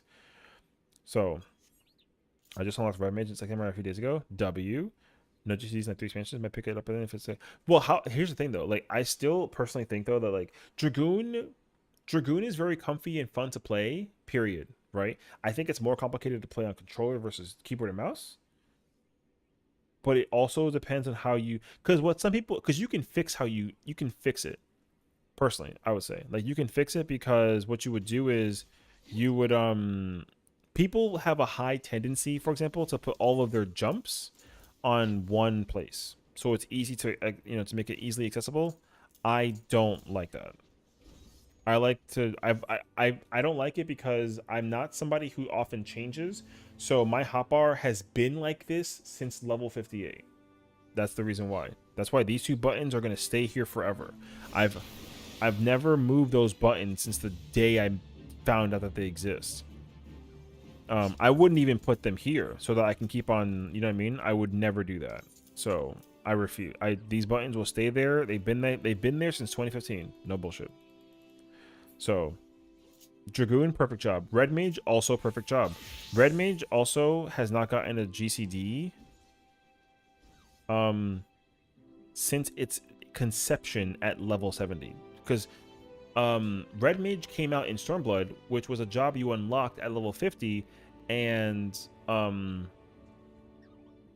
like, it's been the same since.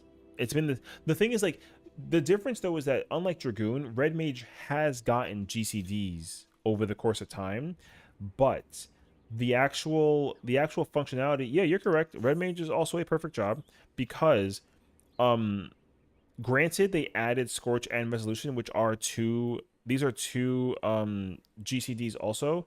It's not a perfect job if it doesn't get a GCD. It's a perfect job if it fundamentally does not change, even after the evolution of the game.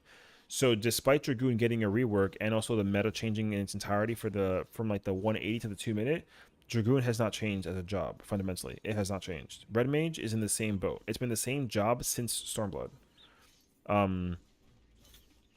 Even when they changed magnification and acceleration, fundamentally though, it's been the same exact job since level 70. So when you play Red Mage at level 70 and level 100, the way how it functions at level 70 has been the same since when it first came out in Stormblood. That's why it's fundamentally a perfect job, because it has not changed since Stormblood. Warrior, actually, that's not true. I would say Gunbreaker is also a perfect job because it also fundamentally has not changed, but it's too early to kind of tell. But ideally, it kind of follows the same thing as like Red Mage, where the job functionality has been the same since like level 60 even. It only increases things over the course of time. Ninja is not a perfect job. That job has changed dramatically over the course of time. Because Ninja, you know how you cast these things to do your jutsus? These used to be OGCDs. They're not GCDs anymore. They used to be OGCDs.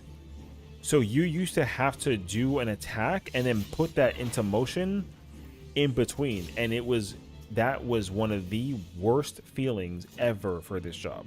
That it wasn't bad, but it was not good. It felt horrendous. The rework that they added. Where the fuck is your Zen stance? There is no Zen stance. What do you mean? What for Ninja? They took that shit out. If you're talking about the freaking the Huton, they took that out.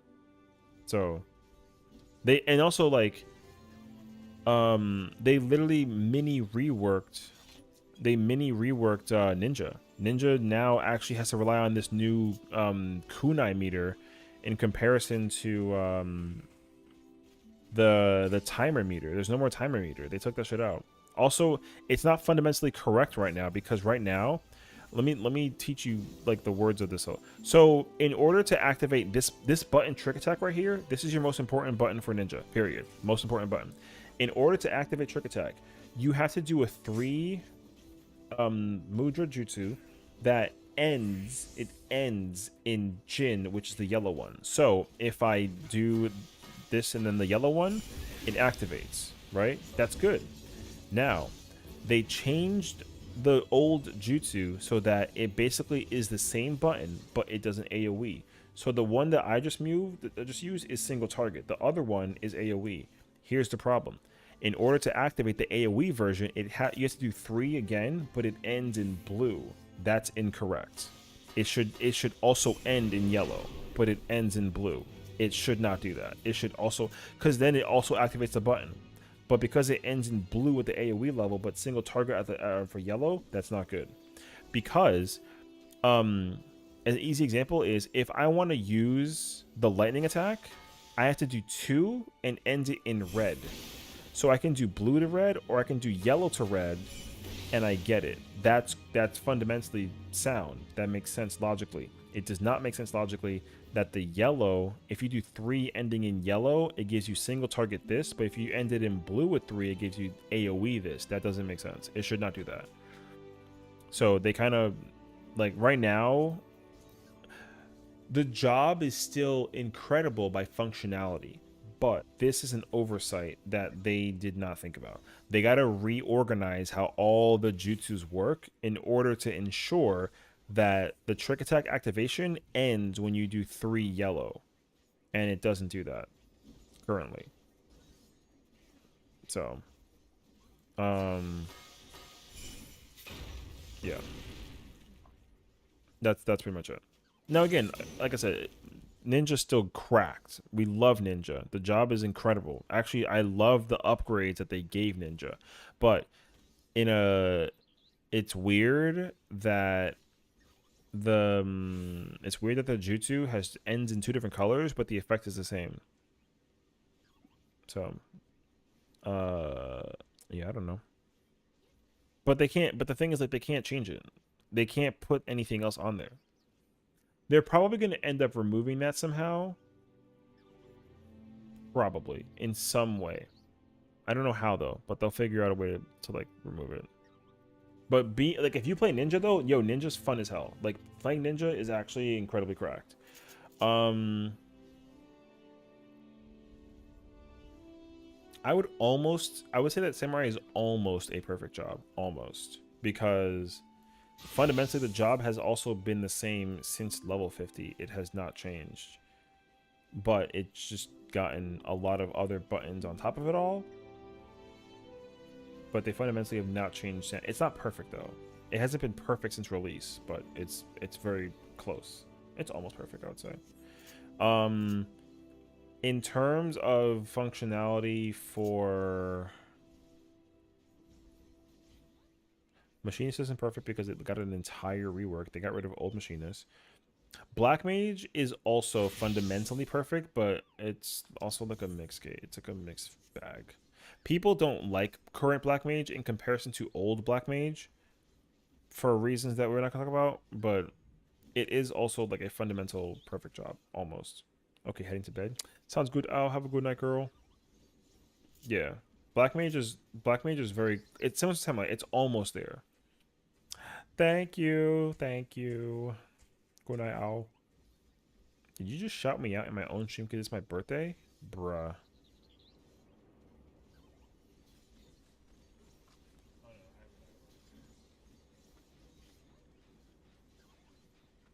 Bro, that clip is old.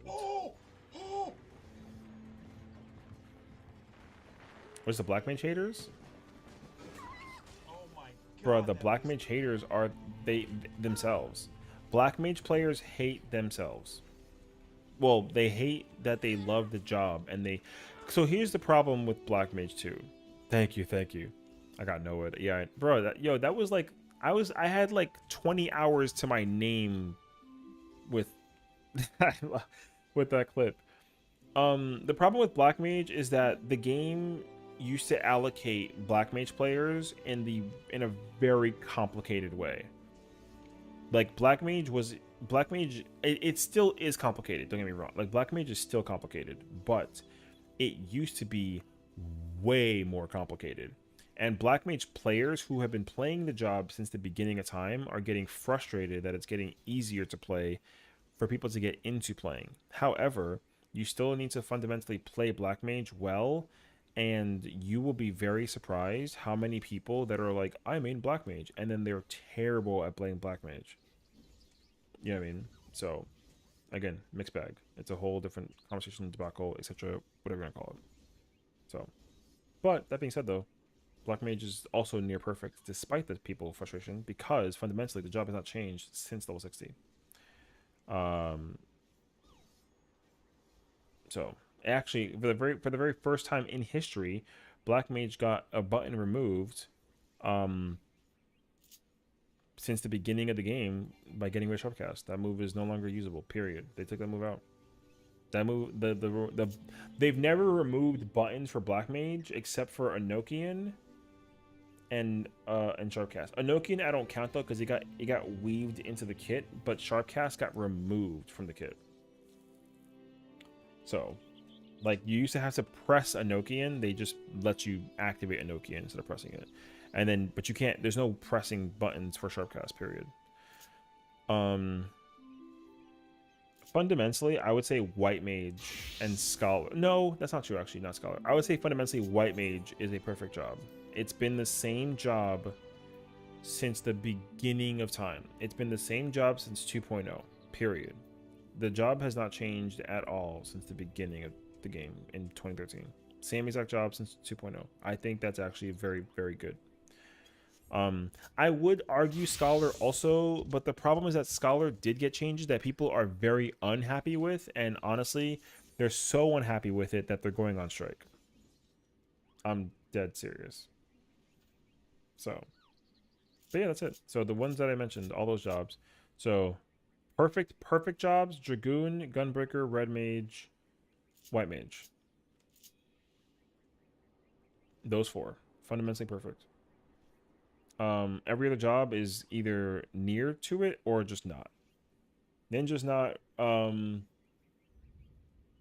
Honestly, Reaper can be if 8.0 comes out. Reaper can be eligible to be a perfect job if when 8.0 comes out. It'll depend on what they do with the job though coming in there, so we'll see. But yeah, Monk is not, Samurai's not, Paladin is not. Warrior, it could be.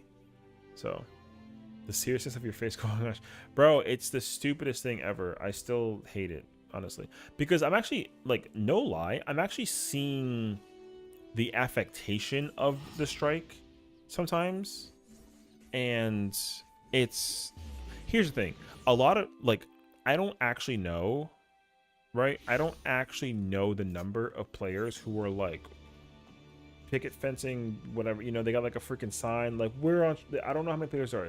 The number though is very, very low. All I can tell you is that they 100% got a Discord and they're just trying to figure out how to revolt against the people with the thing. And the problem with that is that no one gives a crap, is what I've learned. The population of people who actually are on strike versus the rest of the entire world of 14 players, they don't even, like, nobody even knows who, like, don't know who they are. Is PvP is PvP ranked out right now? I can't seem to find a match. It is not. There is no, well, there is ranked, but it's the preseason. If I remember correctly, the preseason is out right now. So Like, I don't think the rank comes out until a couple of weeks from now, maybe when the raid tier comes out. I think so. I don't actually know though, but it was definitely preseason in the early access. I don't know about right now though. I think you can check though. It would say in the launcher if like season 1 ready, something of the nature. I didn't see that, so I don't think so. I'm striking so Bard can get a buff. Bard doesn't need a buff. They literally fixed Bard with this expansion. Like, they fixed Bard. Bard is cracked now. Bard used to be dog shit in Endwalker. It's cracked in Dawntrail. And they only needed to make one change, and it took them years to make that change. And it's not even like the change is just because like people were just saying like, yo, do this and you'll literally save Bard. And then they did it, and guess what? They saved Bard. Bard is cracked now. Bard had the most obnoxious strictness out of every single job in the game, and they fixed it by doing one thing for Bard. And it's fixed. That's it. So you don't gotta go on strike for Bard to get a buff. You can't buff Bard. If you buff Bard, that's gonna be disgusting. Bard's not allowed to get buffed until people figure it out versus Pictomancer, as well as Dancer. I'm expecting heavily that like Bard ain't gonna get touched until 7.2. So Bard is like Bard is very fucking good for a job. But the thing is that Bard back in the day, Bard used to be a very support heavy job. It's not. Bard used to have an LB. Bard used to have an LB that didn't do damage. The LB used to res everybody. It used to be like a healer res LB. It was not a damage LB. They took that out for reasons unknown. I mean, I kind of get it though. Help a homie and sign this position for me. Absolutely the fuck not. Because literally Bard is fundamentally cracked now. It was not cracked in Endwalker. It was good. It was good in Shadowbringers and Stormblood. The best versions of Bard were Stormblood and Shadowbringers. So actually, I gotta go look at something. I want to make sure I understand what I read correctly, because I'm actually under the impression that logically, if the change they made for Bard is what I think that it is, then Bard is going to be cracked.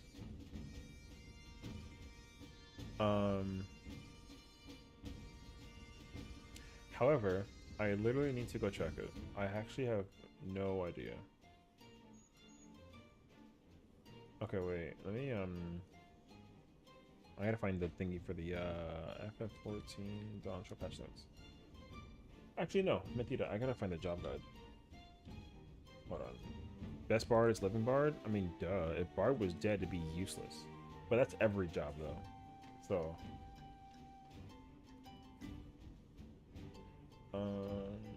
I need to find Mage's Ballad. Oh, they didn't change it? No, Bard is still not it, though. Never mind. They need to increase that. That's not actually good. If Bard didn't have the Bard music, he would be useless. I mean, Bard didn't back then. Bard wasn't a Bard back then, to the same degree that you think that it was.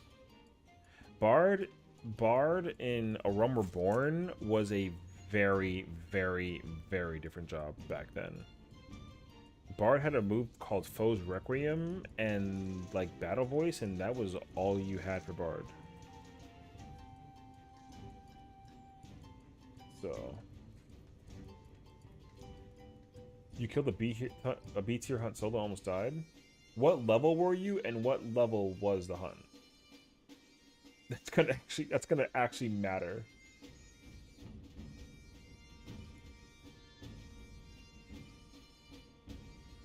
I always wanted a bow class that's not Bard because I don't care about the music aspect of it. If you do that, you'll literally end up getting like a crossbow person, and you're gonna be pissed if that's the case scenario. I won't lie to you. If it's like a fucking crossbow thing, that's gonna be crap. And we can't even do that because they're already giving us crossbow-like weapons for Bard. It's very difficult for them to give us a bow and arrow class and have it be different from Bard. That's very difficult. I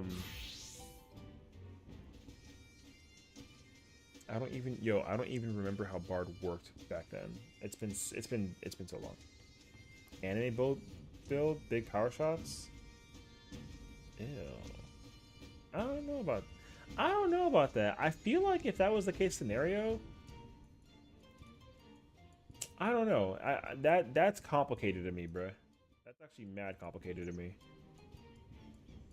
Like, cause yeah, if it was an anime bow thing, it would just be machinist with a bow. So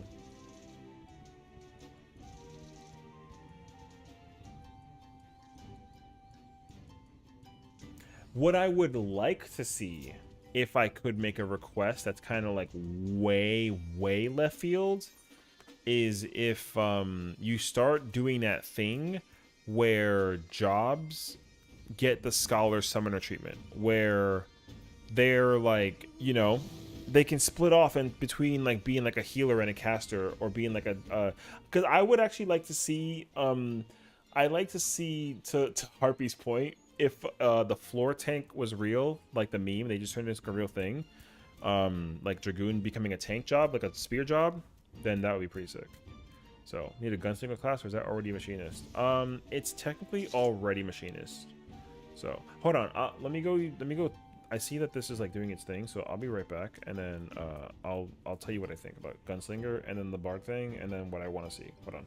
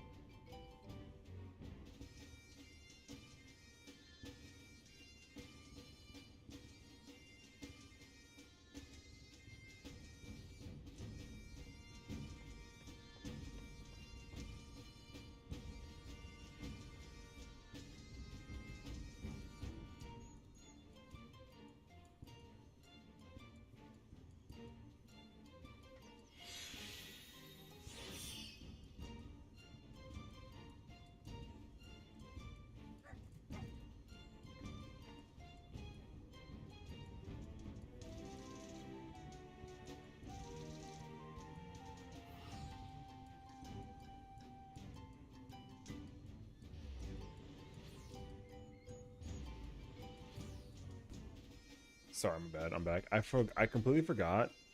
I've completely forgot that I was supposed to like make my homemade coffee, and I completely forgot. So I'll make it. I'll make it later tonight. But I was supposed to make it like before I streamed. But then anyways. Okay.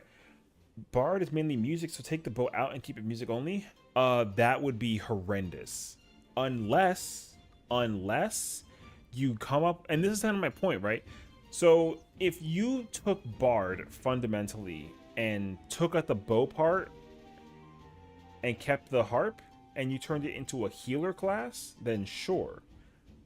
But they're never going to do that. If you were able to actually take certain jobs in here and actually split it up into different kinds of roles, kind of like how Arcanist turns into Summoner and Scholar, if they start doing that with other classes, I actually would love that a lot, personally. They don't have to do that, though, but I would be down for that.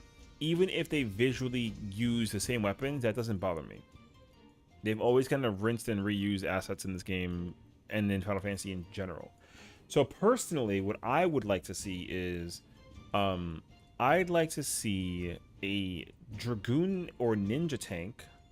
I think that would be really cool for some reason. I don't know why. I would love to see if they somehow make a tank class that uses a spear. I would love that. I'm so down for that. If you actually do that, I will main that job, no questions asked. I don't give a crap. I will main a spear tank class, 100%. If Bard got flexible into a healer role, I would love to see what that looks like, and that would be very cool.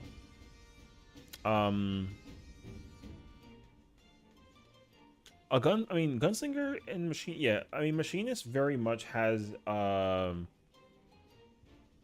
glam that looks very Gunslinger-like. So the problem, though, is that I would like for them to find a way to give me a I want a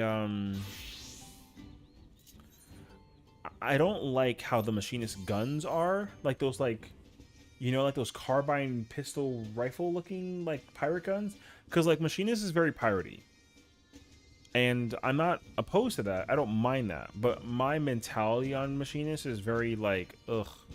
Like, I'm kind of over the whole, like, it having, like, pirate pistols the whole time. So, I would personally love, if, if they found a way to give either Machinist dual pistols, like a two-handed, like a thumb pistol dual wielding thing. I would love that. Or, I would, oh, God. Or, personally, because the inspiration from the LB, I want a sniper rifle class, like a two-handed rifle weapon, like a soldier's type of ordeal. I would want that as well. And actually, I would like for that to be like a magic weapon. So it functions like it's like a magic, like a gun mage, if anything. A gun mage class would be sick if they did that with a sniper rifle. Are you getting a German ad? Are you German? Okay, so hear me out. Oh Lord, here we go. He plays 14 for 10 hours, and now now he's God. No, I'm kidding. What's up, bro?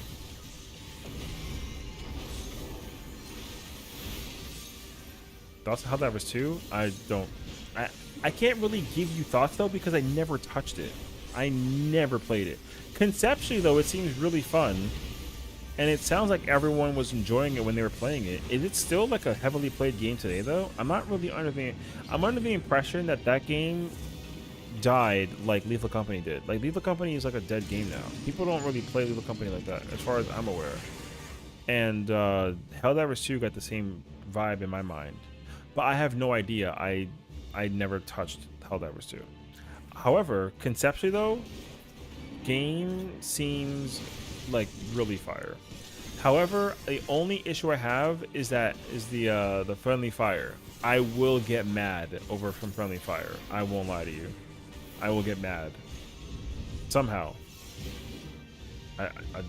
Bro, I'll just get pissy. Low-key beginning on the edge of buying Helldivers. Honestly, you'd have to tell me how many people, as of right now, are actually playing Helldivers, because I'm actually under the impression that no one's playing Helldivers. There was like a good amount of meme of democracy in that whole spiel with Helldivers, but after that, though, to me, the game seems like it just died. So, I don't know though. Like I said, I don't have a comment on it. You know, the game did very commercially well for the game that it is, which I think is awesome. So like, shout out to the Helldiver team for actually like doing really really good at that.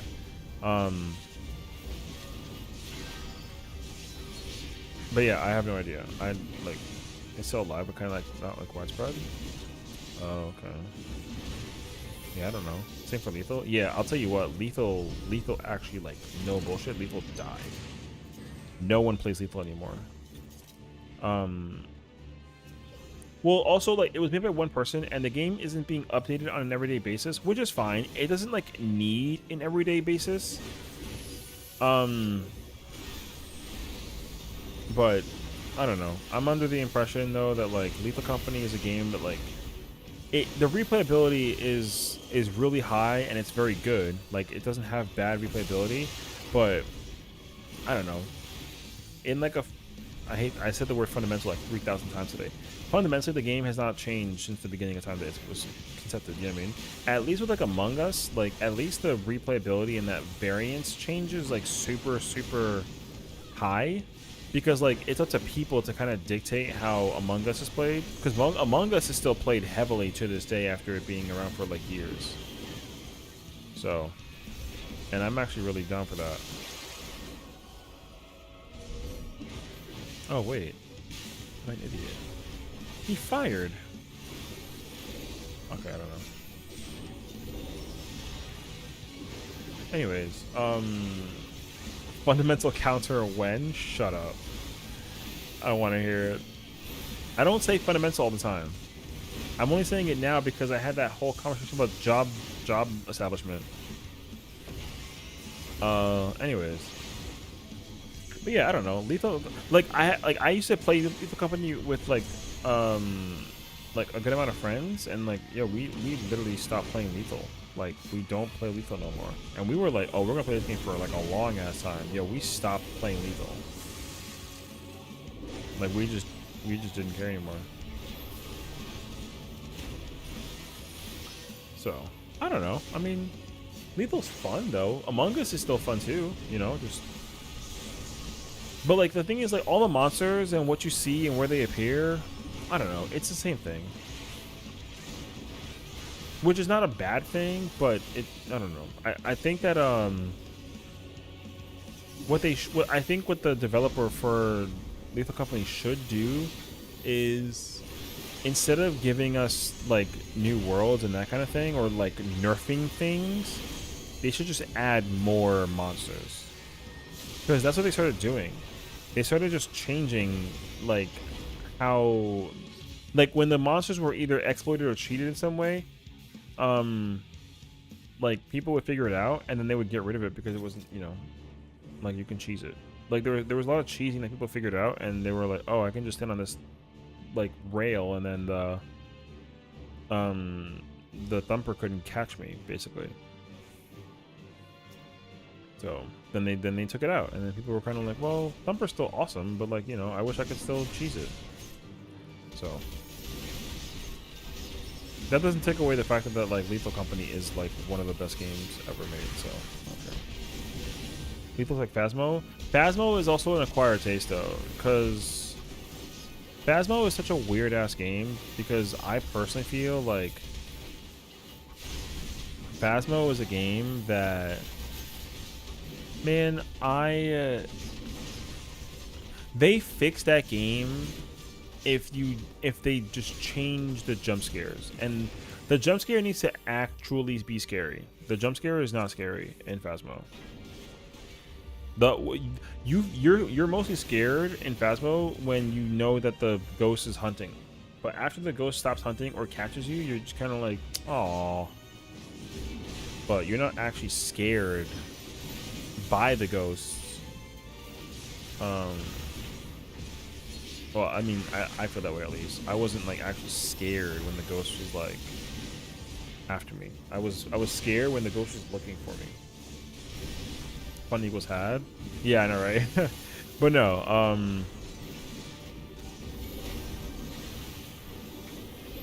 I would like to. I mean, however, I haven't played Phasmo in a very long time. Like I last time I played Phasmo was when they added the prison update, and I know that that was already years ago, or the asylum. No, prison. It was no, it was the prison. When they added the prison, that was the last time I played Phasmo. I have not touched Phasmo since. I haven't even played Phasmo when they increased the movement speed thing. They changed out the movement speed in Phasmo. I have not played it since then.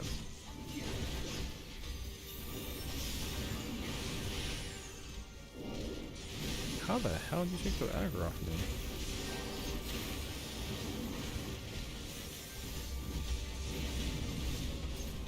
$40 for no skills and hell divers? I think that's the natural price though.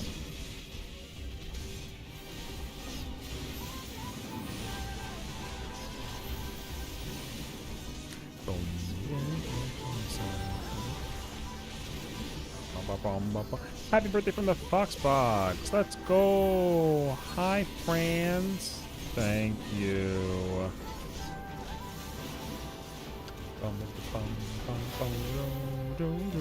How was Overwatch? Number 2. Hello to the stream. It is my birthday. Hell yeah. Anyways.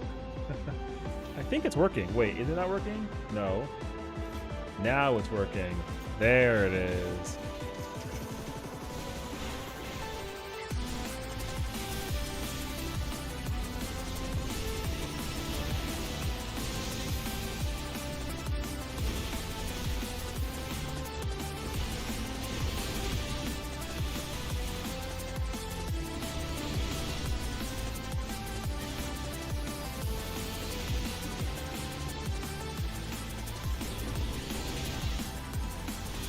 God, I love this song.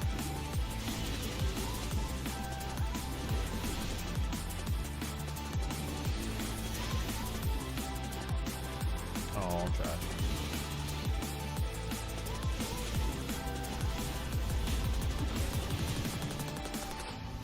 Thank you for the raid. Part 1. Part 2 coming to you soon. Hell yeah. How was Overwatch, guys? I always love seeing some of that good old-fashioned diva, you know?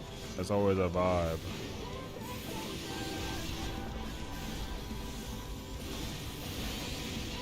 It was alright. Alright. Alright's alright. I like the sound of alright.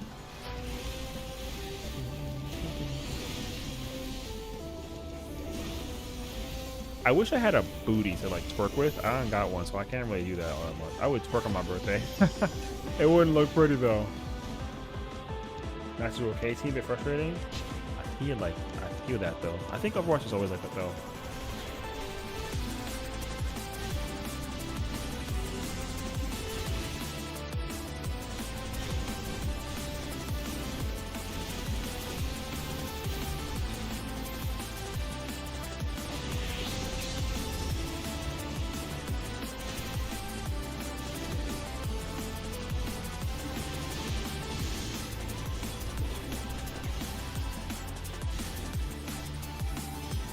The charts for colors is like why is like weird. There's 27,000 currently online. That's definitely a massive spike down in comparison. All-time highest peak was in that force was 500,000. Yep, like I said, dead game. Respectively though, it was a good game, but you know, kind of whatever. Thank you for the double raid and thank you for the birthday wishes. How are you liking dawntrail so far? I love it. You know what it is, honestly? It's not even dawntrail. I just love the story. So I don't know if you started the story yet for dawntrail, but oh my god, it is so good. I love the story. I'm reached. Okay, so like, I don't know how. Okay, I don't know where you are.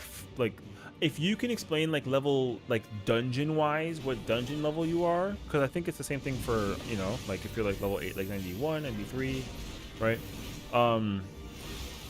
I finished. I'm getting close to dungeon 97, and they're starting to do that thing where they fuck with my emotions a little bit. You're close to 95. Oh, okay. Sorry, I didn't mean to kind of spoil it, but oh, 95. Oh, 95. Yeah, my 20 seconds. The dungeon. Oh God. You got a chicken head with the expansion? You know, I am too, actually. I understand that. I don't regret it, but I do understand it though, because with Endwalker, I did it in like a couple of days, but I also did like a 20-hour sitting with it, and that was very not fun. This time, I spent the first 3 days of early expansion, early access rather. I've just been doing dailies and leveling up my characters. I have not been doing story, but also when I stream, I'm not streaming the story until I beat the game first, so like I haven't even done it yet. You're fine. My friend Lance is like, tell me when you do 95 dungeon because I love it. Ooh, okay. Yeah, that dungeon is pretty cracked. I won't deny that. That dungeon is awesome fun. However, the problem is that it's what happens like after, you know, when they kind of throw the cutscene your way, or they tell you about the plot point, and then just like all the crap that goes on. There's a lot of crap that goes on in this video game, you know. And again, I'm not saying nothing else because I don't want to spoil it. However, I experienced it like, if anything, earlier today. I was in shambles. So, I was in shambles, that's all. Nothing else. It's kind of what I want to do. I want to stream the story as soon as I beat it because I love it so much. Yeah, Okay, so let me ask you a question. Our new friend. We love her, don't we? Don't we love her? We love her. We love her. Free mount, you say? I would die for her. See, that's exactly what I felt. I knew that's how you were gonna feel, so I just knew, you know. I had a feeling. I knew it. Facts. I love her more than anything, and she's such a sweet being. Isn't she like the best? She's the best, dude. Yo, Lance, if I can give you a free mount for Destiny, bro, I would. But this 14, so welcome on in, brother. I will. You know what? Okay, I don't know if you know about that meme from Brooklyn Nine-Nine where Rosa is just like, I know I just met her, but I would kill anyone and then I would kill myself. That's what she says. Literally, yo, facts. My mentality immediately was like, if anybody touches this character, that's it. I'm going to enter like a blind rage and murder the hell out of anybody who says otherwise. She's goated. So I knew for a fact that you were like anybody who says otherwise is false, you know. That's how I feel. So I'm glad you're enjoying it though. I'll get them out and stuff for real money. Yo, Lance, that's against terms of service, brother, and that's a reportable offense that you just confirmed on stream that you know what I'm saying? Yo, you better slide the code now that you're officially in trouble, because you just told a Final Fantasy 14 creator that you're going to be going against terms and conditions.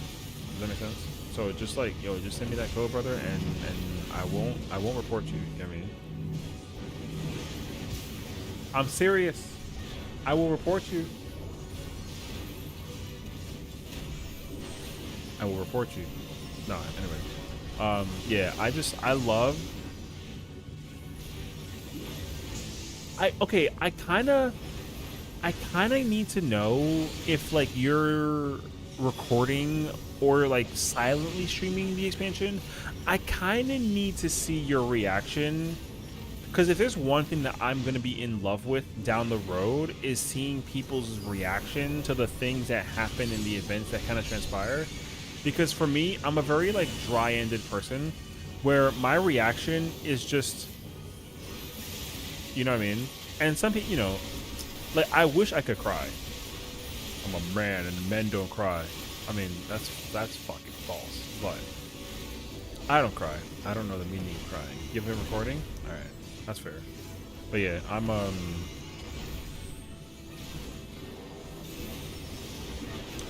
if there's a way to silently record and or stream the content that you can eventually go back and see your reaction, I'm trying to see that reaction. Low key. No marble. Like low key. get it, like Loki, but like low key though, trying to see it. So, but if not, you know, but like, you know, because I feel like you're gonna have the most what the fuck moment ever, and I'm not saying that because of what's gonna happen, but because of knowing you, I expect that to happen. So, I already told us my feelings in the expansion, even though I'm level 3 at the moment. Yeah, I ain't gonna hold you, bro. You know that word of the day being fundamentally? So I can tell you that fundamentally, where you're at, the thing that you told me when you're just like, man, this, let me tell you that changes. Crazy, bruh. I'm only 9596. I can say with my full chest, I love this expansion so much. Yeah, honestly, okay, so here's where I'm at right now, okay? If I had to make a tier list, I'm gonna make a tier list for you. And also my tier list is biased, so if you think I'm wrong, F off. My tier list bias is actually, wait, you know what? Let me see if I can find it online. I'll find it for you online. FF14 expansion tier list. It don't include dawntrail? Cap. Is there one that includes dawntrail? Tier list 7.0. No? All right. I'll tell you what it is. Here, I'm gonna use this one. We got the simple, plain old like beep. All right. Okay. I'm not gonna put it in any order. I'm gonna just tell you what it is. No, actually, mentira. I lied to you. Hold on a second. I gotta make a new tier. How do I do that? Bro, I don't like use this program ever. Can I do one above? Yeah, hell yeah. All right, facts. All right, so we got S plus. No, wait. We can take that out, and we could take that out. All right, so we got S, and then we got S plus. All right, S plus is Shadowbringers. Dawntrail, right there, boy. They're neck and neck. Storyline wise, functionality wise, gameplay wise, raid wise. I mean, we haven't even seen the raids yet, but video game wise, Shadowbringers and Dawntrail, yo, boom, right there. Endwalker, boom. Heaven's Ward, boom. Stormblood, low key, boom. And November Born. Actually, I could take that too. Boom, there you go. That's the tier list. Dawntrail up here. That's facts. I don't. If you think that I'm wrong, you're wrong. I'm sorry. I hate to break the news to you, but this is facts. Shadowbringers and Dawntrail are S plus tier. Endwalker, if I had to put like an order to it though, okay, it's gonna be like this. But it don't matter. And then I put Dawntrail up here. Now, in terms of the storyline though, that's what I was saying earlier. I was like, yo, I'm just excited because the writers, you can tell that the writers have been in the bag collecting with their lore and preparation and the evolution and the changes, etc. Oh my god. All right. Shadowbringers though, like, yo, like Shadowbringers was the peak of the mountain. Ooh, I'm in there. Shadowbringers was the peak of the mountain. I'll tell you that much for facts. Dawntrail, however, Dawntrail don't necessarily got to be the peak of the mountain, but for it being at the bottom of the freaking hill and doing that whole spiel, yo, Dawntrail is freaking incredible lit fun. So, like, the great thing about what they're doing with the lore of Dawntrail is that they are just giving us content. Like, they're not like Shadowbringers is 0.000000001% better than Dawntrail so far. Like, literally that much different. It's not that, it's crazy, bro. I freaking love. Okay, I love it. I love the video game. So, like, I love that it's not just like, yo, we're gonna go do this thing and like handle the business, goodbye, and then that, you know, they're giving me so much lore, and they're preparing me for the inevitability where I'm going to sit there and die inside. I cannot wait to feel that way in my soul. Hell, spoiler alert, I already felt that way earlier today. So deal with it. Oh, that rescue though. So, and the thing that's worse about it though is that I'm not even like in a position yet. But what I will tell you though is my heart, it beats quiet, dude. My heart beats quiet, and that's not good. I'm just letting you know. Yo, the dawntrail story. God, thank you. Oh, random side note, my box is there too. I haven't even opened that box yet. So yeah, so I spent the entire birthday today literally just like, I don't know, just I've been playing dawntrail here. My friends were all like, "Are you going outside today?" Fuck no.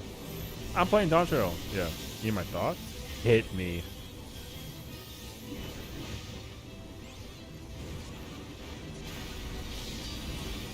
Me being blessed with the potential case scenario that I could be able to answer the Foxfire 47's questions is actually believable.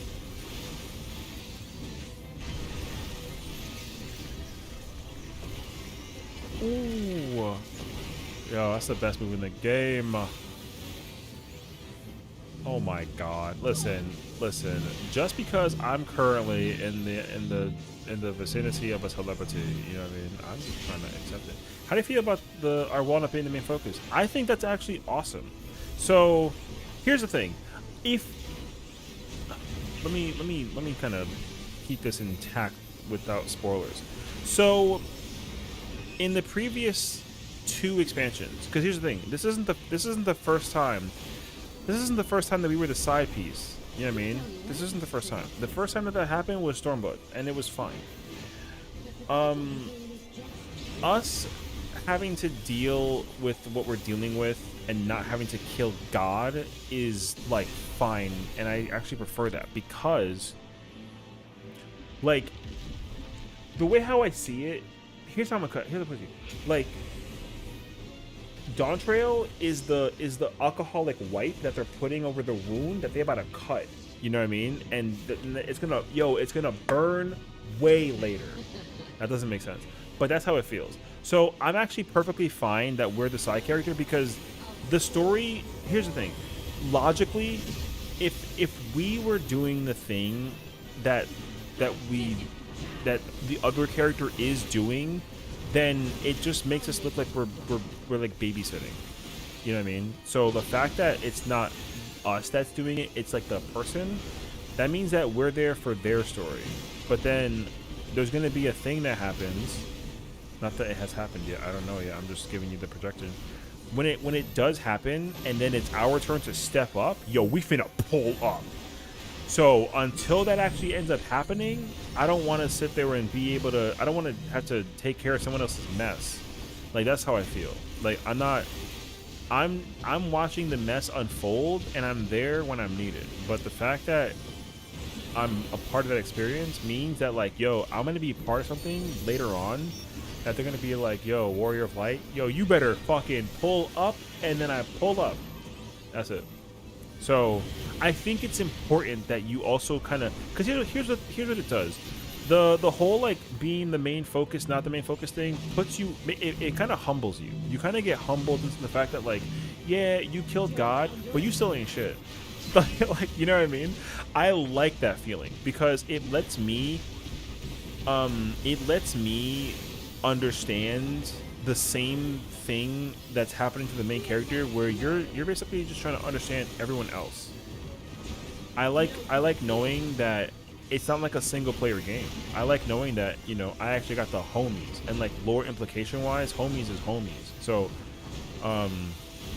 anybody who doesn't feel that way, they're gonna realize that that's a mistake, even if it is homies that we actually love and appreciate, because you're gonna end up realizing that, oh my god, I'm required, and then that feeling of that requirement is gonna feel so satisfactory. So people who are mad about it now, yo, when they're gonna realize it later and be like, yo, my bad, bro. So We gotta go back to be the main at some point. Yeah. Like, don't get me wrong, Sev. Like, we are gonna become the main again at some point, but it's not gonna be the entire expansion. Like, we still get moments though where it's like, yo, like I said, like the Warrior of Light is a requirement. But there is a wait. I gotta think. Did you do it yet? No, you said you level 93, right? No, you're not there yet. Okay. Here's what I will say. So, if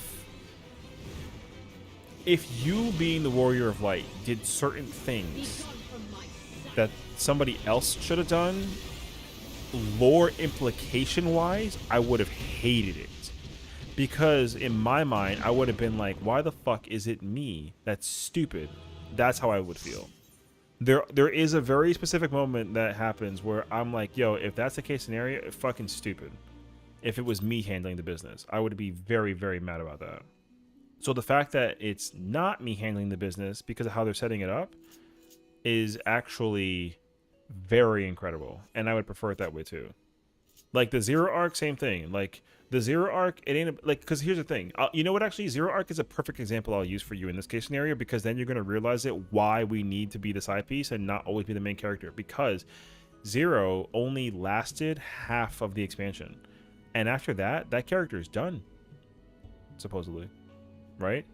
If we handled the business and became what we became in the same format as Zero, there wouldn't be a dawntrail story with us in it. Like, we would have no other purpose if that was the case scenario. There'd be no... Because, again, if Endwalker ended the way that it ended, then us going to Taral would be pointless. The Scions can handle that shit. If we did the thing for Zero in Endwalker. That's what I'll tell you. For a fact, we will. That if that was the case scenario, then our point and journey of going over there would be so minuscule, it wouldn't matter. But the fact that we let her handle the business and give her identity and have her feel that sense of completionness, that means that we still have the requirement in our own mindset that we're going to be needed down the road. Instead of it being us, it was her. If it was the other way around, yo, there wouldn't be a 7.0. That's why you can't dislike the Zero arc because you were the side character. It was happening during a moment in the lore where there wasn't even a main story. The start, like, that's the lack of the identity that's going to go missing. Because if you feel the entire time you need to be the main character, eventually there's going to be a time where people are like, yeah, my story's complete, and like you can't always feel that way, because then you can't have stories like with Zero where, like I said, like her story wasn't even like a part of the main story, like main scenario, but like the main story though, no.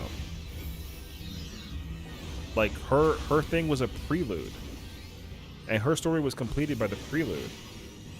If your story was completed by the prelude, I guarantee you'd be pissed, because like I said, you wouldn't even be playing dawntrail. So you gotta actually appreciate the fact that they are actually setting you up for what inevitably will become a moment where you will shine brighter now, or sorry, later on than you will now. Facts.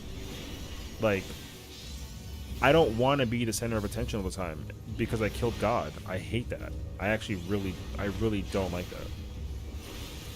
That doesn't mean that we're not important. We're still the most important character in the entire game, but it don't gotta be about us the whole time. I hate being in the spotlight all the time.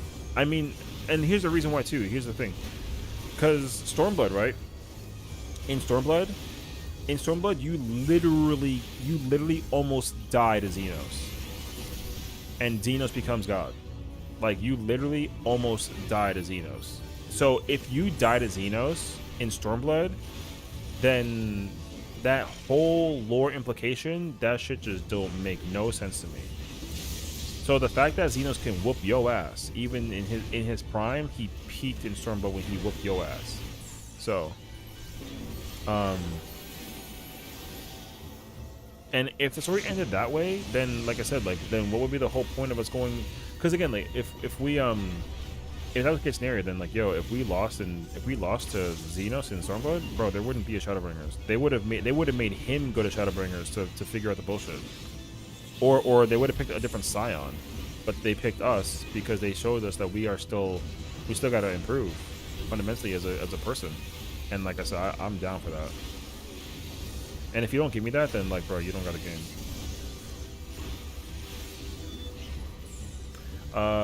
To be fair, it's not the fact that we have been the chosen one since our ARR. We have been the chosen one since ARR. The warrior discourse are going to be the main character. I mean, yeah, exactly. So like, but do you need to be the main character in somebody else's story though? That doesn't really make sense to me. I don't want to be the main character in somebody else's story.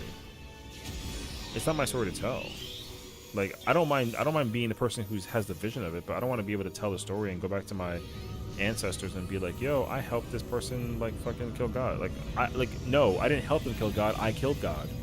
So do I want to also help them figure out how to become like the president? Like that shit is like crazy weird.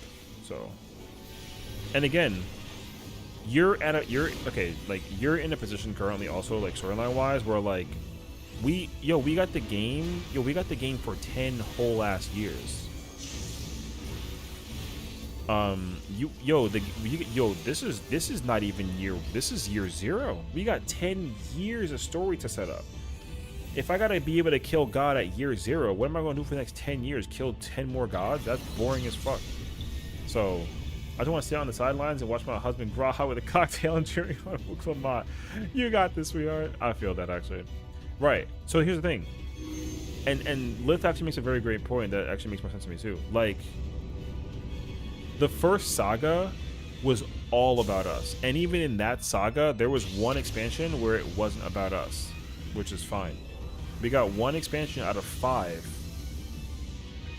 Yes. We got one expansion out of 5 where the storyline, it wasn't about us. The other 4 was about us. So, we're literally in the course of 10 years, we're getting 5 more. So it's okay if the first one is not about us. That's fine. I don't got a problem with that. Because the other 4 potentially will be. And again, eventually, when I gotta kill God on some crazy shit, I'm gonna be actually emotionally ready for it. I don't gotta be ready for it and on summer vacation. Bitch, it's summer vacation. You know what I mean? So yeah. Like that's why I'm telling everybody that like, yo, you can't get mad at the storyline right now because it's like sluggish and boring. They gotta set you up for success. So when you hit your feelings next expansion, because remember, 8.0 storyline is already confirmed being worked on. It's not a conversation. They're already working on 8.0 story. The dawntrail storyline from now to the end of 7.5, the story is finished. They finished the story. The writing is set up.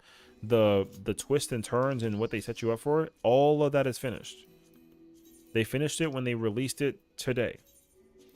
So we can't change the discourse or alter the story in any way, shape, and form. It's done.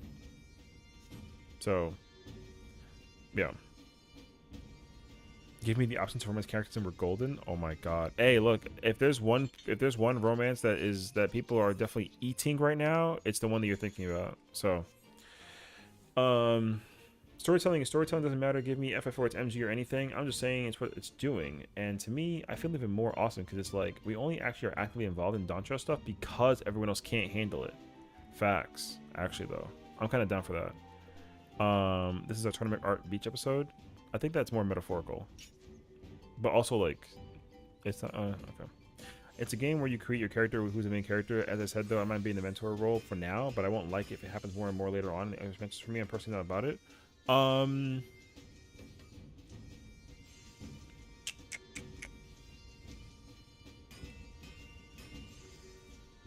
Yeah, I don't know. I mean, again, like I can't tell you anything because if I tell you anything, if you literally feel this way now, you're not okay. I'm gonna say this harshly, but I'm gonna say this because like it's an intervention, like, and I love you kind of vibe. Okay, if you feel this way now, you will not appreciate your character down the road. That's exactly what I think. If you want to be the main character right now, your character will be worth less in the future. That's facts. And I'm only saying that because of where I'm at in the story. So if you want to be the main character right now, you're not going to be worth it down the road. Like, you're going to become somebody that's less important down the road. You gotta be able to give people the limelight so that way you can shine brighter when you come back on Edward. But the thing is, like, you're not a mentor. Like, you can't call you're not the mentor right now. You're just an adventurer. You're a scion, just like everyone else is. Like, you're the warrior of light, but the people in Toral don't even know who the fuck you are. Like, they don't care who you are. Like, you stopped the whole world of devastation in Endwalker. They don't care about that. They don't even know who you are. So, well, yeah, because she knows that though, because she was informed by Erenville of what happened with the final days. Erenville told her what happened with the final days. But over in Toral though, even though they saw the sky, they were just kind of like, eh. Do you get what I'm saying? Because I can't say anything because I can't.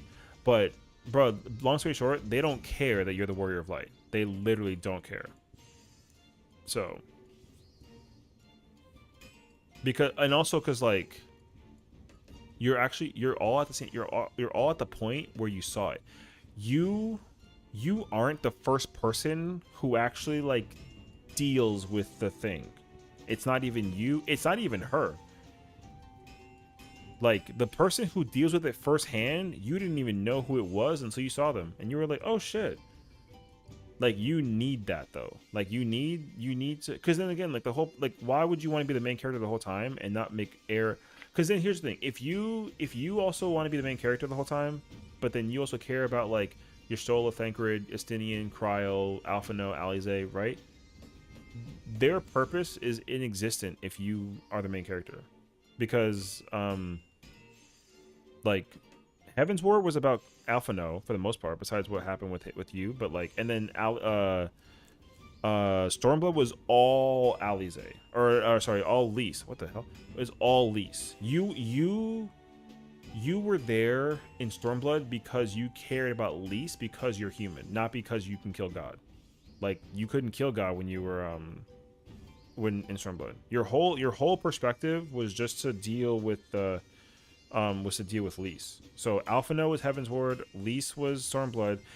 Like, you weren't even the main character. I mean, you were the main character in Shadowbringers, but even then you still weren't. The main character was the villain. Facts. So yeah. We were the only ones to take on Xenos though in Stormblood? No, we weren't. I mean, like, yeah, but also like we lost to him too. We didn't even beat him because he didn't come back until we didn't even win in Stormblood. Like, all we did was repel him away from him destroying the universe. We didn't even win against him because we didn't even kill him in when he was Shinryu. All he did was peace out. He was like, "You can't touch me, bitch," and then he just like flew away, and that was it. We lost his, yeah. If anything, like, everyone hated Stormblood because you were whack. You were very weak. Yeah, like, you were weak in Stormblood. That's why everyone hated him. Yeah. So, it's a whole debacle. And that's the thing too. I loved Stormblood. I loved that I was there because here's the thing. Personally, for me, I actually loved Lys as a character. I think she's actually one of the better characters that they've written. And her necessity in the storyline was literally so nuts, actually. So, okay, but Sev, if the Crystal XR needs to teleport us to help his world, and if we have the power to kill God, why didn't we know about what's happening in the first, and why didn't we just go fly there ourselves? Do you know what I mean? If we had the capabilities of doing all that, then we could have just gone over there without even a blink of it all, and then just kill God and then come back to the thing. But we didn't even do that. You know what I mean? That's the reason why. That's the reason why. Like, yo, you're the main character, but you're not a God killer. Like, you kind of also, like, you sort of ain't shit. Like, bro, my character ain't shit. I lost to Xenos. I can't protect my friends when they die type shit. Yo, like, I ain't shit. And also, I actually, yo, hot take. People are gonna get mad at me for this. Yo, Xenos is still alive. He ain't even dead.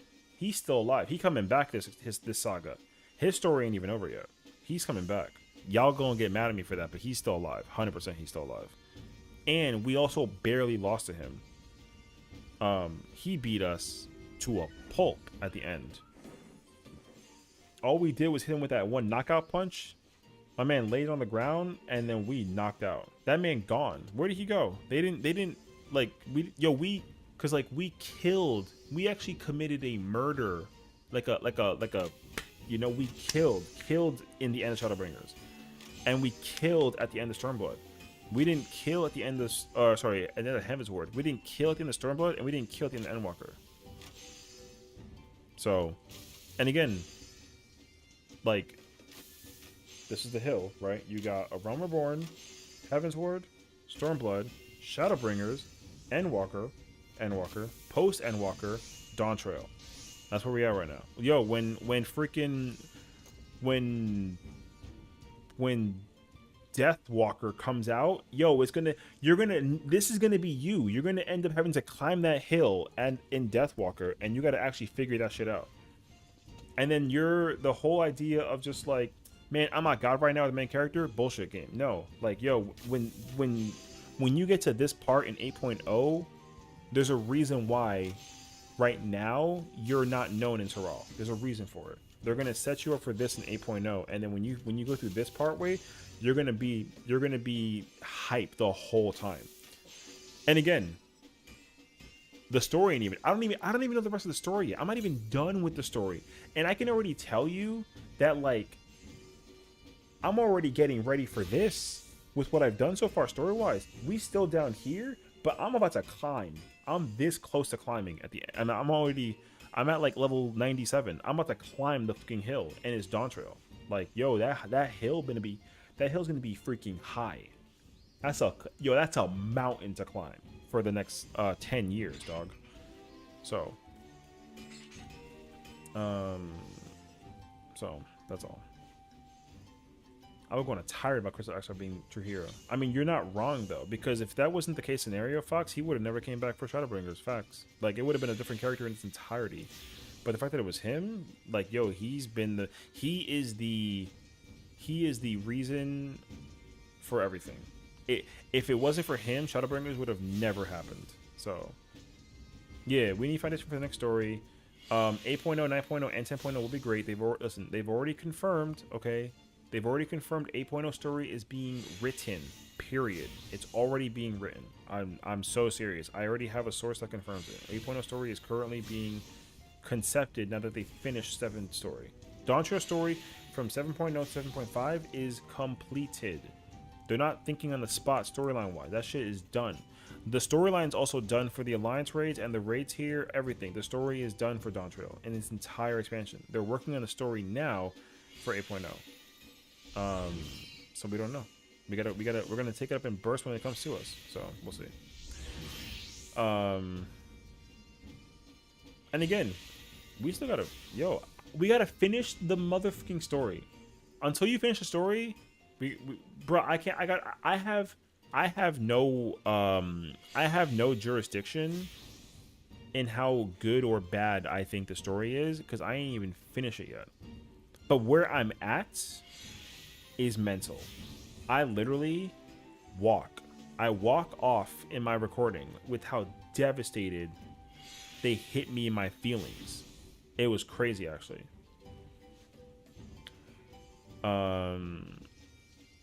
Like, I've even been interested in doing side quests. I never do side quests. I feel that, actually. We need to tie up the Highland Zodiac storyline to continue, and including the 12 Ancients and the Ascians. We're done with that damn story. We're definitely done with Hydaelyn and Zodiac. That's facts. However, the 12, I would wager the 12 is completed. The Ancients is question markable. The Ascians is like part of me. This is my theory in the back of my mind. I put that shit in a bottle and I close it and I put it in the back. I do not know why. I don't have an answer. I can't explain to you how or why. I have no clue. However, I do believe that we are not completed with the Ascian story. We went over this like during the downtime of Dawntrail. Out of the convocation of 14, right, we have insight on 9 of them. We know about 9 people in the convocation of 14. There's 5 people that are completely unaccounted for. That's facts. There's 5 that are completely, no one has a fucking clue where they are. 5 Ascians are missing in the lore for the past 10 years, for the past 13 years, 14 years. For the past 14 years, there's 5 Ascians we have never heard of in our entire life. Only out of those 5 Ascians, only 1 got mentioned in a dungeon, never seen again. Same thing at the mini spoiler at the end of 2.0 storyline. You see out of those 5, you see 2. That means that there's 3 Ascians that you get a tiny micro hints for, and there's 2 Ascians that names that we know the names of due to like just people researching, and also the encyclopedia. That encyclopedia. But even then, the encyclopedia has literally -5 knowledge on those 2 Ascians we know dick about. We know nothing about those 2. We don't know gender, name, where they are, where they come from, who they're related to, what were they responsible. We know nothing. We know nothing about 2 Ascians. All we know is that they were responsible for certain aspects of creationism in Elpis, but guess what? They weren't even in Elpis when we were over there. So, there are some members that we never figured out. So they gon' listen. The Ascians, I guarantee you, at some point, maybe not this expansion, I don't know. I have my own theory though. There is 100% an Ascian still at play in this expansion. 100%. Whether we see them or not, or whether we don't have no clue. I gotta be the game. I don't know.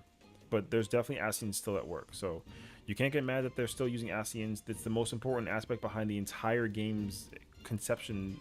Because if it wasn't for the Ascians, then that shit would be pointless. Of course, Ascians are still at play right now. 100% they are. So there's that. But Hydaelyn, Zodiac, and the 12, though, I do agree with. Ancients are kind of questionable. I don't actually know, though. But the Ascians are definitely 100% still in play. And they won't be done with until we have accounted for all 14. And also, they reveal who number 14 is, which, like, we already know who that is. But they gotta, like, do the thing. You know what I mean? So, we got a long-ass road ahead of us. The Exarch is powerful. Even MSL knows this. The Exarch could have taken on the Light Wardens and saved the world on his own, but since the Slayer of a Light Warden gains the light and turns into a Light Warden, he needed the warrior for their blessing because they could hold all the light. I could write an essay. I'm trying to... I will ASMR read the crap out of that essay. Facts. That essay would be goated, bruh. Yeah. Like, you will... people who know... No, you know what I mean? The lore attention to the details that it boils down to, that shit gets harped out by people who know what the fuck it is. So, now, again, I don't know it all. But what I do know is that if the story wasn't good, I would not pay attention to it. I will tell you that for a fact. If the story was not good, I'd be like, bruh, just let me speedrun this bitch and go get raids. But... I fuck with the story. The story is actually cracked good.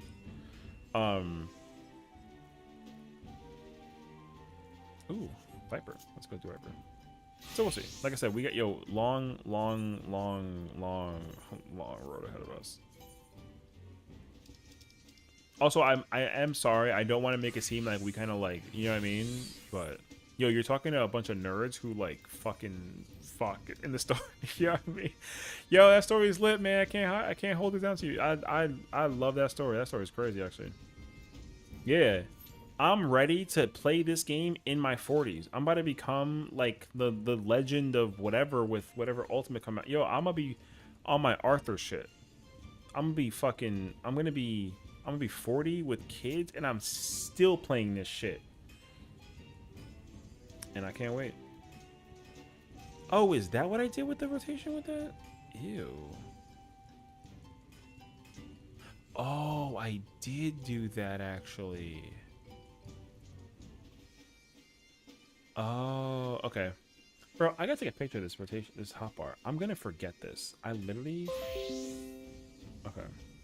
Because the hotbar I made for my Ether character is different from this character. Viper. Hotbar. Oh, thank you, Lith. I appreciate it. I know. Listen, I'm an old 32. You know what I mean? That's disgusting to say out loud. But it's, oh, I don't have Picto unlocked actually. That's fine. 32. You know, here we are. Thank you. I appreciate it. 32. I know I'm old. Get the fuck out. No, I'm serious. I'm 32. Yes, I'm in fact older looking than you, Fox. I know. I'm sorry. It's facts. I have a lot of opinions and I can turn things on its head, but it's not worth it. So I just keep it to myself. Yo, I think. You know what happened? Seb was just like, character, and then just like hit with like a mountain of books, and then he was just like, alright. Yeah. Just like mountain of books. You're 34 this year? Get the fuck out of here. You're older than me? Wait. There's no way between the three of us I'm the youngest. Stop it. That's actually, there's no shot. You're 33? Yo, listen, can I say something? In my friend group from college, my friend group in college, I'm the oldest. No. Yes, I'm the oldest. Older. What the fuck was that? Did I queue into a PvP? I don't even remember it. Oh shit, I didn't even notice. Oh my god. But in my 14 friend group, apparently I'm the fucking baby. Yo, that's stinky.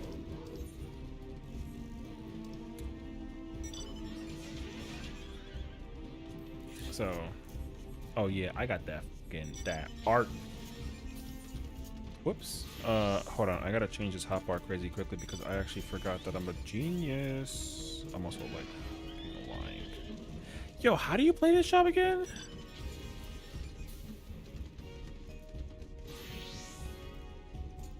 Wait, I don't actually know.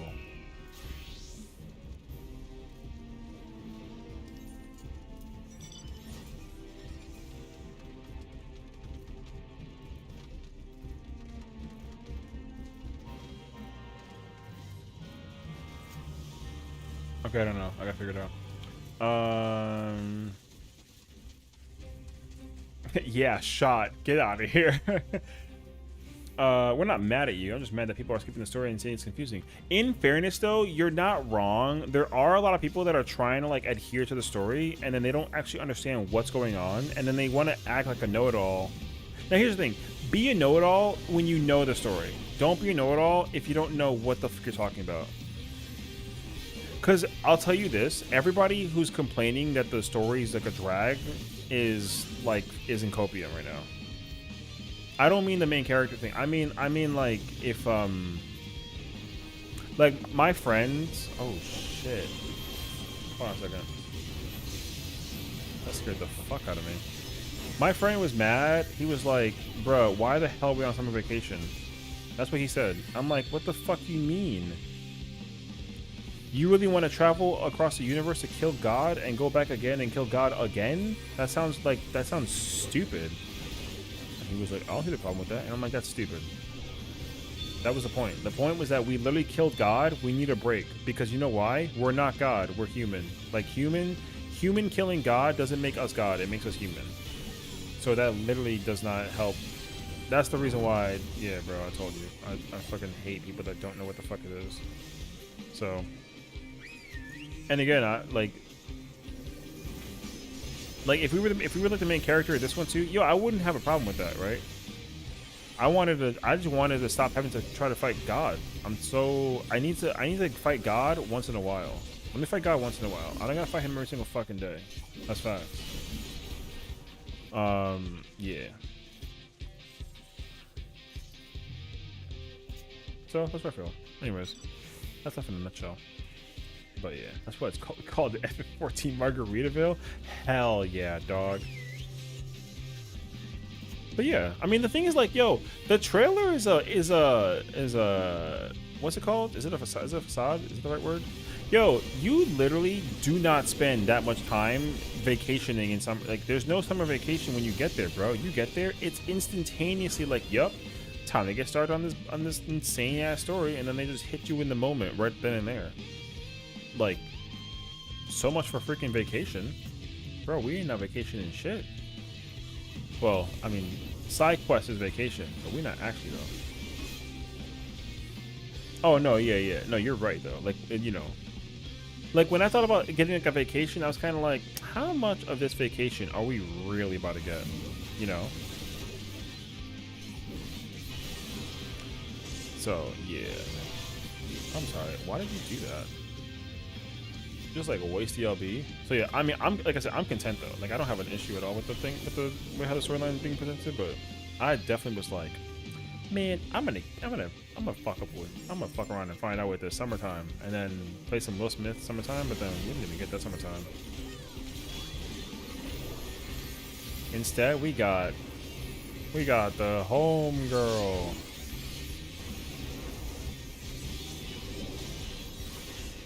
Wait, what? They are yellow. Okay, I thought so.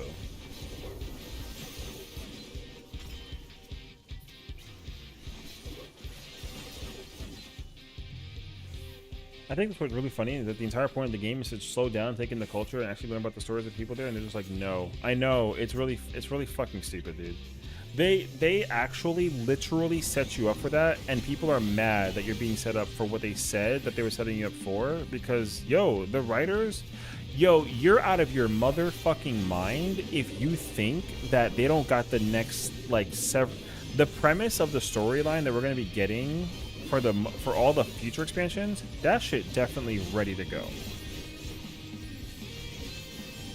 100%. Now, obviously, we don't have like the entire thing. Like 8.0 story has not actually been like finalized per se, right? But we 100%. They definitely got the whole saga established. For sure they do. So, there's a reason why it's a slow ass storyline. They want you to sit there and absorb it. That's why even in the live letter, they were like, we want people to really like see the work we put into this because we literally made the game fucking beautiful. They were like, yo, our game is pretty now. Take a look. And people are like, when's raid? And it's like, yo, shut up. We'll get that shit later. Relax. So, right. Like we literally need like the biggest takeaway point for this expansion is that like, yeah, it's like, hey, we're gonna write you another crazy ass story where you fight not one god, but you fight God's father. You know what I'm saying? You're gonna be fighting the father of God. But like, we need time to set you up for that. We're not gonna have you fight God and then fight his dad next expansion. That would be whack as fuck.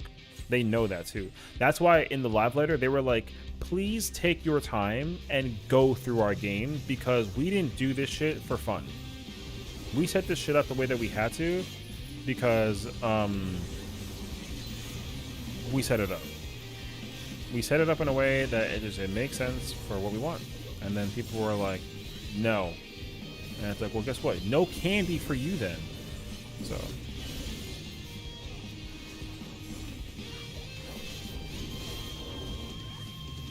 Hold on, I'm trying to fuck around with some Viper and find out real quick. Hey, yo.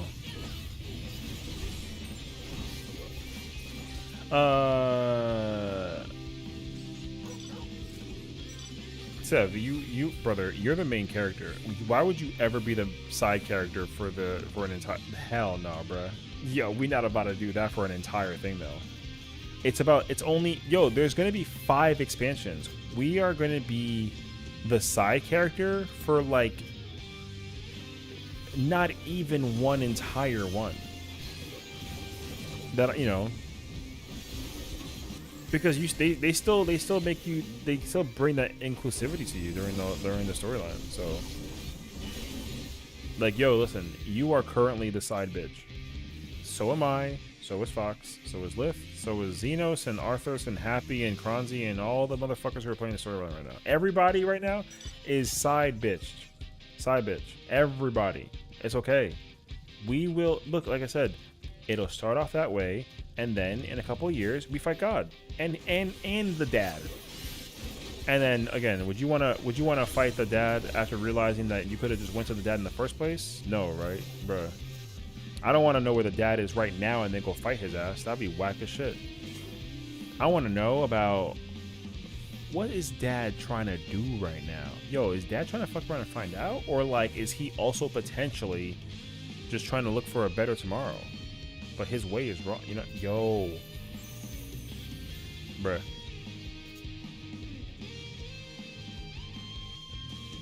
Right. I mean, you know, if we had the rest of the expansions, we wouldn't know what the hell the name will kind of like tell you what it is, though.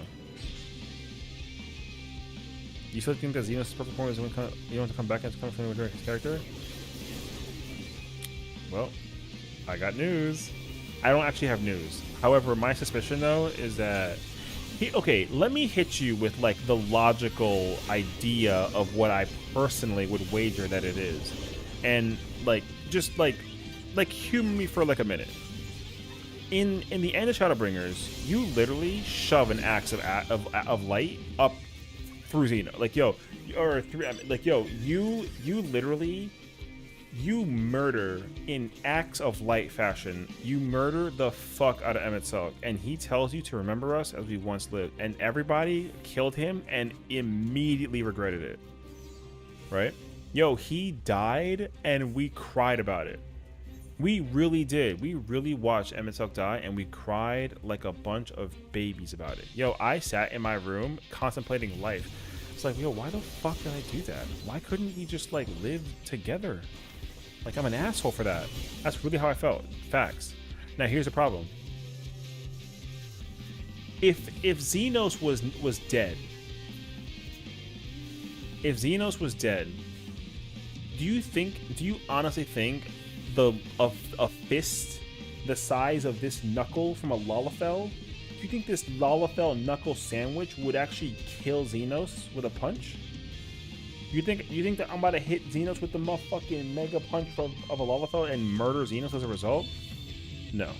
So there's no shot that formation indicates what you know. Yo, so again, I got news for you, brother. That man is still thriving, 30 and flirty. All right, it ain't gonna be fun though. That man's still alive. Facts. However, it delivered. But all he got was, yo, he got a busted lip. That's it. My man got his lip punctured by the Lalafell fist. You know what I mean? So like, yeah, like newsflash, bro. That storyline with Xenos, that shit is not over. It ain't over. I don't know how or when they're gonna bring him back. If they bring him back, however, yo, Xenos is still alive. We literally knocked out unconscious. We got unconscious when we knocked him the fuck out. I punched him in his face. He got a bloody lip, and that I never saw his ass again. You really gonna tell me that he's not gonna come back? You're copium if you think that he's not gonna be coming back. There's a character I hate more in Dawntrail, and it totally redeems Xenos in my eyes. I want to know who you think who you hate right now. You can tell me. I'm further ahead of you in the story because you're. I'm pretty sure. I want to know who you're talking about. I genuinely do, because I would love to know if your thought process was the same as mine. Because I genuinely gotta know.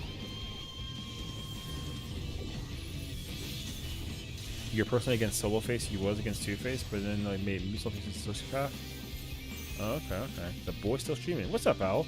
Yo, Al, can you please explain to me why did Vicky have? Yo, a lot of people right now are pumping with viewers right now. Yeah. I'll happily take the DM because, I'll tell you. No, I can't tell you actually. Okay. I can't tell you anything because I don't know until I know what you're gonna tell me. Okay, I'll wait. Just give us these big bads. We had him for 3 expansions for longest lasting. I mean, yeah, but like that's 3 out of 5. Actually, 2 out of 5. He wasn't important. He wasn't important that in Shadowbringers or Heaven's War. He wasn't important at all. The only ones he was important for was Stormblood and Endwalker. That was 2 out of 5. We better get 5 more. He can be important again in one of them. So we'll see. Also, look, random side note though, like, yo, everybody fucking loved Xenos as a villain. He was actually the best villain that the game ever had.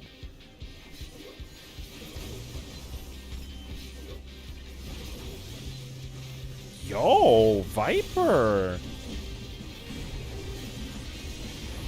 Okay, brother, man. I didn't know that Viper fucked like this. He was around Shadowbringers? Yeah, but he wasn't important, so who cares? Like, we don't care about that. He was around, but he wasn't around though.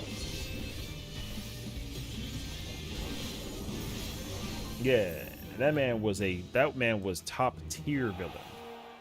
Top tier villain. That man was goated for a villain. 100p. He's my favorite villain. I like him more than Emet-Selch, despite the fact that Emet-Selch is in the best Shadow. You know, Emet-Selch is in the best expansion, but Xenos is the best villain. Period. Although I hate saying that though, because like I love Thornton. I love Thornton so much, dude. Thornton threw me off guard. I didn't know that Thornton can fucking find around and find out. You know what I mean? Yo, he fucked around and found out, and that shit was crazy, actually. He's let me think about this actually. Wait. Actually, facts. Thornton is goated because his entourage is the only entourage that's done the thing that no one else has done in this game. Yep. Only one. He's the only person who's done the thing that no one's ever done in this game, period. Only character. Thornton is goated, bro. Oh, hell yeah. I got the DM. Okay.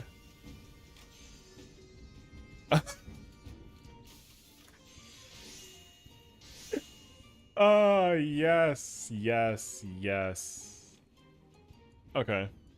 You know what? Wait.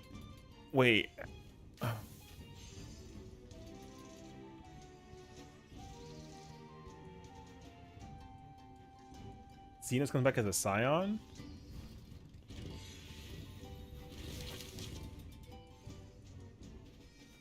Ooh, okay. Okay. Yo. Okay. Oh, God, dude. Oh, you just... Okay, gotcha. Okay.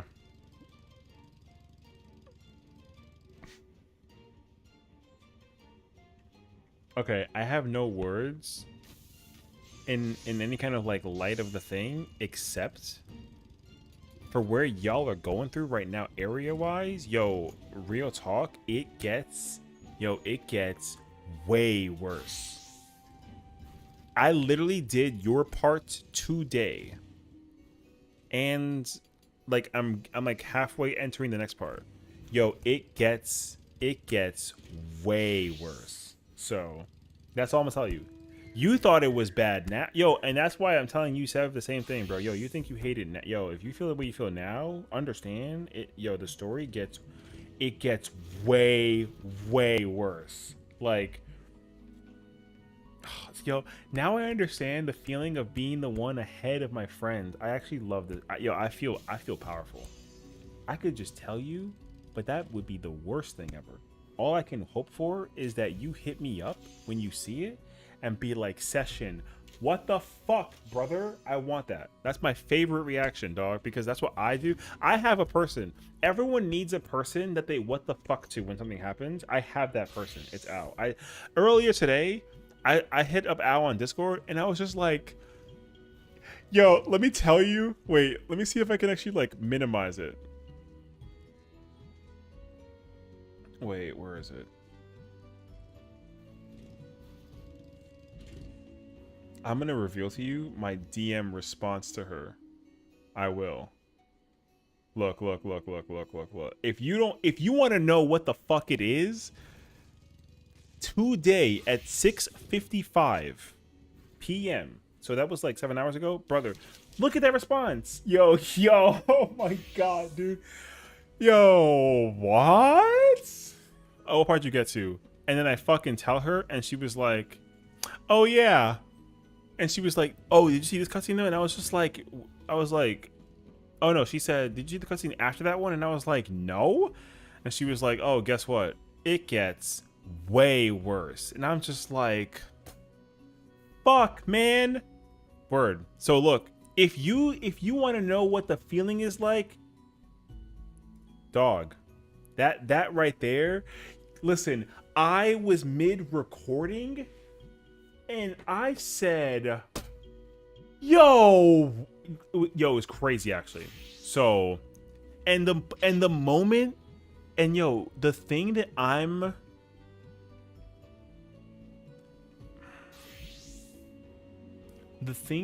talking about, you're gonna see if you put in like a solid 4 hours into MSQ tomorrow. Yo, you're gonna fucking feel it. You're gonna understand why I all capped that. Yo, what? I promise you, because I went to the part that y'all going through now, and I was just like, there's no fucking way, dude. I was like, no way. And then it was like 2 hours later, and I was like, what? Yeah, that shit hurt me. It hurt me. I sat there, I'm getting my jaws hurting right now because I'm feeling it in my emotions. Yo, that shit hurt me, dude. It hurt me. So, yeah, I'm telling you now, yo, and here's the worst part. I'm not that far ahead of the part that you're going to end up on. I'm literally like, I'm at the part, I got to start the quest as soon as like the thing happened. I got to start the quest. That's where I'm at. But where I'm at between where you guys are now is like a good solid 4 to 5 hours. But yo, though, oh God, yo, that's it. I got nothing else for you. I can't help you. Yo, listen, there's a reason why I put the fucking expansion at S tier with Shadowbringers. Because listen,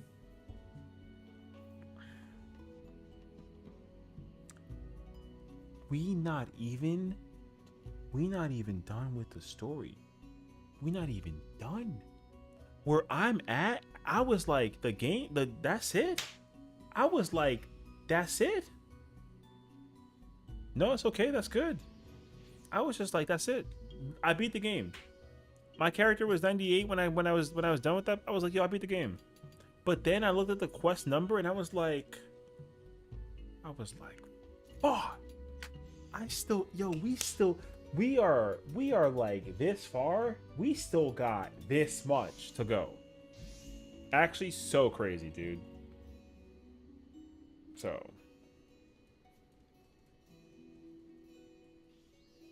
I'm not ready for it. I can tell you that much. I'm not ready for it. Yo, it's... Oh, it might be like a cooldown. It's not gonna... Yeah, that's all. No more words. I'm done. I'm gonna shut up because... Yeah, it might be cooldowned. Oh, man.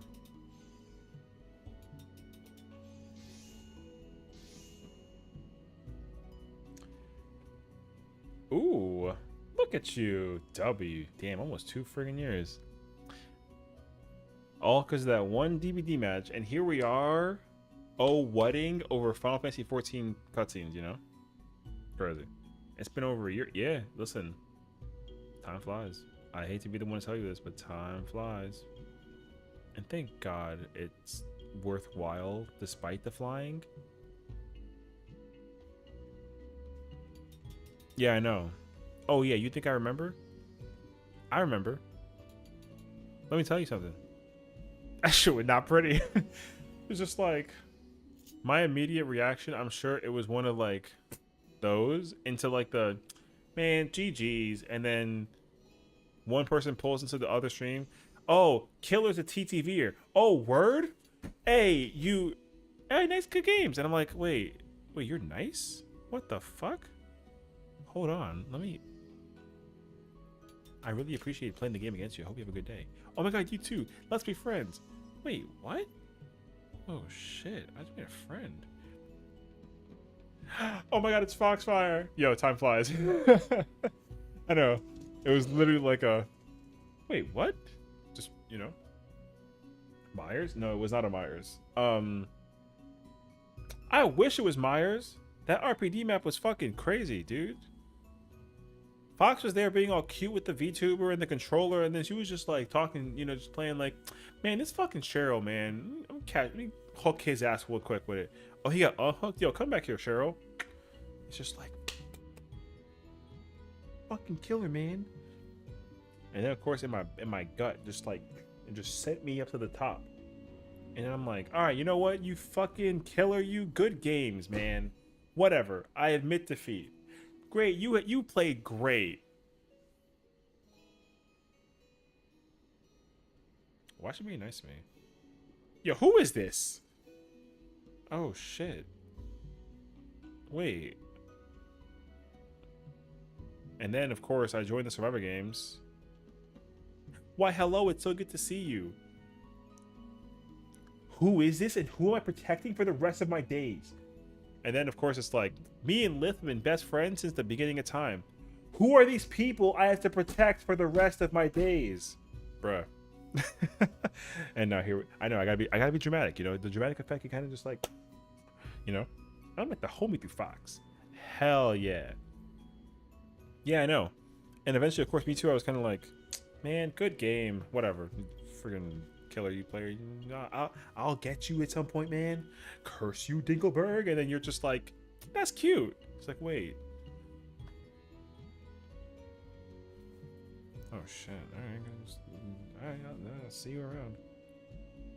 The follow icon happens. Thank you for the follow. I'll follow you back. Hey yo. Wait. Do you play 14? Did we just become best friends? Yup. Literally like that in a moment. It was awesome, actually. Meanwhile, the only thing I have to be protected from is myself. Gremlin walk. Oh my god. Cat, what's up, man? I know. Honestly, DVD, ugh. Is Wanderer's Palace dungeon worth doing? Yeah, good dungeon. Yeah. There's no dungeon in this game that's like not... just do every dungeon, period. No questions asked. The only dungeon that's kind of like is that 49 dungeon, that Castrum. Everyone's kind of just like, I mean, not me though, because I love this game, but most people are just kind of like, God, this one, you know. I remember chilling in chat and asking you which jobs you like. Yeah, remember when I was like, I like Dragoon, but also I play Gunbreaker, but I love me some Dark Knight. Also, like, I played some Astra. I definitely went on like that whole like fucking, you know, is it like farm worthy because of tomes? I'll tell you this. Do not go to this thingy and then go look for the dungeon here, because doing Wanderer's Palace and only getting 20 tomes, that shit was not worth it. However, if you do essentially what is this thing, this high level dungeons, whatever you have in the duty roulette, do all of these minus guild tests, because like you don't technically. This is good to do if you're leveling up at low level, or you want that. There is a challenge. If you do this 3 times and then 10 times, you get a good crack of XP for that. You get like 20% if you do it 10 times. You get a guaranteed 20% if you do 10 times for your level bar. But other than that though, do everything else. Everything else will give you poetics. So do that. Don't just like farm. You got like 2 roulettes, keep on playing. You will go from 2 to 3 to 4 to 5 down the road. But yeah, main scenario kind of a slog, but solid XP for it. Yeah, leveling in guild tests, keep on playing. Yeah, guild test is good if you're like level 10 through 15, and then you're just trying to do it for like the thing, whatever. When you get the challenge log that's like, oh, you're about to complete this, the next time you do it, do a job you want to actually like level up, and then you'll get like a nice little baby chunk. But then the second time you do it, you'll get like a bigger chunk. But leveling, the main things you should be doing to level up are leveling, main scenario if you feel like it, frontline, and alliance raids when you get it. Normal raids are the worst next to high level dungeons if it's a low level dungeon. High level dungeons are actually pretty cracked if you get like a newer dungeon. Not gonna lie to you. But otherwise, leveling PvP are just nice. Yeah, you do it once for the daily. Do not farm this. If you farm this, that's phew. Yeah, don't farm this. Just do it. You do it once a day, and once you get that reward already received icon there, you're done. You don't gotta do it again. You do it once a day. There's no reason to farm this. Not even for that. No. Or you know, it'll go away, but don't farm. Just one time. Facts.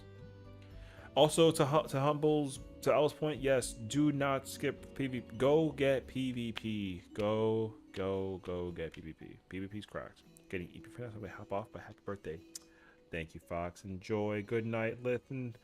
Good night, Foxbox Squad. I love y'all, man. Have a good one. Take care. Please let me know what y'all think of the story. I would love to hear you guys' reaction. So,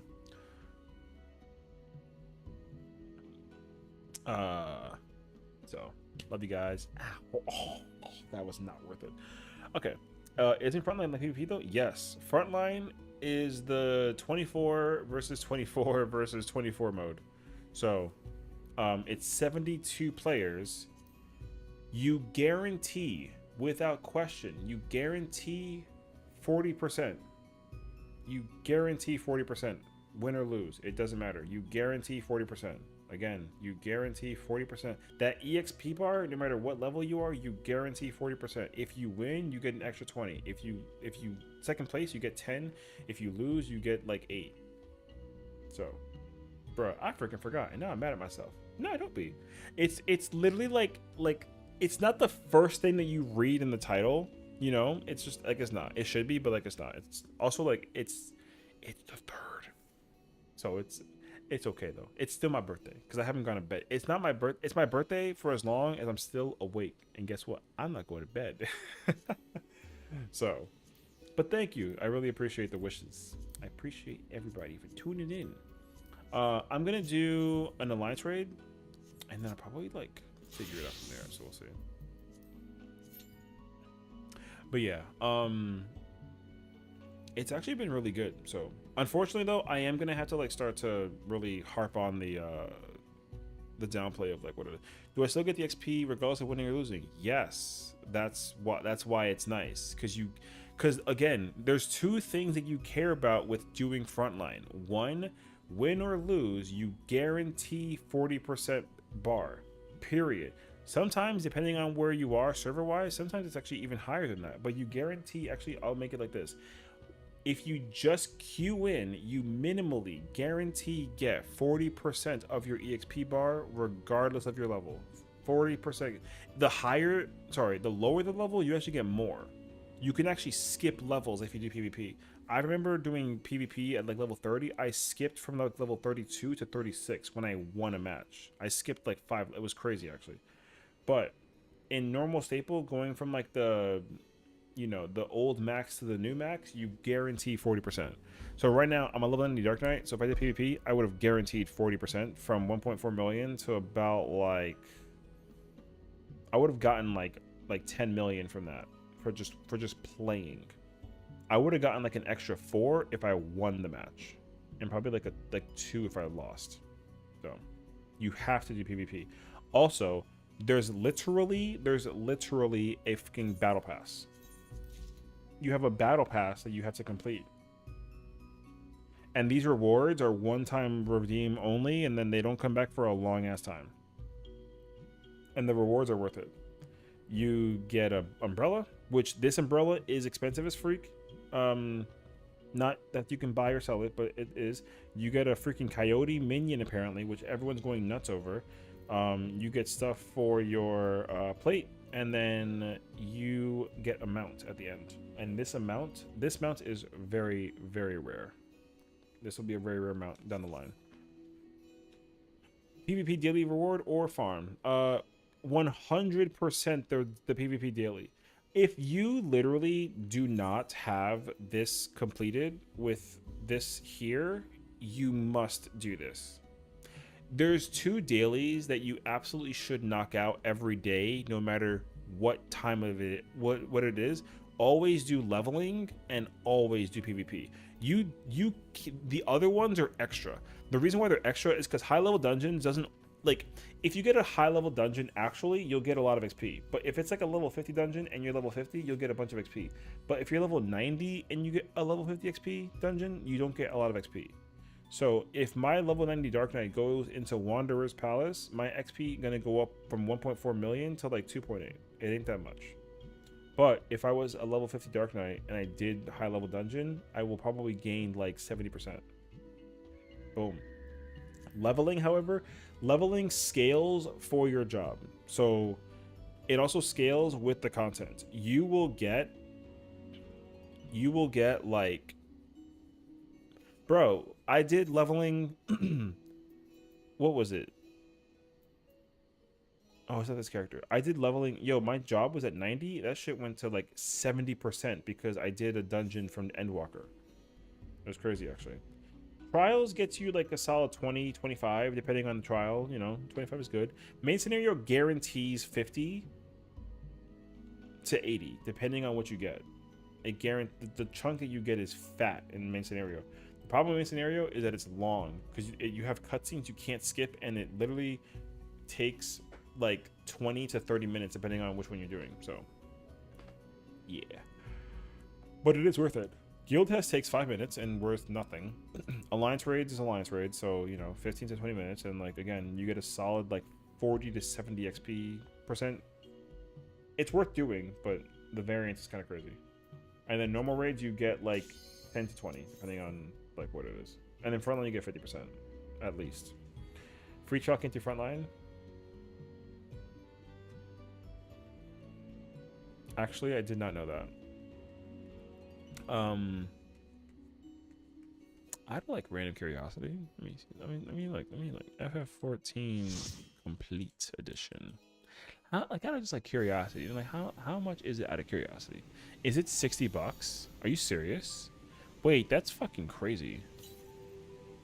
$60 is actually kind of a steal. What? You get $60 in for every single expansion? That's actually insane. You get Shadowbringers, Endwalker, Dawntrail, Stormblood, and Heavensward. You get every expansion.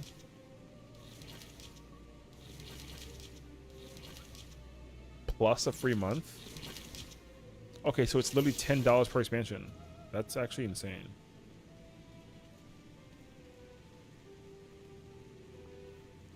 Yeah, bro.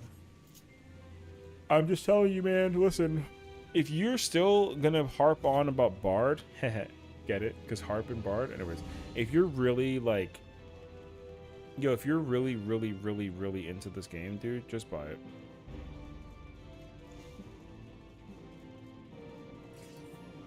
I got nothing. I got no other words for you, brother, man. Just buy it and be consumed by the darkness that literally fucking is.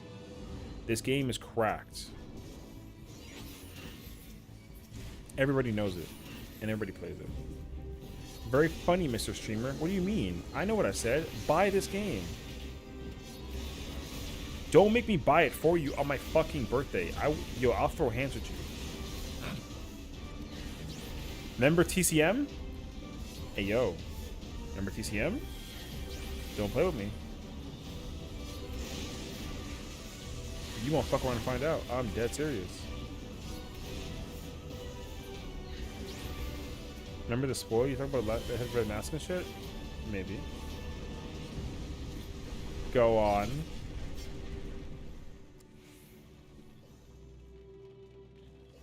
I think I saw one, but I didn't even remember. Now, ain't that a bitch? It sounds like to me that you want to go back. You want to go and find out. You know how you find out? Hey, yo. I think you know the answer.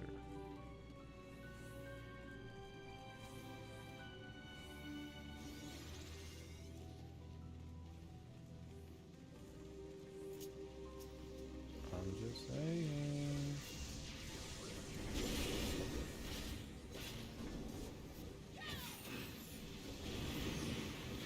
Brother, put him in the fucking middle, please. God. Who's voting in the wrong place? La Habrea, whatever his name is. I mean, hey, you know. Oh yeah. The guy from the Spider Dungeon, you know him. Yo, Cat, I think someone needs to buy the game.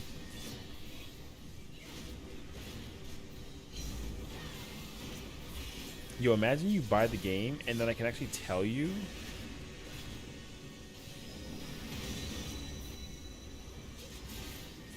Spider Dungeon. Oh, you mean 1,000 Miles of Totorak. Oh, that's where you're at? Yo, Cat, do me a favor, brother, man. Yo, if you look at the main scenario guide, what's the quest number that you're on? It'll actually highlight the quest number. And it'll say, like, the number that you're on quest-wise. Because aren't you, like, a level 50-something bard? You really got so immersed in the experience that you've been actually just doing storyline and not doing, like, fuck all else. That's what I'm thinking. If he's level 26, yo, that's kind of impressive for somebody who's like, you're level 60. Okay, stop. Don't show off now. Okay, but what's the quest line? If you have, I don't have it. I'm gonna queue something. I forgot. There should be like a, yeah, there should be like a little like red exclamation point thing with like a white background, and it should be like a guy. It'll literally, if you click on that, it'll literally tell you what level the quest is that you have to do. I want to know what number that quest is, because there's no shot that it's like not higher than 30. Where do you find that? What do you mean? I just, oh, hold on.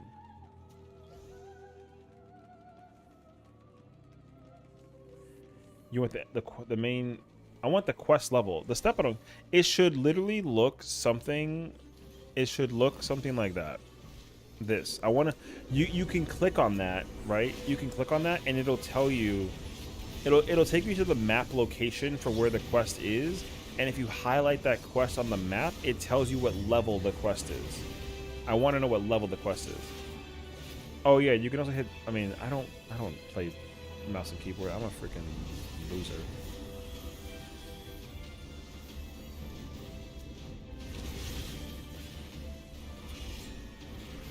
I'm afraid to tell you right now. No, I'm not gonna judge you if it's a low number. I'm just curious. I'm not like gonna be like, what the fuck do you mean? You know, I just want to know what the number is.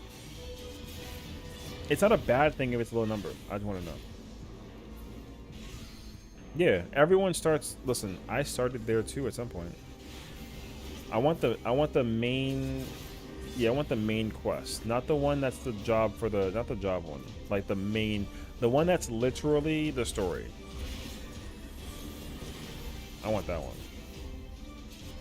Because if you said what you said, then you're probably going to be at like quest 25 or 24. No, 25. Assuming.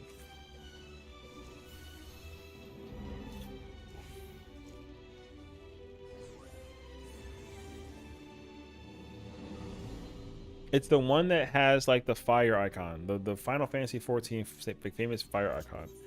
It literally looks like that one. The one that the arrow's pointed to. Where the fuck is this thing at? Oh my god.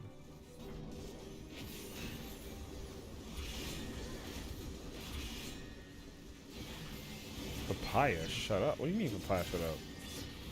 I'm missing something that you, bro, I think you just discovered something new again. I love it. Whenever Cat discovers a thing, he's dumbfounded by it, and then he just starts saying random words. And then he realizes why this game is so effing good. So I'm not mad about it. My bad. I didn't mean to vote off of you, bro, but I don't know. Oh, Papaya. Oh my god. Okay. Bro, I literally, yo, listen, I'm tired. It's almost 1:30. Actually, correction. It's 1:30. And my jaw's hurting. I didn't realize that I couldn't open my jawline that much. That shit actually hurts like crazy. Okay. Yo, because Cat, listen, man, listen. Let me continue to entice you why you gotta buy the game, because literally, you know the interaction that I had earlier with Foxfire and Lithium Fox, the Fox. Yo, the reaction that I had with them for Dawntrail, that's gonna happen to you soon. And it doesn't happen in just those. Yo, it happens in a Realm Reborn. There is a moment when you're gonna start being like, yo, what the fuck? It's gonna happen. So, and then when it happens to you, you're gonna get mad at me because I'm literally gonna be like, brother, I told you to buy the fucking game. Yo, that's facts. Can't wait. Yeah, soon. Yo, you brother, you think that they wait? They don't wait. Yes, it happens soon. One of our friends already is dealing with that. He's ahead of us, and he's like, "Oh shit, I want to say something, but I can't." Also, I came back. That was sad. Why are you sad? No sad. Sad bad. Sad bad. I'm getting mad at you regardless. I know.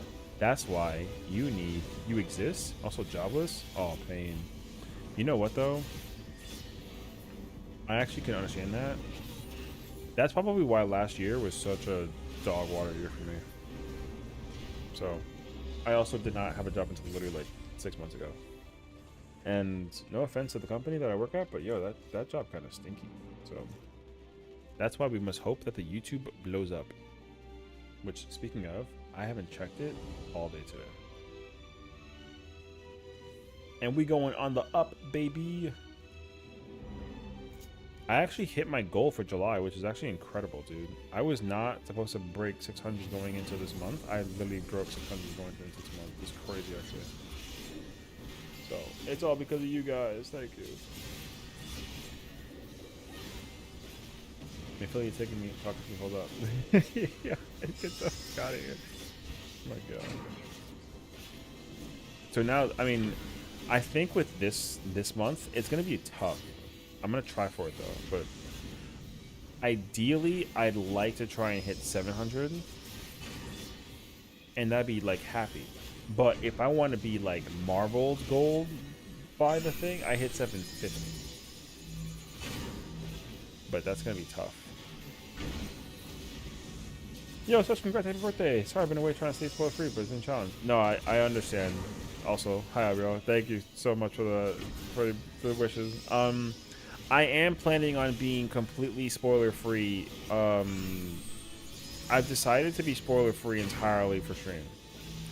So, I am just doing recordings of my storyline playthrough. So, you can actually, not that you should, don't do this. Don't do this, but if you want to watch my playthrough of the storyline, I actually go through the storyline for Dawntrail, obviously. Jetpack, what's going on, bro? How you doing? Yeah, screaming goat caught me off guard. But again, in honest truth, I don't care who watches the Dawntrail story. It's for me. It's not for anybody else to watch. It's for me to watch. I'm actually so serious. I went back and watched my Endwalker one, and oh my god, you know how hard that one was? Yo, that was a tough pill to swallow.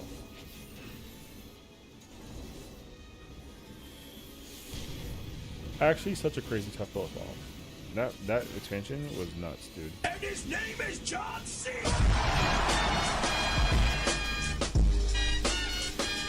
Thank you. And his name is... I need like an Optimus Prime. I don't know where this came from. I won't divulge at the moment. I'm at 90 level. Oh, you're ahead of me. Oh shit. Okay. I won't divulge at the moment. I'm in level 96 quest and I already got Viper at level 100. Damn. W. My well, for this character, she's very behind in the storyline, but her warrior is 94. As for my other characters though, my main, who I am doing storyline with, that character has Dark Knight and Gunbreaker at 98. And Paladin's like 95 or something. Actually crazy, so. Needless to say, I'm over Wuklamat. Oh, really? Okay. Are you... Okay, wait. Let me ask you a question then, out of like curiosity. Hold on a second.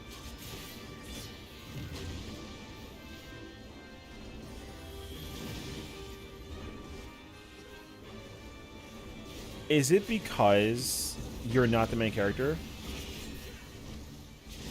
That's my only question. I don't want to know. I don't want to like know exactly what happened. I just want to know if it's because you're not the main character, technically speaking, kind of a no. Okay, then that's not okay. I'm trying to think about. Okay, you definitely did. Okay, go ahead. If you can explain without spoiling, I would be curious because to tell you my point without spoiling it per se, just very simply. I completed the level 95 dungeon and I'm in the next city, and the thing that happened that you know about, I'm pretty sure you know about, happened. That's where I'm at. That was not very well descriptive, but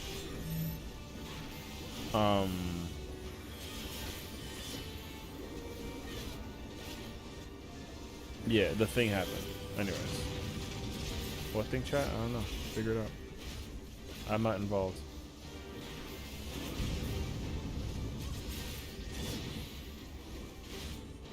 Because I was ready to... I mean, not that I'm, like, attacking anybody, right? But I'm just saying, like...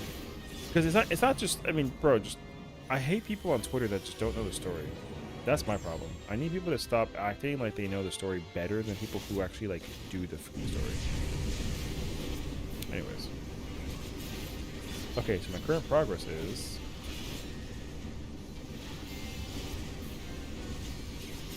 Level 24, Shadow of Darkness. Oh, okay.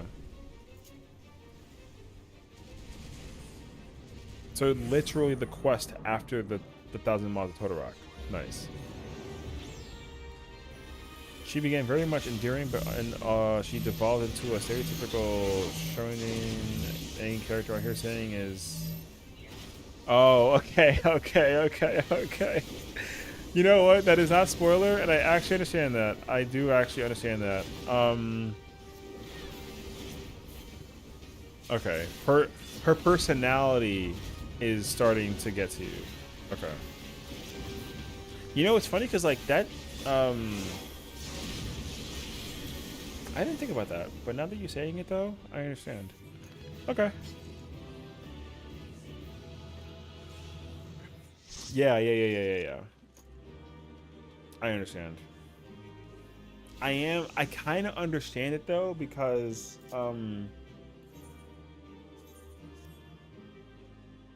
I will say that they started off in a very specific way that I like, and it feels like that we're not going to get that anymore until we like handle the business, if that makes sense.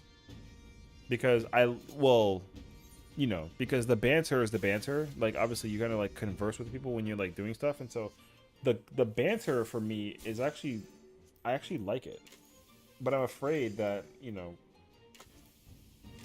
we hit at a certain point. Yeah. Thanks for coming to my mini TED talk. Yeah, I so far have no issues with the story.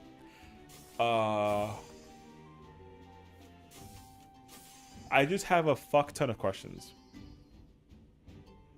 And I had my theories, and what I love about my theories is when I'm wrong. I was wrong. I was very wrong. I was like, this is going to happen. It was the exact opposite.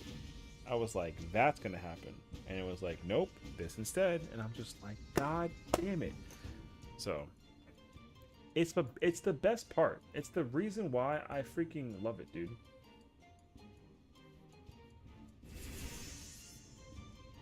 That's the best part. So. Oh, wait, I can't.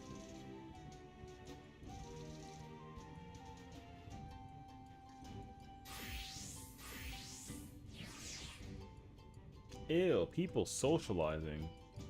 What do you mean?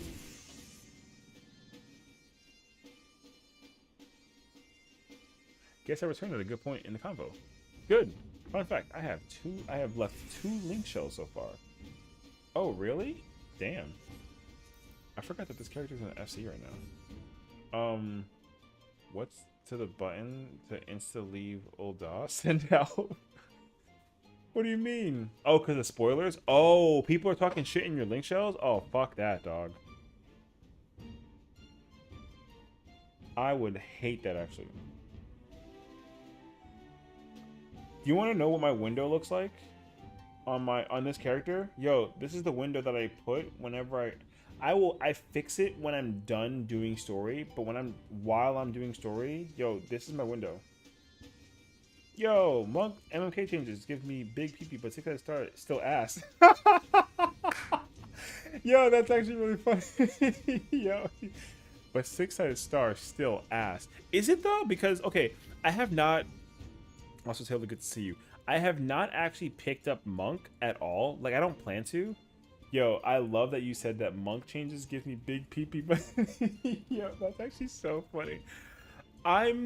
Dude, I'm actually so confused by Monk. Monk doesn't make sense to me, actually. Let me tell you why Monk doesn't make sense to me. Because, wait, I gotta fix this. Okay, wait. It is like that. It's at 96 at the moment and continuing to story with it. Oh, okay. So with Monk,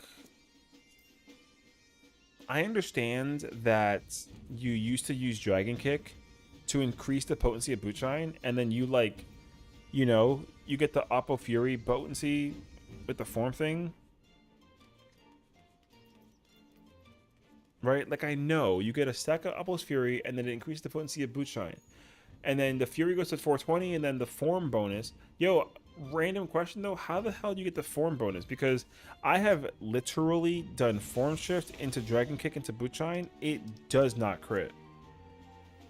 That shit is Dragon Kick Bootshine dead? Is it actually dead? I'm under the impression it's actually dead. Because I literally tried doing it and it didn't I literally watched it not crit. It's dead? Yo, that's crazy, actually. I literally did it, and I watched it not crit. And I was like... Because I was trying to think about how... I was like, how do they like, not announce that Monk got a rework? Because in my mind, Monk... It didn't get, like, a rework, but Monk's... them adding that stance thing and changing all the potency for all the abilities for the sake of the snap punch, the true stroke, and the thingy, yo, I'm like, they reworked Monk low-key. So it's much better now that even with the 1500 full stacks, but with 2 GCDs you still get more damage. Yeah, because like dude, 6-sided star, the potency is like something stupid, right? Yeah, it's 1510 potency, but it doesn't...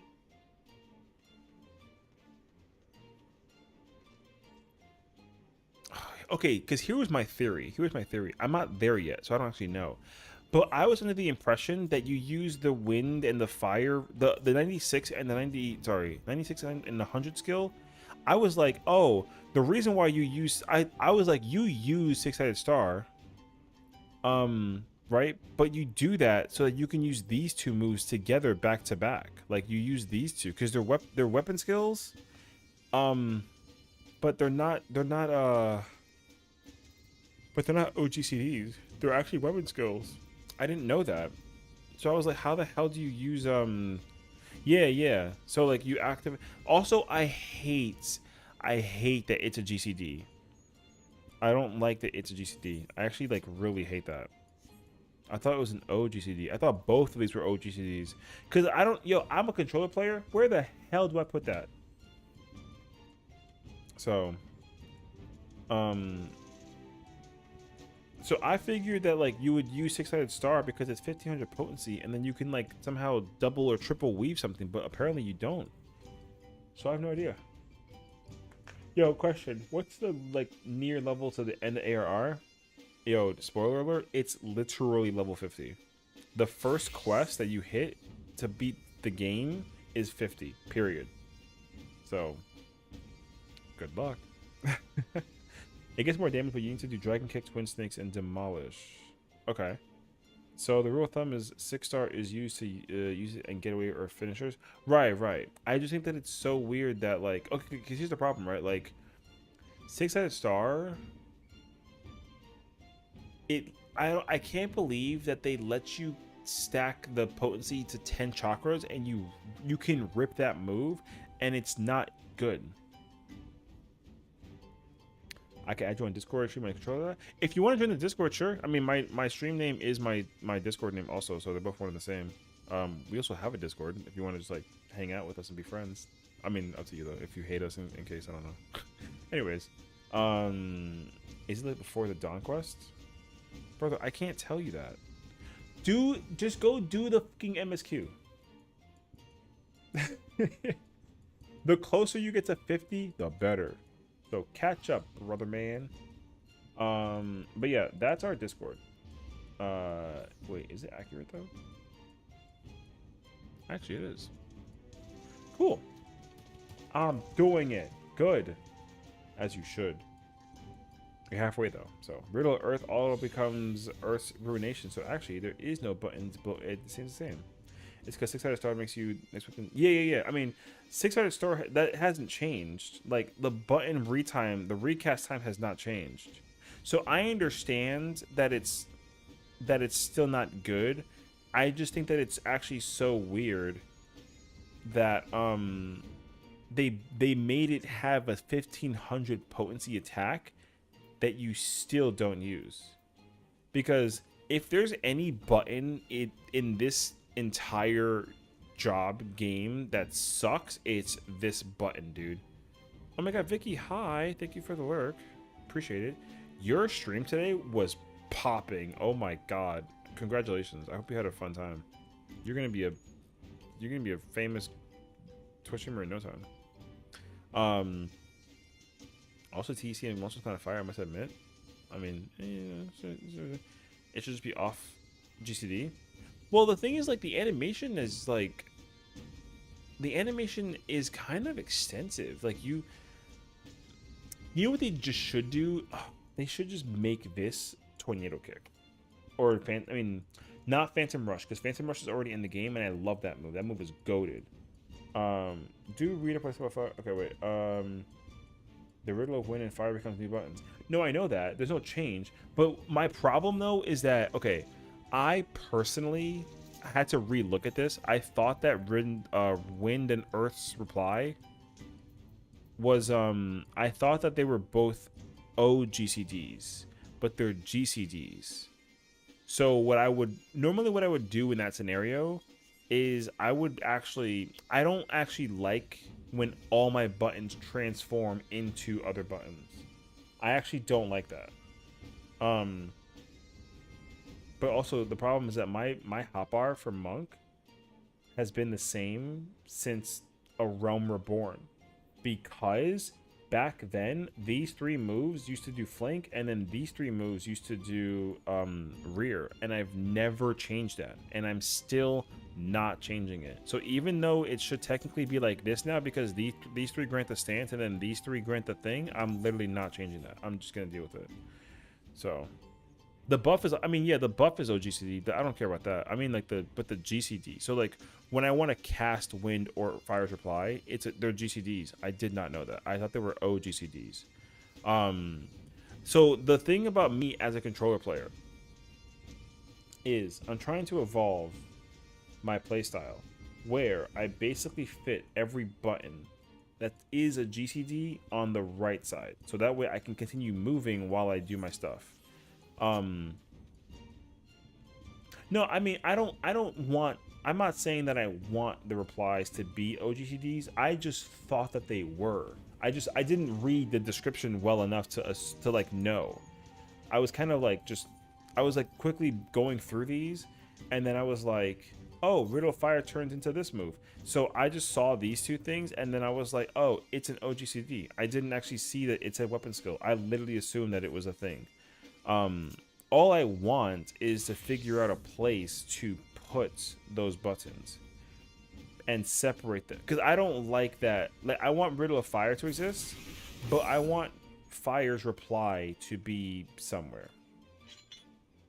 Besides, I don't want to have to press right trigger and then up on the D-pad to use that button. I don't like that, because what that means is I have to get used to the idea of like using my right thumb to move my left stick. I'm trying to stop that, because I still do that to this day with even Picto and Viper. I can't stop doing it. Long story short. So, but yeah, I don't want Monk to have more OGCDs. My problem is that, I mean, personally, I think it's just weird that Six-Headed Star has the capability of being a 1500 potency attack, and it's still not usable. That move has not been used since the beginning of time. You have never ever used that move ever since its conception in Shadowbringers. You've never used that move. I think that's weird. Like, one of the most awesome seeming buttons for Monk got introduced in Shadowbringers. We never used it. I think that's weird. So I don't actually know, but it's crazy. It's never been usable. Never.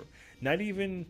They also got rid of Anatman, which I think is like actually insane, because that move was broken for Monk when Shadowbringers first came out, because it was an OGCD that wasn't on like a shared cooldown kind of thing. So you literally would do Dragon Kick into a Anatman to gain the thing, and then you would do the rest of your combos, and it was crazy. Actually, they took that shit out very quickly, because they were like, yo, that's not what that button's for. And now it's just gone. So I do not like that. But anyways, Monk is awesome. I don't like that. I like when every button on a single target perspective is usable, and it's just not. Anatman was underwhelming in my opinion. The reason why it was underwhelming is because they nerfed the button. It used to actually be such a good ass button. I actually like that you used it in between your GCDs, even for like a server tick, because I just forget what you used it for. It wasn't for the chakra. There was a reason why you used like the opener for Stormblood. Oh, you know what? No, it's because you had you had the lightning. You had the stances back then. That's what it was for. It gave you the yeah, Anatman would increase your grease lightning. That's what it did. Because you started off in wind stance, because grease lightning had the 4. Yes. It's coming. Yeah, you see, this is why I hate when they change shit, because I miss grease lightning. I miss when you had to stance with Monk. I actually fucked with that so much. It was so cracked. So yeah, because like grease lightning was actually so sick. I actually really miss it. Because you would literally start off with you would double shoulder tackle into the Dragon Kick and then a Anatman, and then it gave you got like already like 3 or 4 stacks of the Grease Lightning, because in Stormblood you only had 3 stacks. In even in Wind Stance, in Shadowbringers they actually gave you a 4th Grease Lightning, and then you would literally mid rotation you would switch into. Yo, it was such a time. God, I miss it. Anyways, Anatman was goated.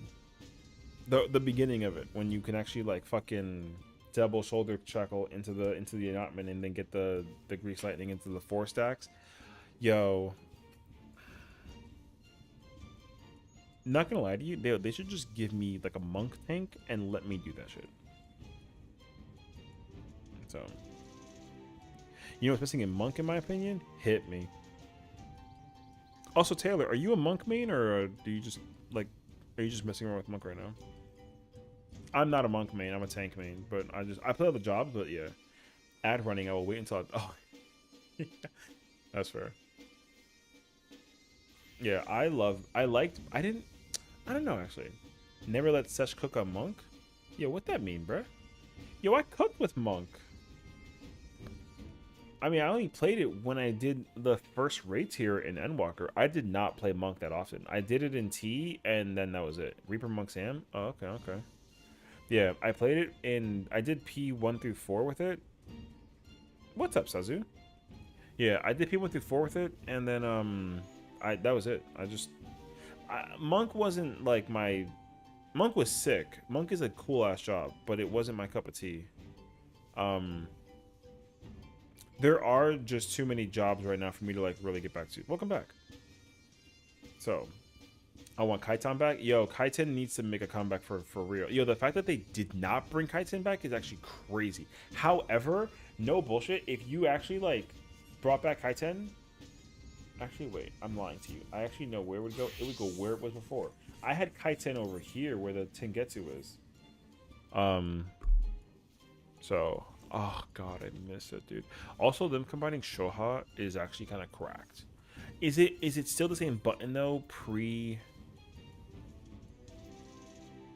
Oh, it's the same button level 80. Oh, Pog. I know that they got rid of Shoha too. I just didn't know if they made it like an upgrade thing. It's just a straight up line OGC. Okay, gotcha. That's fire actually. I'm cool with that. Yeah, I miss Kaiten. Kaiten was in fact the best move for Samurai. Even though Super Madari is fucking cracked. I love that move, but I don't feel the same without Kaiten. Well, that's just me.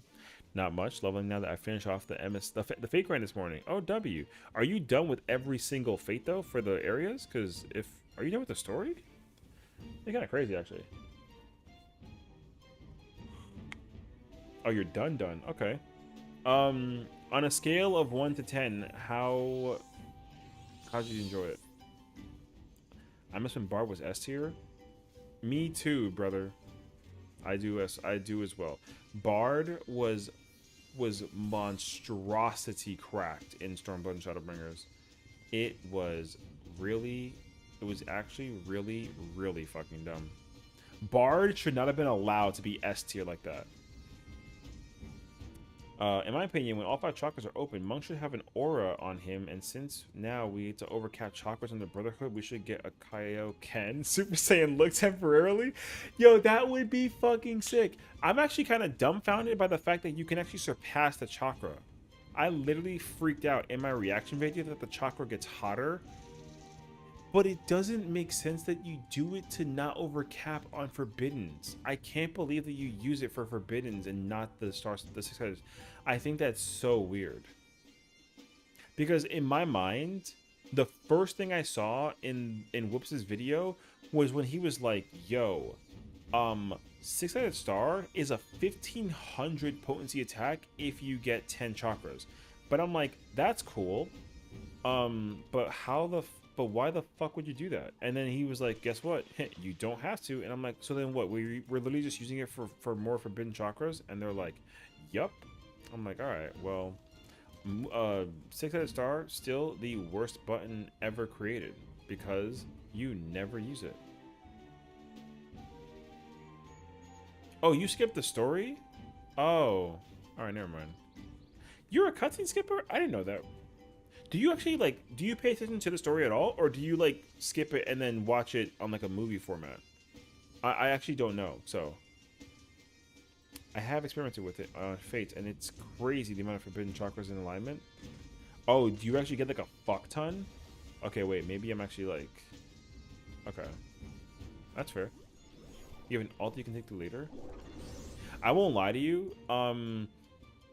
I tested the speed running of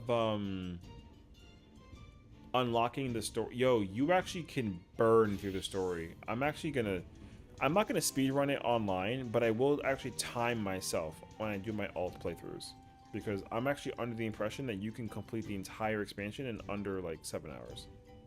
Endwalker, my record was 8 in like 14 minutes. So I cleared Endwalker's MSQ from start to finish, including dungeon timing, etc. I apparently I did it in 8 hours and like 14 minutes, something like that.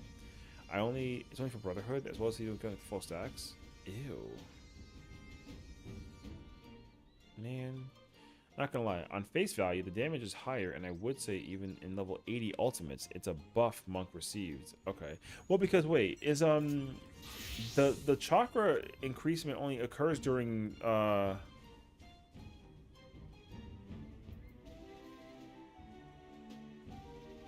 wait, where is it? No, second wind, melee mastery, ruination 15. Wait, when do you get the?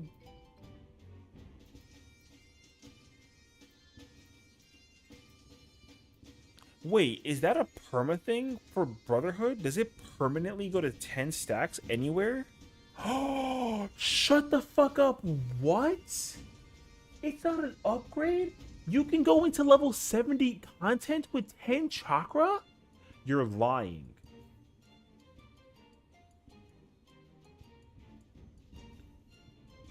No shot. You can go into that with 10 chakra.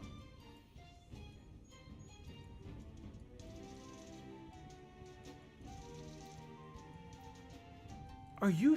Yo, that is disgusting. I didn't even read that. Yo, I was like, oh yeah, the trait lets you blah, blah, blah, blah, blah, whatever. Yo, I take it back. Okay. Okay, never mind. Monk is definitely #1 DPSer if it's 10 chakras at Brotherhood level 70. There's no shot. Yeah, but that's the thing, though. Brotherhood wasn't,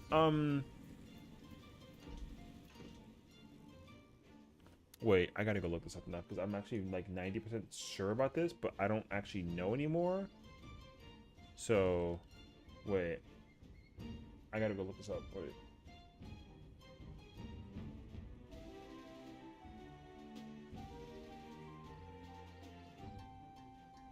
Yeah, I mean, if you line with 2 minutes, I mean, for sure, but like... Oh my god, they did. That's exactly what they did. It was a level, it was 15 seconds. Yo, you have 20 seconds of acquiring chakra. That's just, yo, do you understand how much 5 extra seconds does? That's actually, like, mental, dude. That is actually so mental.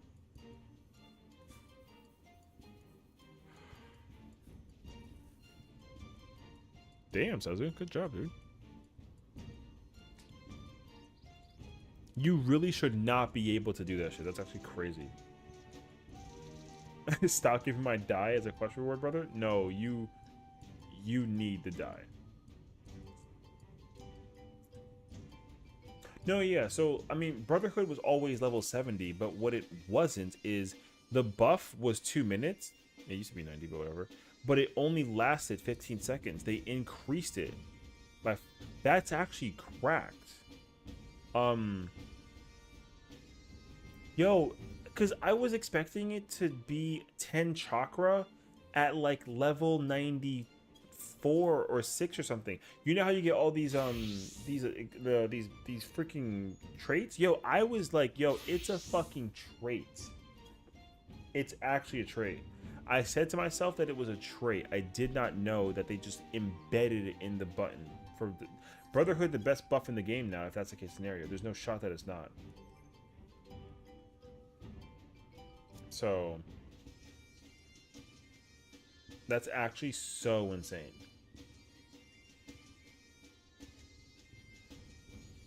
You can't wait, you're discarding half the die you get? Do you realize that we got an expansion where you can actually take gear and dye it in 2 different places? And that dye down the road is going to be worth money? If you had a retainer, you could put that shit away. Yo, check this shit out, dog. Yo, unlike you, I keep all the dye. I have all that shit. You don't know where to store stuff? Buy the game. Buy the game and literally stop playing on the free trial. Buy the game. And you can have yourself a little bell person, and then they can just hold all your shit.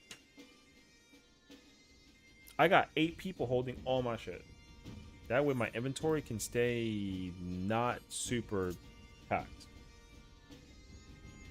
Plus your partners can be stacked. Well, I mean, like, I know how Brotherhood works. Brotherhood's been the same since the beginning of time, but like I didn't know they in my mind they should have made it a trait. But the fact that it's just embedded in the button is insane.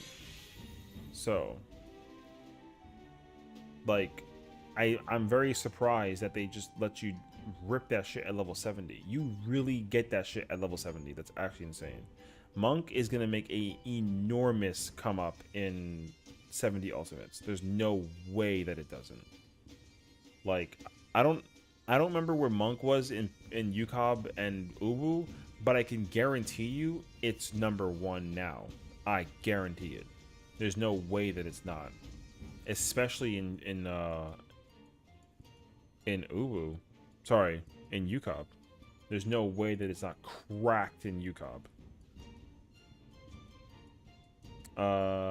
Also, as a filthy casual monk player, facts. I want to highlight that I appreciate the new Oppo Raptor and Koyo animations. Oh, the number 2 stuff, right? Yeah, I haven't seen it yet, but I gotta see what it looks like in like real time. I'm gonna level up all these jobs over the course of time, but I'd like to see it for myself when I get there. I haven't gotten there yet though. I'm prioritizing the tanks and then I'll prioritize. So my plan is to like strictly I'm leveling up the 4 tanks before the normal raids come out. I'll be done. That shit won't be hard. Then I'm gonna pick a melee, a fizz range, and a healer and a magic range to max out. The order will be different though. So I'm gonna do 4 tanks, then I'm gonna do a melee, then a healer, then a caster, then a fizz range. Because like suffice to say, I kind of want my mentor crown. So, but I'm actually gonna. So okay, I used to be like a dragoon main, and I kind of like set that lance down, right? But I actually want to like pick up the lance again. So I'm actually gonna like. So if for some reason if I go into content with friends or something, and then they just don't have a space available for tanks, and I gotta play a DPS, and it's melee, I'm playing dragoon. I usually neglect to play dragoon. I'm not doing that this time. I'm playing dragoon. In Endwalker, I only played Reaper as a melee. I only played Reaper, and I want to give the proper job its flowers. I expect everybody and their parents to be playing Viper, so I'm not interested in Viper. But I mean, if I somehow find like a Savage Raid or Ultimate with friends, and then they're like, hey, like, you know, Viper's open, you can play Viper, I'll play Viper. But otherwise, like, I'm not interested in playing Viper right now. I'll play it late, I'll play it for sure, but I'm not playing it like, I'm not like eager McBeaver to play it though. The job is there forever, so I don't care. Picto Mentor, same thing. Like, I'll play Picto when I can, but I'm not like, you know, reaching to the skies to pray to God that I play Picto. So, you don't want to see the armory inventory again? Horrendous? Yo, it's first off, I have 4 characters. So I haven't even touched this character since it's been months, dude.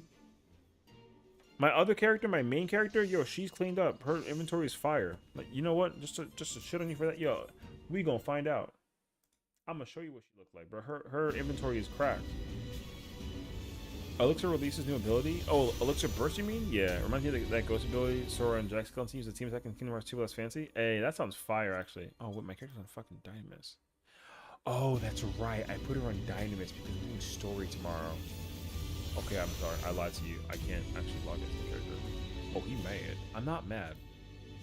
I just don't want to ruin the story for people who haven't gotten to the area yet. I'm going to pull up on my character, and then you're going to get mad at me when I actually do the fucking pain. Okay. I'm actually... I mean, I'm going to log in, but I'm not going to play the audio. So... Okay. Perfect. Okay, wait.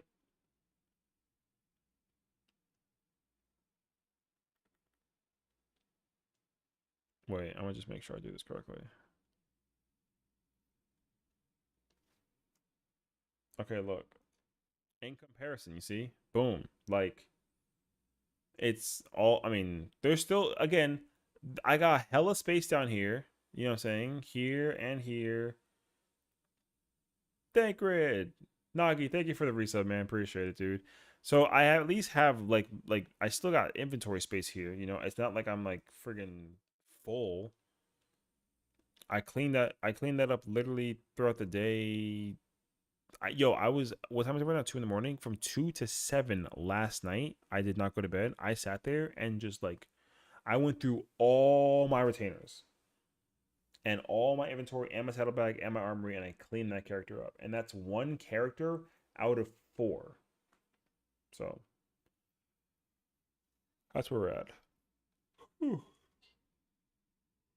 Thanks for the resub, dude. Hope you're doing well, man. Appreciate it, homie. So yeah. Okay. A W birthday stream. I'm actually like really chilling. Will we? Oh, actually, that's actually a tough question. I do not know if I'll be live. There's a low key chance. There's a low key chance I will not be live tomorrow. Because no BS, I need to do story. So I'm gonna concentrate on Albion. I took the last week plus that Tuesday to clean inventory and sell everything I could. Yeah, if there's actually something that just want to drop in at work, so I hope your stream's going well. Thanks, homie. Appreciate it, Nagi. Yeah, man, stream's going great actually. So we're doing incredible. Um, if there is one thing that I 100%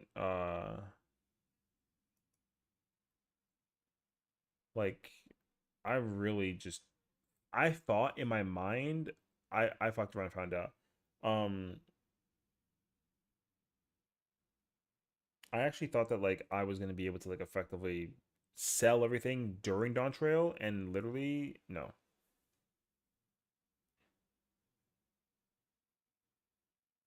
I actually was just kind of like insane by it. So got picked up 95. Soon we'll start the story. What do you mean 95 and start the story? You should start that shit now. They already okay. In like fairness, they actually fixed it. Um, They fixed it so that if you literally start Dawntrail at level 90, you will finish Dawntrail at level 100, and there's nothing you gotta do in, but like you don't gotta get ahead of it. You know what I mean? So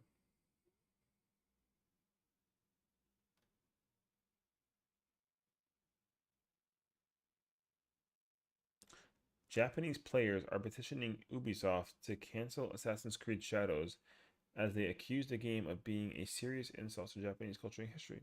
Okay.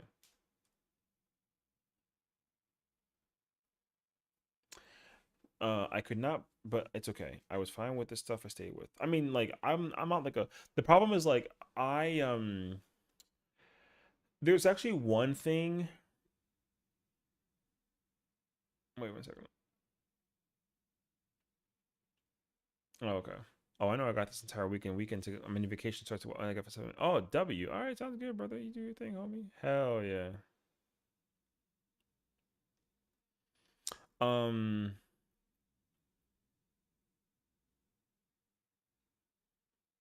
what was I saying? Oh, inventory. So what I'm gonna be doing this time around, I'm actually gonna change the crap out of this. So I had a horrendous habit.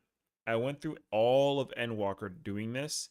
Um, I basically have a gear set for every single job for every single ultimate, and basically I'm just taking out all the gear sets. I mean, I'm keeping the gear sets like established, but I'm taking out the gear out of my inventory and my armory if it's for a job that I know for a fact I will not be touching anytime soon for ultimates. So for example, I will have like whatever the best healer gear is I can have at my level, but I'm not going to hold on to like T and Uwu gear in my armory for healer if I have no intentions of playing healer in those ultimates like anytime soon. I like the reason why my inventory is always so packed is because literally I just hoard gear in my armory instead of my in case I do the content, and I don't put it in my saddlebag or like in my retainer. I just hold on to that shit. So I've always had like 30 slots, the majority at Endwalker, because like I was trying to fish for bisque gear for old ultimates for every job.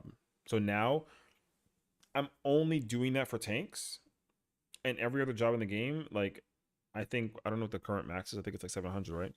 Um I only have 700 gear for the job that I'm doing content with. So like melee, caster, range, maybe healer, whatever.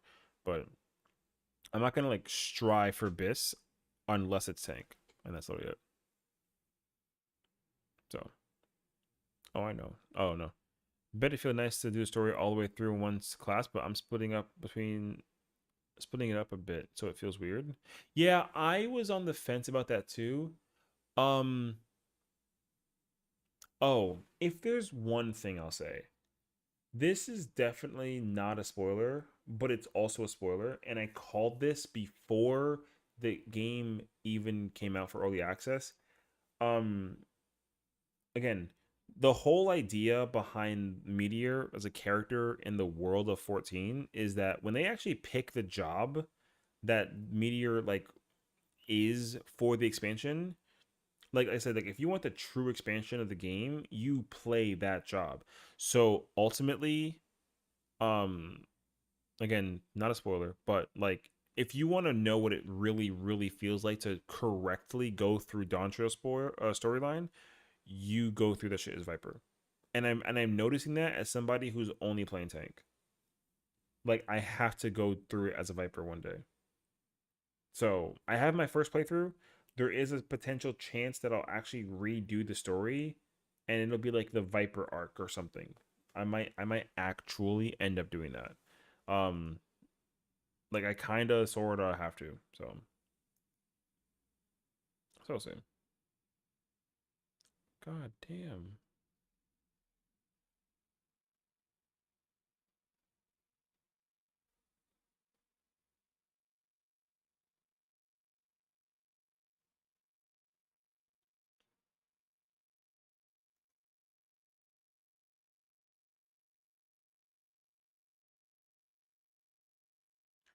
God damn. Yo. Wait, Owl, can you sorry, I asked you this earlier. Oh, you said you got rated, right? Yo, I didn't actually realize if this person got rated or not. Yo, this person normally has like oh, they did. It was Rennie. Okay, never mind. Never mind. I was trying to figure it out. I was like, yo, somebody whose viewer count is normally like 60, 70 is currently at like 350. I'm like, God dang. So that'll be us one day.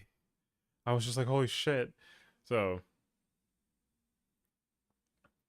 but yeah, I'm surprised that you're going through the story and like switching jobs between basically. I'm actually like impressed by that.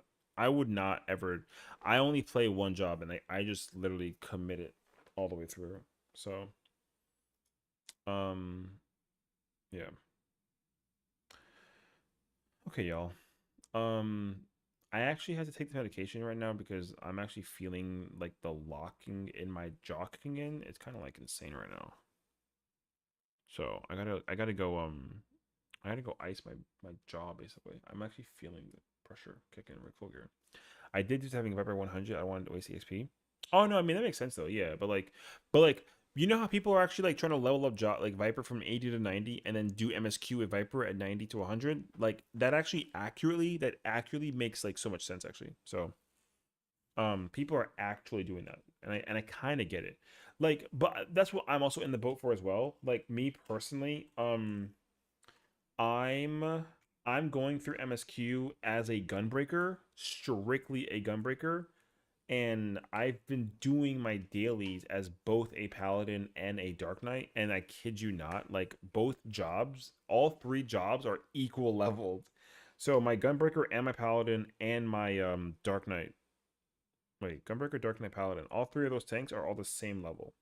I mean, I think paladin's like a little bit behind, but like I would have 100 a job like yesterday if I actually tried. So, and also like I just like randomly did I did dailies randomly with my summoner. I did like MSQ and like frontline, and my summoner got to like 92 or something. No, I did. I think I just did dailies for a day. Oh, that's right. Actually, I did. No, I did it as a scholar because my friend was asking for help to do dailies with him, so I joined him for dailies, and they only had space for healer, so I went scholar, and then my scholar is 92. So right now, like I would have had two jobs 100 at this point, and I think I would have had my next job like 91 or something. which is fine. It doesn't matter. Down the road, I'm gonna end up actually maxing out all the jobs, obviously, but one at a time. The priority, of course, is the story mode, but yeah, I'm also taking it very, very strictly that I actually crack at the leveling up too, because I didn't realize how quickly I was gonna level up in like the past like 5 days.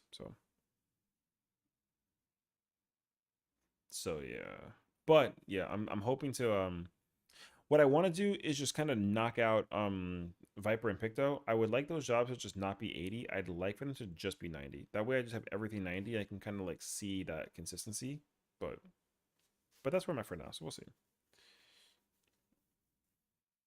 You level up Monk and Reaper at the same time with the MSQ side quests in the dungeons. Yeah, I've only done dailies in like Wondrous Tales aside from MSQ, and I've never turned in MSQ with any job aside from Gunbreaker, and even then I'm still like way ahead. I think I'm like at entering like the 96 quest line, and my Gunbreaker is like a quarter through 98. So I'm gonna hit 100 way before I even like get to the final area. So which is fine, you know, it's whatever. I don't care. Every job will get maxed out anyways, regardless. So we're winning out there.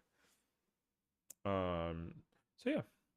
Anywho, yeah, I'm literally about to like hit this up real quick, and then I'm about to crack out to bed. So, this apparently is a drowsy medicine, so we'll see how this feels. But again, thank you everybody for hanging out. I just want to kind of continue sending that love over. So I know that people are doing the whole thing with the drops, so definitely go check out Kiwi. She's also not doing story. She doesn't start story until Friday. So you still got some freedom to kind of like vibe out and hang out with her. She's just doing, I think she's catching up into the storyline for Endwalker, so she's doing that, and she plays Paladin, so you know, we'll see. But yeah, thank you guys for hanging out. Thank you as always. I really hope you guys do enjoy. I understand people want me to try and keep on posting other content aside from 14 on the YouTube, so I'll try and see if I can kind of squeeze in like a YouTube for Yu-Gi-Oh amongst other games in there too. So we'll see. But you know, thank you all for hanging out, and I hope you guys do get your drops. Definitely keep on keeping on watching streamers and all that fun jazz. You know, you can get that free sweet Choco Kapoor mount. So I'll see you guys all in a little bit, or at least until some, or not tomorrow, maybe like Thursday. Guaranteed Friday for Seth's birthday for sure. We'll be back on Friday most likely, and hopefully by then I'm done with the story. So peace out, friends. Thanks, Al. Also, thank you again to the Foxbox for the raid as always. Love you guys. Take care.